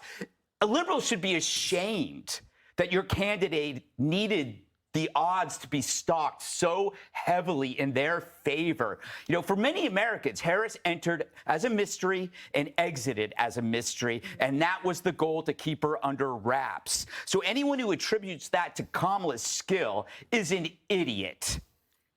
He's talking shit to Brit Hume. Brit Hume is going to ride on you. Yeah, I mean, they don't care. They know. He knows that they have to say this. He's like the fucking politics chief of Fox News. He's talking shit. Like Brit Hume was like, she used to be a dunderhead and now she's the talk of the town. Yeah, but this is the editorial section where they're gonna. He has to say this, but I think like I don't know why absolutely zero people on their side is ever going, maybe Trump should try a little bit harder to like massage the narrative. Yeah. Instead of just like letting it rip because he got so comfortable by overwhelming a rather non-adversarial media after the 4 years of having adversarial media. Like he just got comfortable with like just saying whatever the fuck he wants and being kind of like captured in the Truth Social and like, you know, MAGA Trump crowd spaces. So like there's not a lot of coverage over the things that he's saying. And that has caused him to miss us, like to no longer be as cognizant of like some of these other boundaries, you know, like adults are inevitably going to go, this is not okay. This is not correct. Like they're not telling Trump like, hey man, you know, dial it back a little bit. And I think that's a bad instinct to lean into. They aren't even entertaining the idea that like a normal person saw Trump and maybe was a little freaked out. They're not even talking about like what a normal person's reaction to Trump would be. They can't bring that up because the moment you do, you have to actually objectively evaluate his performance. Yeah. The only people on this channel that will do that are like the former Bush guys. Yeah. It is kind of funny though, because like I thought he was gonna be sleepy. Like I thought he was gonna be sleepy and kind of boring, especially with the muted mics. And I thought that could like maybe present as more moderate and be beneficial for him. And then I saw Laura Loomer get off the plane, and immediately I was like, never mind, I was wrong. Immediately I was like, no, it's gonna be fun. This is gonna be a fun night. Trump's gonna be fucking insane. If they had given him a sedative, it would have gone better. Yeah, it would have been that weird thing he did at the one Hillary debate where it sounded like he had a sore throat. That would be a better strategy than whatever the fuck he was doing up there. Yeah, I think he legitimately came in and was like, you know, I've seen the Dana Bash interview. Like she sucked. You know, yeah, she's not good in a contest. She's not good in a like adversarial setting. So, and there's a lot of shit that they will inevitably call into question. So, you know, he'll be able to just like, you know, do light work. Yeah, just steamroll, make it part of the show. Yeah. But instead, it just looked like he was whining when he wasn't saying things that completely baffled and alienated most undecided voters. Yeah. But it's also because, you know, he just leaned into every time that Kamala Harris like would do a subtle jab in the midst of like talking about other shit too. It wasn't just like, she wasn't even like going overboard with attacking him. There was a certain point where I was like, okay, like dial it back a little bit. But even then, like she would usually package it. She would use it very cleverly in an effort to like deflect away from other conversations that were hard for her to have, like on immigration. Yeah, every time she used it to get out of like immigration or the economy or the general, are you better off? Like every time she did that, and like anyone with half of a functioning brain could be like, oh, she's trying to bait me to get away from that. But instead, he was like, oh, you're going to bait me? Well, I'll show you. Yeah, he could have fucking kill you. He could have easily been like, how about you, instead of bringing up this old stuff, like answer the question for once about, do you feel better? Do you think the American people are better off now than they were when I was president? Like if he had said that, it would have been dramatically better. It would have been significantly better for Donald Trump, but he just couldn't. He was so mad the whole fucking time. Yeah, like if he had done that first, if he had, you know, answer the question or like, you know, look at the state of the world under the Blinken State Department and the Biden administration. Breaking in first under Biden, Egypt to receive full military aid tied to human rights. They bought a bunch of Chinese planes. They're buying some J-10s, and they think they're going to buy China's other stealth aircraft, the FC-31/J-31. I like that. Very cool plane. They were withholding a portion of Egypt's military assistance over the continued human rights abuses. Oh. But now that they're like, I assume full blown behind Israel even more than they were before, then now they're like, oh, okay, it's fine. Yeah. You can have it all now. I think part of it it's the secret trick. If you're a human rights violator and a fucking, you know, in a dictatorship in a client state, just say I love Israel and I will do anything for Israel, and then the cheat code is America forgets about all of your human rights abuses. They're buying these J-10s, but America is we're giving them the financing to do it. We're giving them some pretty good terms on like a $10 billion loan. And I think, I don't know, there's this guy I found on Twitter who's like an Egyptian defense policy specialist. He says there's like an option in there to buy some stealth aircraft from China. The J-10's a good plane. That thing's fucking cool. It's very fun in War Thunder. The J-31. Oh, Chris Murphy came out.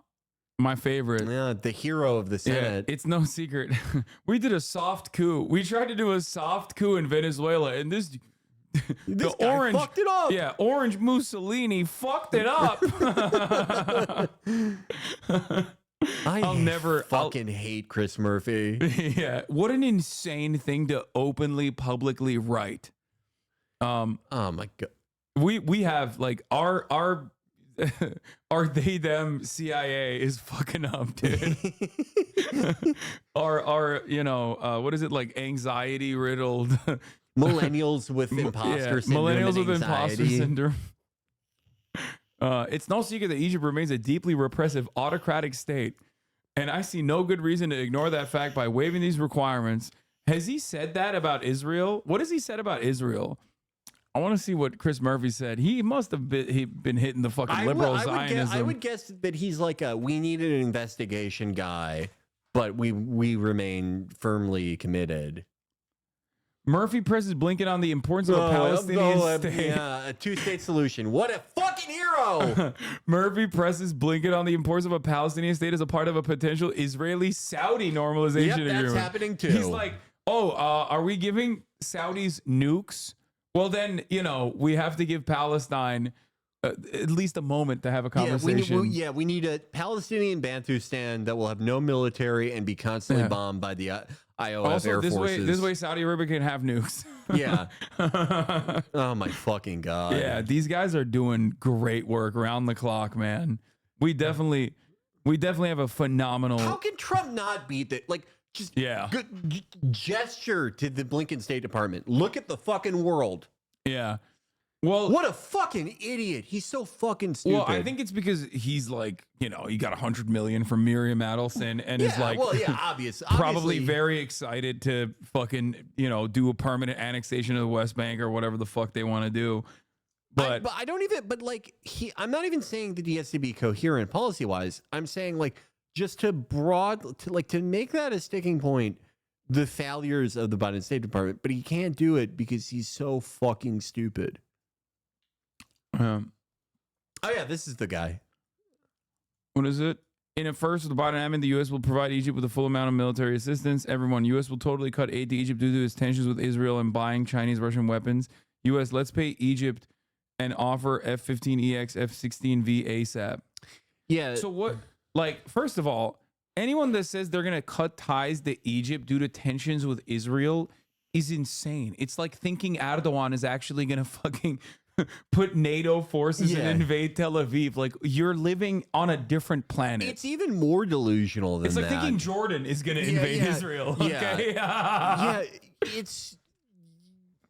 You would have to be the most insane Zionist to even pretend to believe that for a second. Yeah. Yeah, these are... Like, anyone that thinks any of these other, like, American regional partners or client states that are propped up by Western money or literally have direct leadership that was planted there by the West, whether it be fucking, you know, British Empire cutouts or, you know, directly the American State Department, anyone that thinks that any of these states actually carry an ounce of resentment towards Israel is the most delusional person who just simply does not understand foreign policy at all. Okay? Egypt would not exist without the endless money faucet that we give Egypt. Like, Egypt would probably be in a much better situation overall, most likely if they were to get, like, you know, maybe some more Chinese money. I don't know. I'm not talking on that, but like currently as it stands, we give them a shitload of money. America gives a shitload of money to Egypt. I think even, well, not this past year, but not since Israel needed additional funds to do genocide.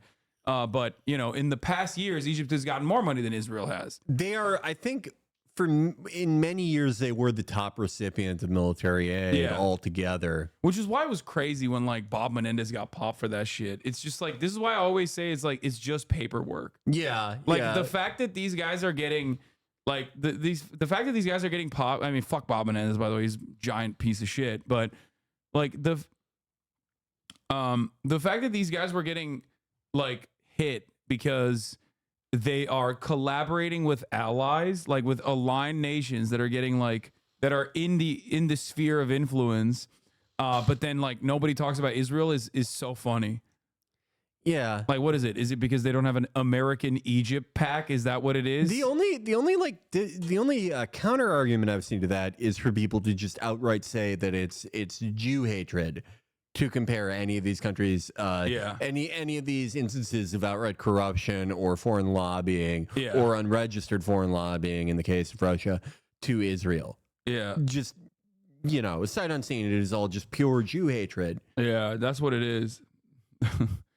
Israel is literally the vector of fascism around the world. Egypt's economy has been taking a major hit from the Houthis attacking, lost massive revenue from Suez Canal tolls. The U.S. Navy has basically been defeated and can't open the sea. Do you guys remember that the former Obama advisor Stuart Seldowitz was threatening the street food vendors when sending them to get tortured in Egypt? Yeah. That's true. Yeah, what happened to that guy? Yeah. I'm sure he's back and, you know, getting he another... found another guy to fucking harass. Yeah. Yeah. No one like that ever gets what's fucking coming. Yeah. I mean... Anyway, yeah. Oh, yeah. We have our black sites in Egypt as well for torture. And so there's that too. But overall, like I said, I mean, the Israeli economy is fucking caving. Israelis are like escaping the country. They can no longer provide like guaranteed air security over Tel Aviv, which is a massive development. Yeah. And America is on a fucking double suicide pact no matter what. Yeah. They're just roll dogs. Like, you could have 99% of American voters be like, I need you to stop giving unlimited funds to Israel, and they'd be like, we can't do that. It's just not going to happen. We are committed to going down with the ship, and it is going down. Yeah. How many people it takes with it on its way, we don't know yet, but we know it's a lot. Let me ask you this. I ask, like, do you think that, like, how much? Oh, by the way, Shannon Sharp. Oh, yeah, I saw it. Yeah. Yeah. He sounded like he was doing a great job in that video. Yeah, his stroke game is on point. Yeah. Wait, let me run the 3-minute ad break also. All right, last question for you. How much do you think that like America's undying loyalty is like fear of defense contractors like getting upset / how much of it is like a genuine ideological project that they're committed to? Like, they just genuinely are rabid zealots. I think it is. Well, like, okay, you have to kind of like rewind the clock. For like a large part of modern American history, Israel was, just another sort of U.S. client state that its existence and the organization of its state security apparatus benefited American defense contractors and people who get paid just from the cash flow and runoff of those things. How it was treated in the media, how politicians saw it, generally like along those lines. After Bush won, really, is when you start seeing like the incredible like penetration of the Israeli lobby. Like there's always been like an Israel lobby, and it's always been like pretty well organized and well financed. But yeah, I mean, even back at like JFK, right? Yeah, you didn't really see like every American politician saying these insane fucking things really until after Bush won. And I think at this point, it really just is like, it's a combination of like an already existing like imperial ideology with like whatever this iteration, this form of Zionism is. But like, there is an argument that I know you also can make about like cutting ties, or at the very least restraining Israel for Israel's own benefit, from the perspective of like American dominance continuing. Yeah. I mean, which is why I don't understand why like they don't even take the off ramp of like liberal Zionism and be like, oh yeah, we're just gonna go back to like pre-October 7 basically. Well, because like in part, well, you know how like they're not making any more Brit Humes in the Republican Party. They're not making any more, I don't know who a good comp would be, but like, I don't know, Jim Wrights in the Democratic Party. There are no longer any real, like, there are people who like fit the role or look the part of like a sober administrator of empire. But there is such a thing as like crackpot realism as it exists on the Democratic Party side. It may not be as like loud or bombastic or outwardly ridiculous as the MAGA stuff, but they are just as big zealots for both the empire and for Zionism, and just as deluded and just as removed from reality. And on neither side are there any sober administrators of the empire. There are no more HWs, so to speak.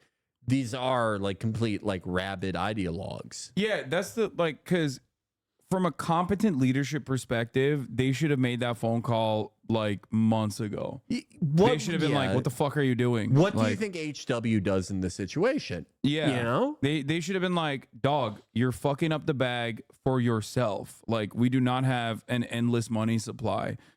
Like, it's just Brent Scowcroft or any of those guys from like the pre-Clinton State Departments, they would have gone, this is on this current path, this is going to end.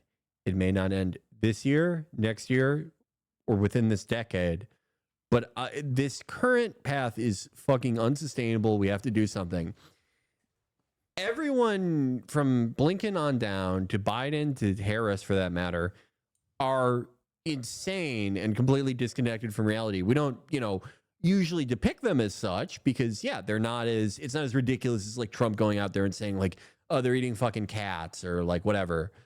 But it's the same type of delusion, and it's sort of a marker of where we are at as an imperial project. That there's not even any more sober administrators. Yeah. Meanwhile, I mean, we keep repeatedly banging the war drums and conducting more military exercises like in the like surrounding region of China. And now China is also responding in kind by doing military exercises with Russia in like in and around like Alaska. And I mean, I don't know. I feel like there's too much at stake with a global war with China. I feel like that's not going to happen. One, because I feel like they're much more sober in their approach to this kind of thing. Yeah. And much more restrained, like insanely restrained in comparison to any other country. And that even includes Russia as well. Yeah. Obviously. But, and beyond that, we're a massive trade partner. Like, this is not, like, we did not have the same level of trade relations with the USSR at all, if any at all, as a matter of fact, in comparison to China, that would like make the Cold War. There was some trade relations there, not zero, but like it is incomparable to what we have with China. Yeah, it is. Yeah, incomparable. I think like the biggest threat for that happening is that there may be a current on the American side that like they believe, paraphrasing here, but basically that like we could probably beat this iteration of the PLA, but not the iteration that will exist in 10 years. That's what I fear they think. And they think it's going to happen no matter what. We might as well do it when we like feel like we know we're going to win. That is the thing I'm like most afraid of with that. Wait, say that again. With what? With how and when and like the reasoning for like a confrontation with China. Oh yeah. I just don't know. Yeah. I mean, I mean, there's another part of this equation with like respect to Iran. I feel like both Iran and Hezbollah and Lebanon have been significantly more, I mean, I wouldn't even say restrained at this point. Like it goes beyond that. I would say like they've been limited for one reason or another in comparison to like the Houthis that have been just going crazy. And I don't know. I mean, they said that they were going to retaliate for the assassination. And they seemingly are not doing that at all. I've seen people say, and you know, I don't necessarily share this, but I mean, I don't want to ever get in a position where I'm Monday morning quarterbacking this for anybody.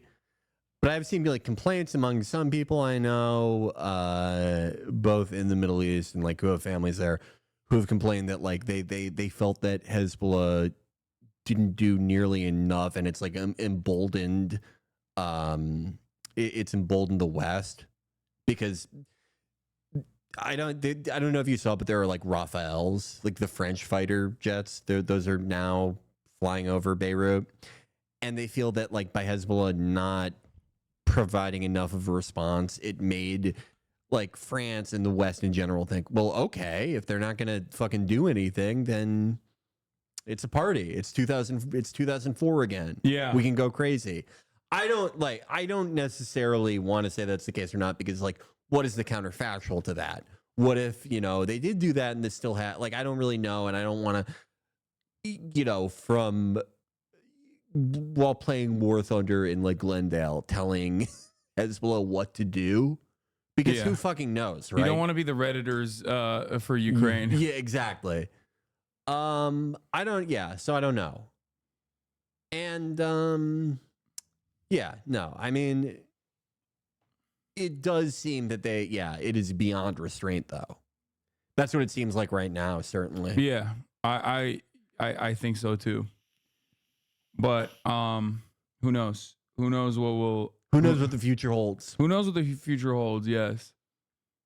Hagari said yesterday that Hamas is crushed and they will move forces to the northern border. I think they're ready for October surprise. Yeah, I've been saying that like Benjamin Netanyahu is gonna like try to move in a direction that favors Trump, but I don't even think he can help him at this point.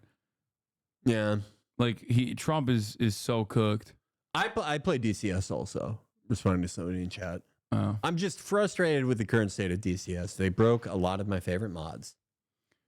Do you think the State Department is selling lesser evil retaliation withholding to Iran? No. There's no fucking way. No. Also, a war with Iran, like a hot war with Iran, would destroy would cause irreparable harm to the global economy because they would just attack the Saudi oil refineries and shit. So I think that there's that. Like, ultimately, that would... Can you yeah, he was just blowing smoke. Do you think Trump will be held responsible for violating the Leahy Act? What do you mean? They should put fucking Joe Biden under the prison for violating that then. Like the Leahy Act. Come on. You can't be a grown-ass adult and think someone's going to get prosecuted for the Leahy Act. No, they're not. No, that's the thing that you do for complementarity. Not that it matters for the United States of America, but like to at least have the responsible government, like to present yourself as like a nation of rules and laws. Yeah. Okay. And then you only use that against like people that you hate. The entire point of the Leahy Act is to pass it and say you have it, not to use it. Yeah. It's the other side of the invasion of the Hague Act. Like, yeah. You get that on the peaceful dove side, and then on the right side, on the Republican side, you get we're gonna invade the fucking Hague if you try to hold a war criminal that is of Israeli origin accountable for their crimes. But then if you're a Democrat, you get to say things like there must be accountability. Yeah. My favorite thing in the world, just general accountability. Yeah, I think you weren't talking about Leahy. I think you were talking about the Logan Act, which again, Well, there's also a Leahy Act as it concerns foreign lobbying. What? Isn't that there's also a Leahy Act? Let me look it up. Oh, for like FARA violators? Yeah. I'm looking it up. Yeah, that was my favorite part about the Russia story was like, now do Israel. Oh, yeah. The Leahy law, Joe Biden would be buried under the prison. Yeah. Prohibits the U.S. Department of State or Department of Defense from providing military assistance or foreign security force units that violate human rights with impunity. Yeah. What is a FARA violation? It's a Foreign Agent Registration Act. Yeah, it's when you don't declare that you are lobbying for a foreign government. It's what Paul Manafort got nailed with. Yeah, but if you're Israel, it's fine. Yeah, don't even think about it. Then if you were to say, hold up, this seems weird that a foreign government has such a stranglehold in our Congress over lobbying. If you say that, then you're an anti-Semite. If you think it's weird for a foreign government to individually pick out American college students and identify them and say for employers not to hire them because they are anti-Semitic, you in fact are the anti-Semitic one. Yeah. Don't say that. Don't say it. Don't think about it. If you see a headline about it, don't read it. Throw your computer out. Yeah. You don't want to take a risk with these things. Don't do that.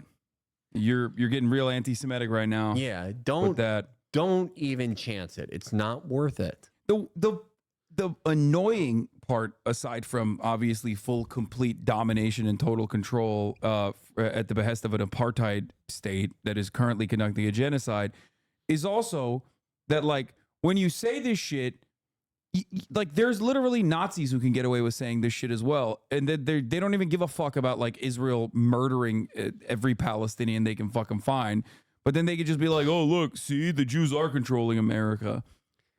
Yeah, you're the same fascist. There's no difference between a guy. There is no difference between a guy who is like posting those videos of like the kahanis or whatever, you know what I'm talking about, where it's like, oh, the goyim are our cows, like they need to serve us, and the guy that's in the video, you're just the same they're the guy, same person. you're the same person, Same ideology. yeah. I've said it before, but like, if I was a guy from one of the fucking Dakotas, who had not ventured far outside of that territory, and I just saw how the Israel lobby is treated, and I saw my representatives go up every year and they pledge allegiance to this one foreign country, and I see what a third rail this is to even talk about, and I see the social consequences and employment blacklisting of people done by a foreign government. What conclusion do you think I would come to were I just some guy from the Dakotas? Yeah, what do you exactly think? I have a pretty good idea of what I would think. Well, we know what they think because Yeah. they're saying it. It's everywhere now. They're like, well, what do you mean? Of course, Jews control the fucking media and every ounce of power that we have here. Yeah, it would be impossible for someone to see all this and not even think that like a little bit. Yeah, it's. But that also then is beneficial for Israel. Yeah. Which is so shitty. It's beneficial because then Benjamin Netanyahu could be like, you see? See, it's not safe for them. Yeah, look at how anti-Semitic these guys are. We should kill them.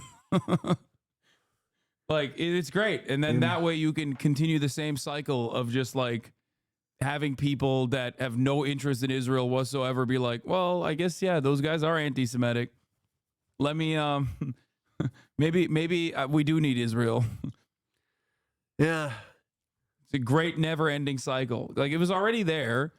It was obviously always there. It's like there's that underlying sentiment that like most normal people will even like lightly lean into every now and then, but Israel literally pushes them off that cliff to be like fully diving in, especially every single time they say that like we're doing this for Judaism and that we are doing this for Jews and all Jews care about this. And if you were to say that that's not true, then you're anti-Semitic. The biggest public event in the history of Israel was the public funeral for Ovadia, who was sort of like a chief religious figure among Sephardi Jews. And if you want to go insane, just look up some of the stuff he said. Everyone likes to make the joke about like crazy Salafist guys who live in London, right? Ovadia said things that like really put those things to shame, just with the roles slightly altered. Yeah. Yeah, I mean, it's crazy. There's, oh God, it's so fucking insane. It makes me feel insane though, like when I have friends who are tapped in and will just like immediately reflexively defend Israel. I'm just like, dude, what are you saying right now? Like, you grew up here, bro. You fucking don't give a shit about Israel. What the fuck are you saying? I've like completely given up on anyone who is like fully with it at this point. I don't think there's anything you can do. I think that's someone who would have been a fucking concentration camp guard. I have like no interest in talking to anyone like that anymore. What is frustrating to me are people who like generally do know a lot of the bad shit and aren't necessarily like what is it, Noah Breslau or whatever? No, the liberal isn't Zionist anyone specific, but just like the type of person who does know. There are people like this who like know how bad this is, and they want weapons shipments to be paused or hopefully stopped, but there's just like an extreme qualification they put on this where it's like, yeah, this is bad, but like it's weird if you care about this and you're not Jewish or Palestinian, or like just any of the qualifiers they put on it to make it not what it is, which is, the most nihilistic, racial exterminationist government on the face of the planet. I don't know. It has been very revealing for a lot of people. It really shows what things are negotiable with some people. Like what could it be if you recognize the atrocities? You know what I mean? Like what if you recognize the atrocities? Like what is causing you to still hold out hope in any capacity that like this country that has been like an apartheid on a good day and a genocidal one every other day is going to somehow magically turn things around? Like you just don't believe that. The liberal Zionists are a great example of crackpot realism. Yeah, what they say and how they say it, it takes the appearance of something that's well reasoned and adapted for the modern world we live in. But in actuality, they're more divorced from reality than even the most, psychotic rightists in Israel. The psychotic rightists know what country they live in. They know what country Israel will be for as long as it exists in this form. The liberal Zionist is significantly more delusional. Yeah, but I just can't wrap my head around it. That's what I mean. It's like, I guess it's kind of like America. Yeah, no, like American liberals. It's the same thing as what we were talking about with like the crackpot realist administrators of empire. The appearance of propriety and a relationship with reality, in actuality, a much more like nihilistic and insane racialized viewpoint. But it's like American liberals, but like at least in terms of the genocide ongoing in like Palestine in Gaza, there's like a separation there, right? Mm-hmm. This is like being an American liberal when like the indigenous genocide was happening, and being like, no, you don't understand. Like we're just gonna do land acknowledgements later down the line, but like this is actually fine. There's just like there's not really like a modern equivalent that I can point to where there's like that level of closeness to the atrocities and the ongoing slaughter beyond like World War II, literally. Yeah. Like I mean, there were people in Nazi Germany who were like, look, there has to be a better way to get rid of the Jews than this. Like the human mind has like endless potential to obfuscate and to distort things that you can see with your own eyes, to interpret reality in the most insane and baffling ways possible.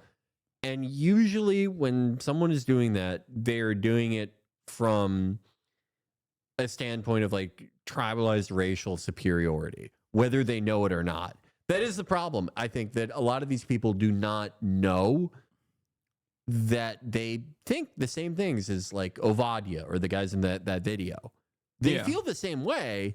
They won't, God forbid, they say it because that's provincial, like I'm sure they don't have like the hick bullshit. Well, I don't think they have like the like Jewish supremacy attitude in terms of like being above like Christian Westerners or whatever. But I think like they feel that way about Arabs being like wholesale barbaric.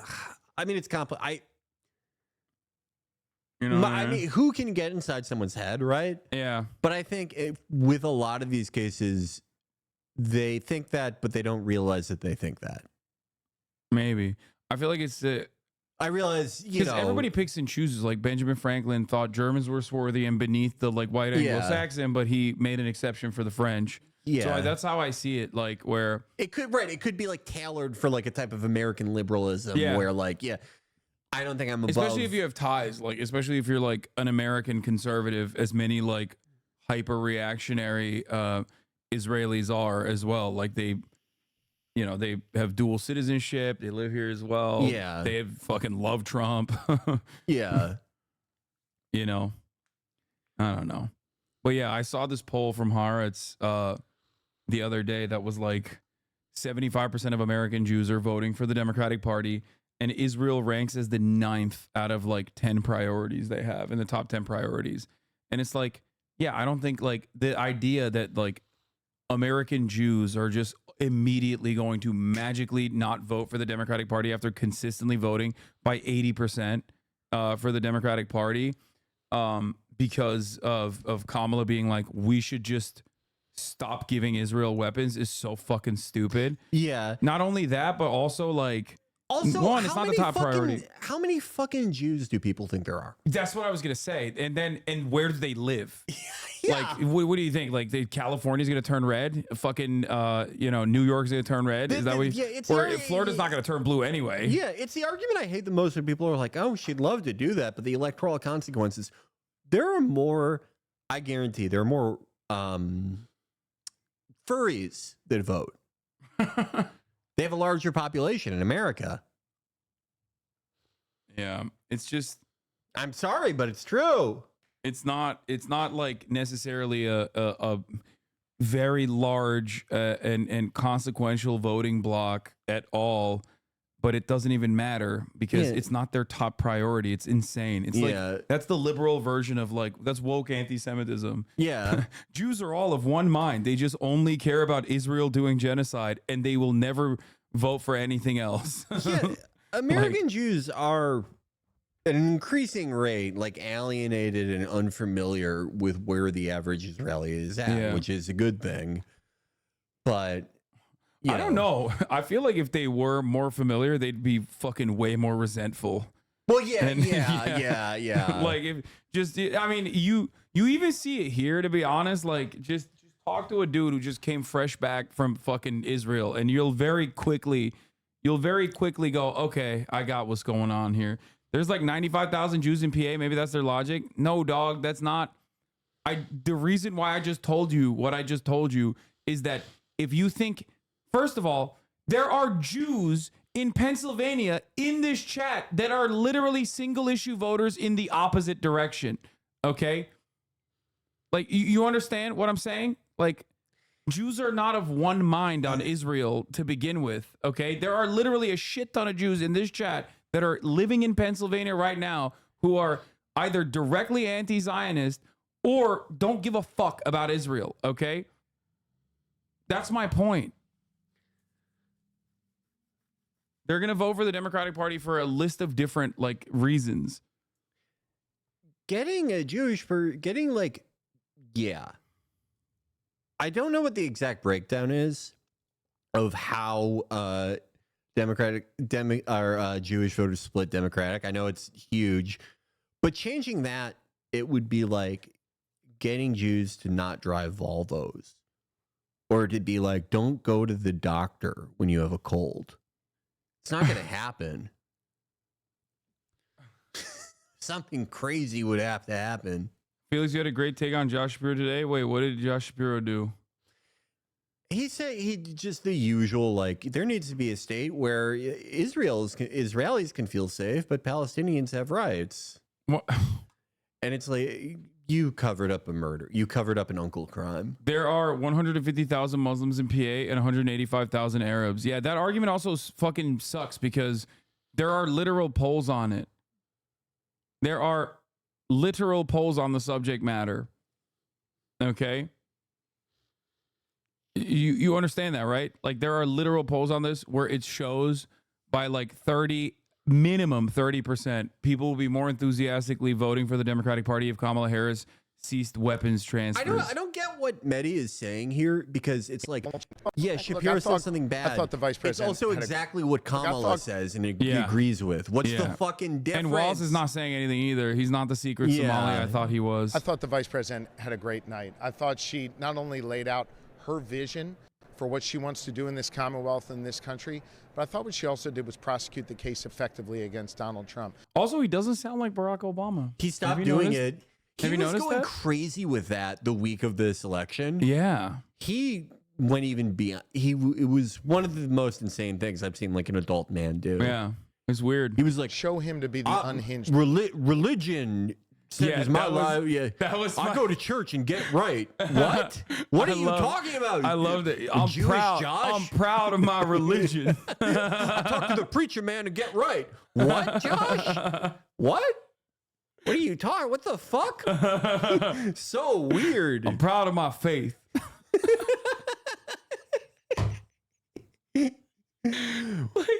He's just repeating stuff he saw in memes.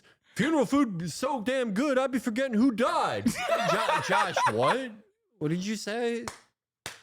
Zoomers are gonna cancel him for doing AAVE. They're like, oh my god! Once they find out he's doing AAVE and he's inappropriate age gap relationship. I was talking to my sister Kamala the other day, and I said, "Jewish pussy got me acting strange." Josh, what are you saying? What? Oh, Jesus Christ! Person that he is. So weird. Let's see what he's saying. The unhinged person that he is, peddling more conspiracy theories and bringing more chaos to this country. I thought she did an excellent job. How do you think about her answer about Israel and the war in Gaza? Look, I thought she was absolutely right to say Israel has the right to defend itself. Yeah. Okay. Oh, really? Yeah. Oh, really? I'm shocked that you said Amazing, Mr. Idea volunteer. It was absolutely right that she said that. Oh my fucking god!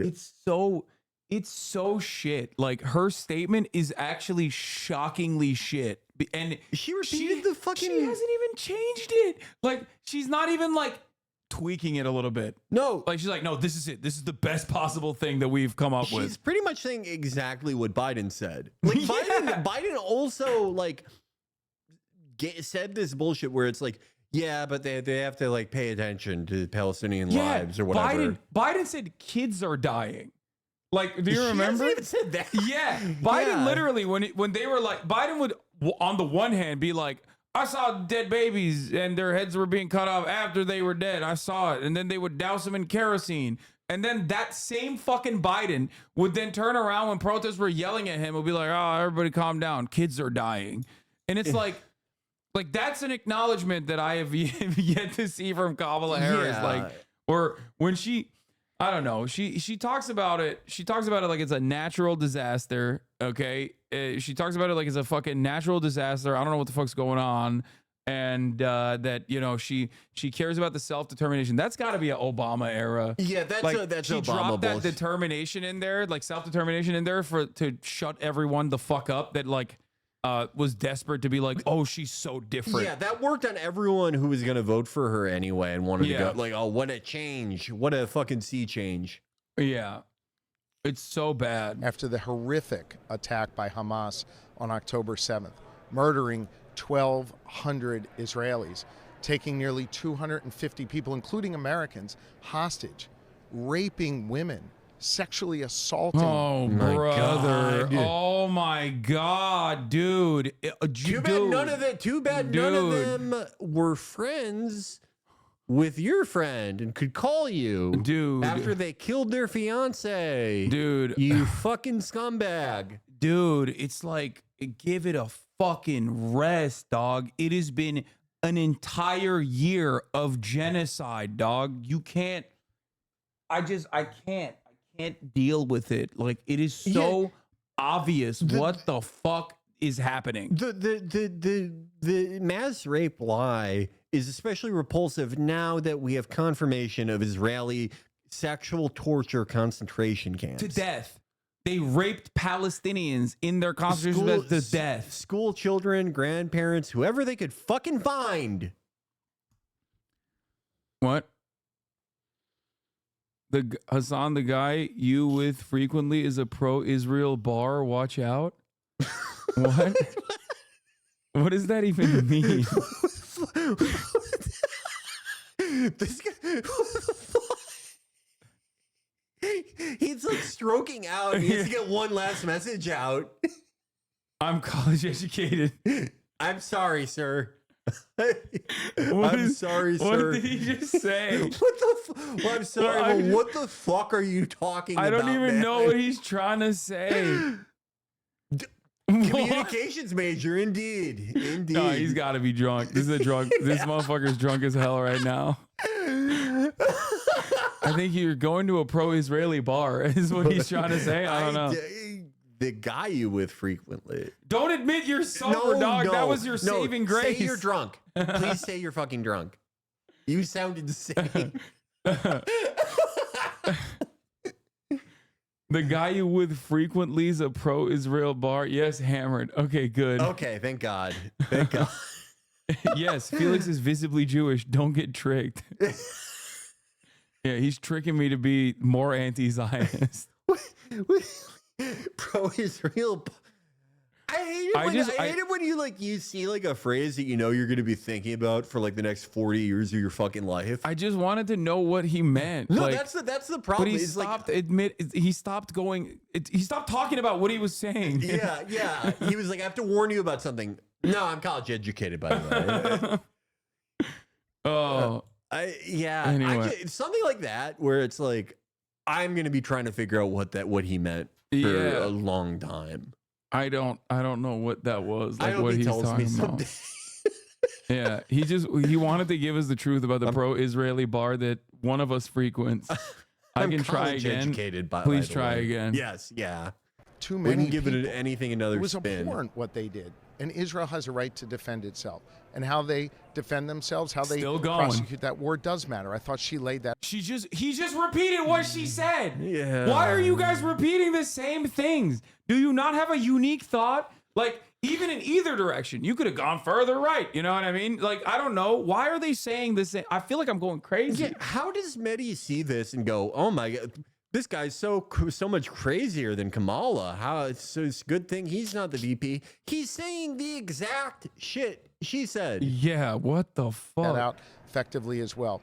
I also think what she did was lay out a vision. Yeah, how Israel defends itself matters, and they have to do it effectively. As in, we want more baby murders. You pick up the pace, Israel. This is exactly what they've been saying for a fucking year. She laid that out effectively as well.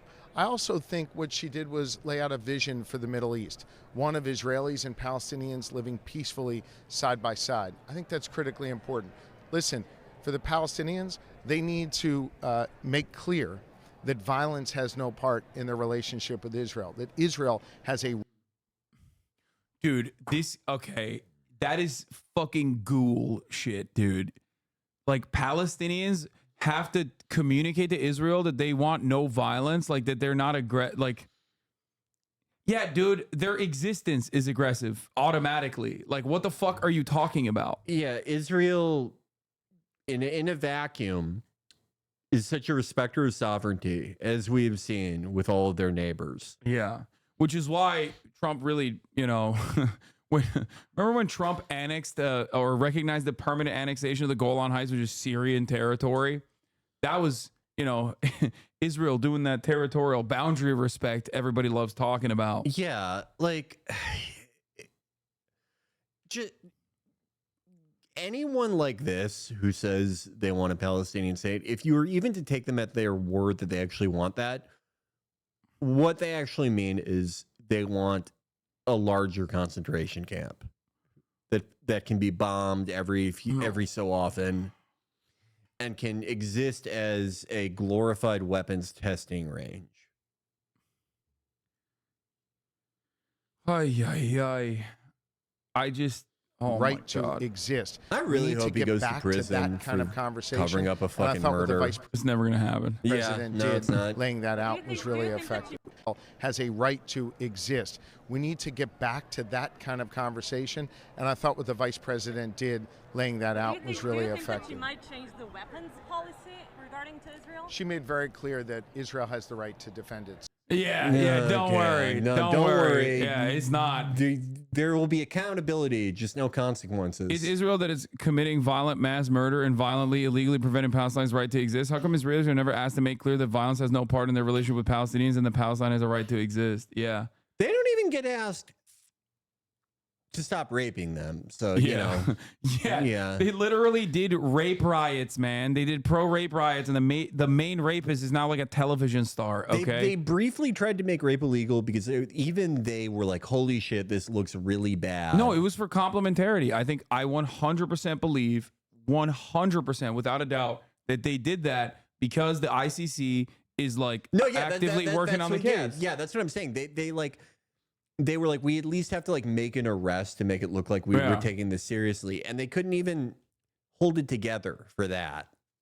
Yeah, no conversation. Dude.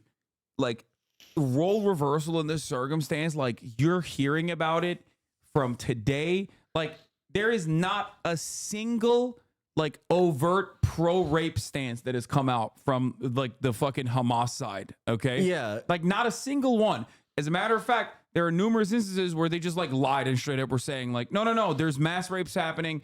Hamas is actually ready to do mass rapes. Israeli maternal units are getting ready to receive the hostages that will have been raped by Hamas militants. Like, they just said that over and over again to do pro-genocide propaganda.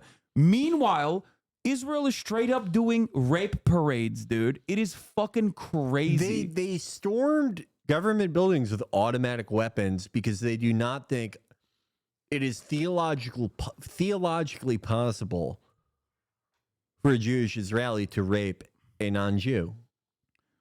It's just, I don't know. I mean, all I do know is that this can't continue. Like, it will inevitably fall by the weight of its own contradictions. Like, there's just not going to happen. Yeah. How it happens and the unintended consequences of that are to be determined, however. Yeah. It's unimaginable. So many similarities. Rachel Corrie's parents call for the inquiry of death into Aisha. It's just not going to happen.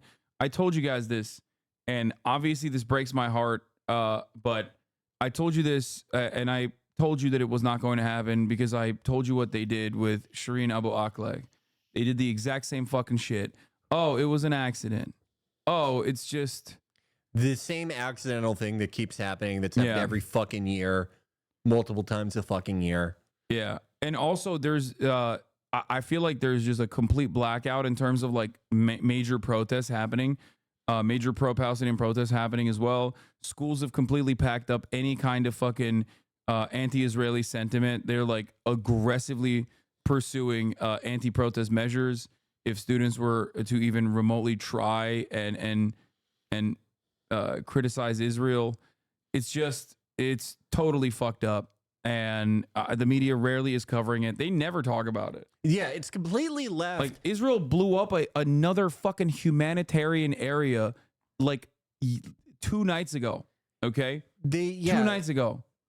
They rushed all these people into another refugee camp and dropped bunker busters on it. Yeah. Leaving craters several meters into the ground. Yeah, but hey, listen, if Trump gets elected, the craters will happen more. Yeah, it's 6 inches deeper. They'll use a 3,000 pound and then the fucking cynical liberals who have been championing this fucking genocide every step of the way will be like, see, you did this. Now they're invading the West Bank. And it's like, okay, if the Democrats won, then they would invade the West Bank 4 years after the fact, and the Democrats would champion it. Good job. Trump's signature policy on Israel, the embassy in Jerusalem, Hillary Clinton said that she wanted to do that in 1998.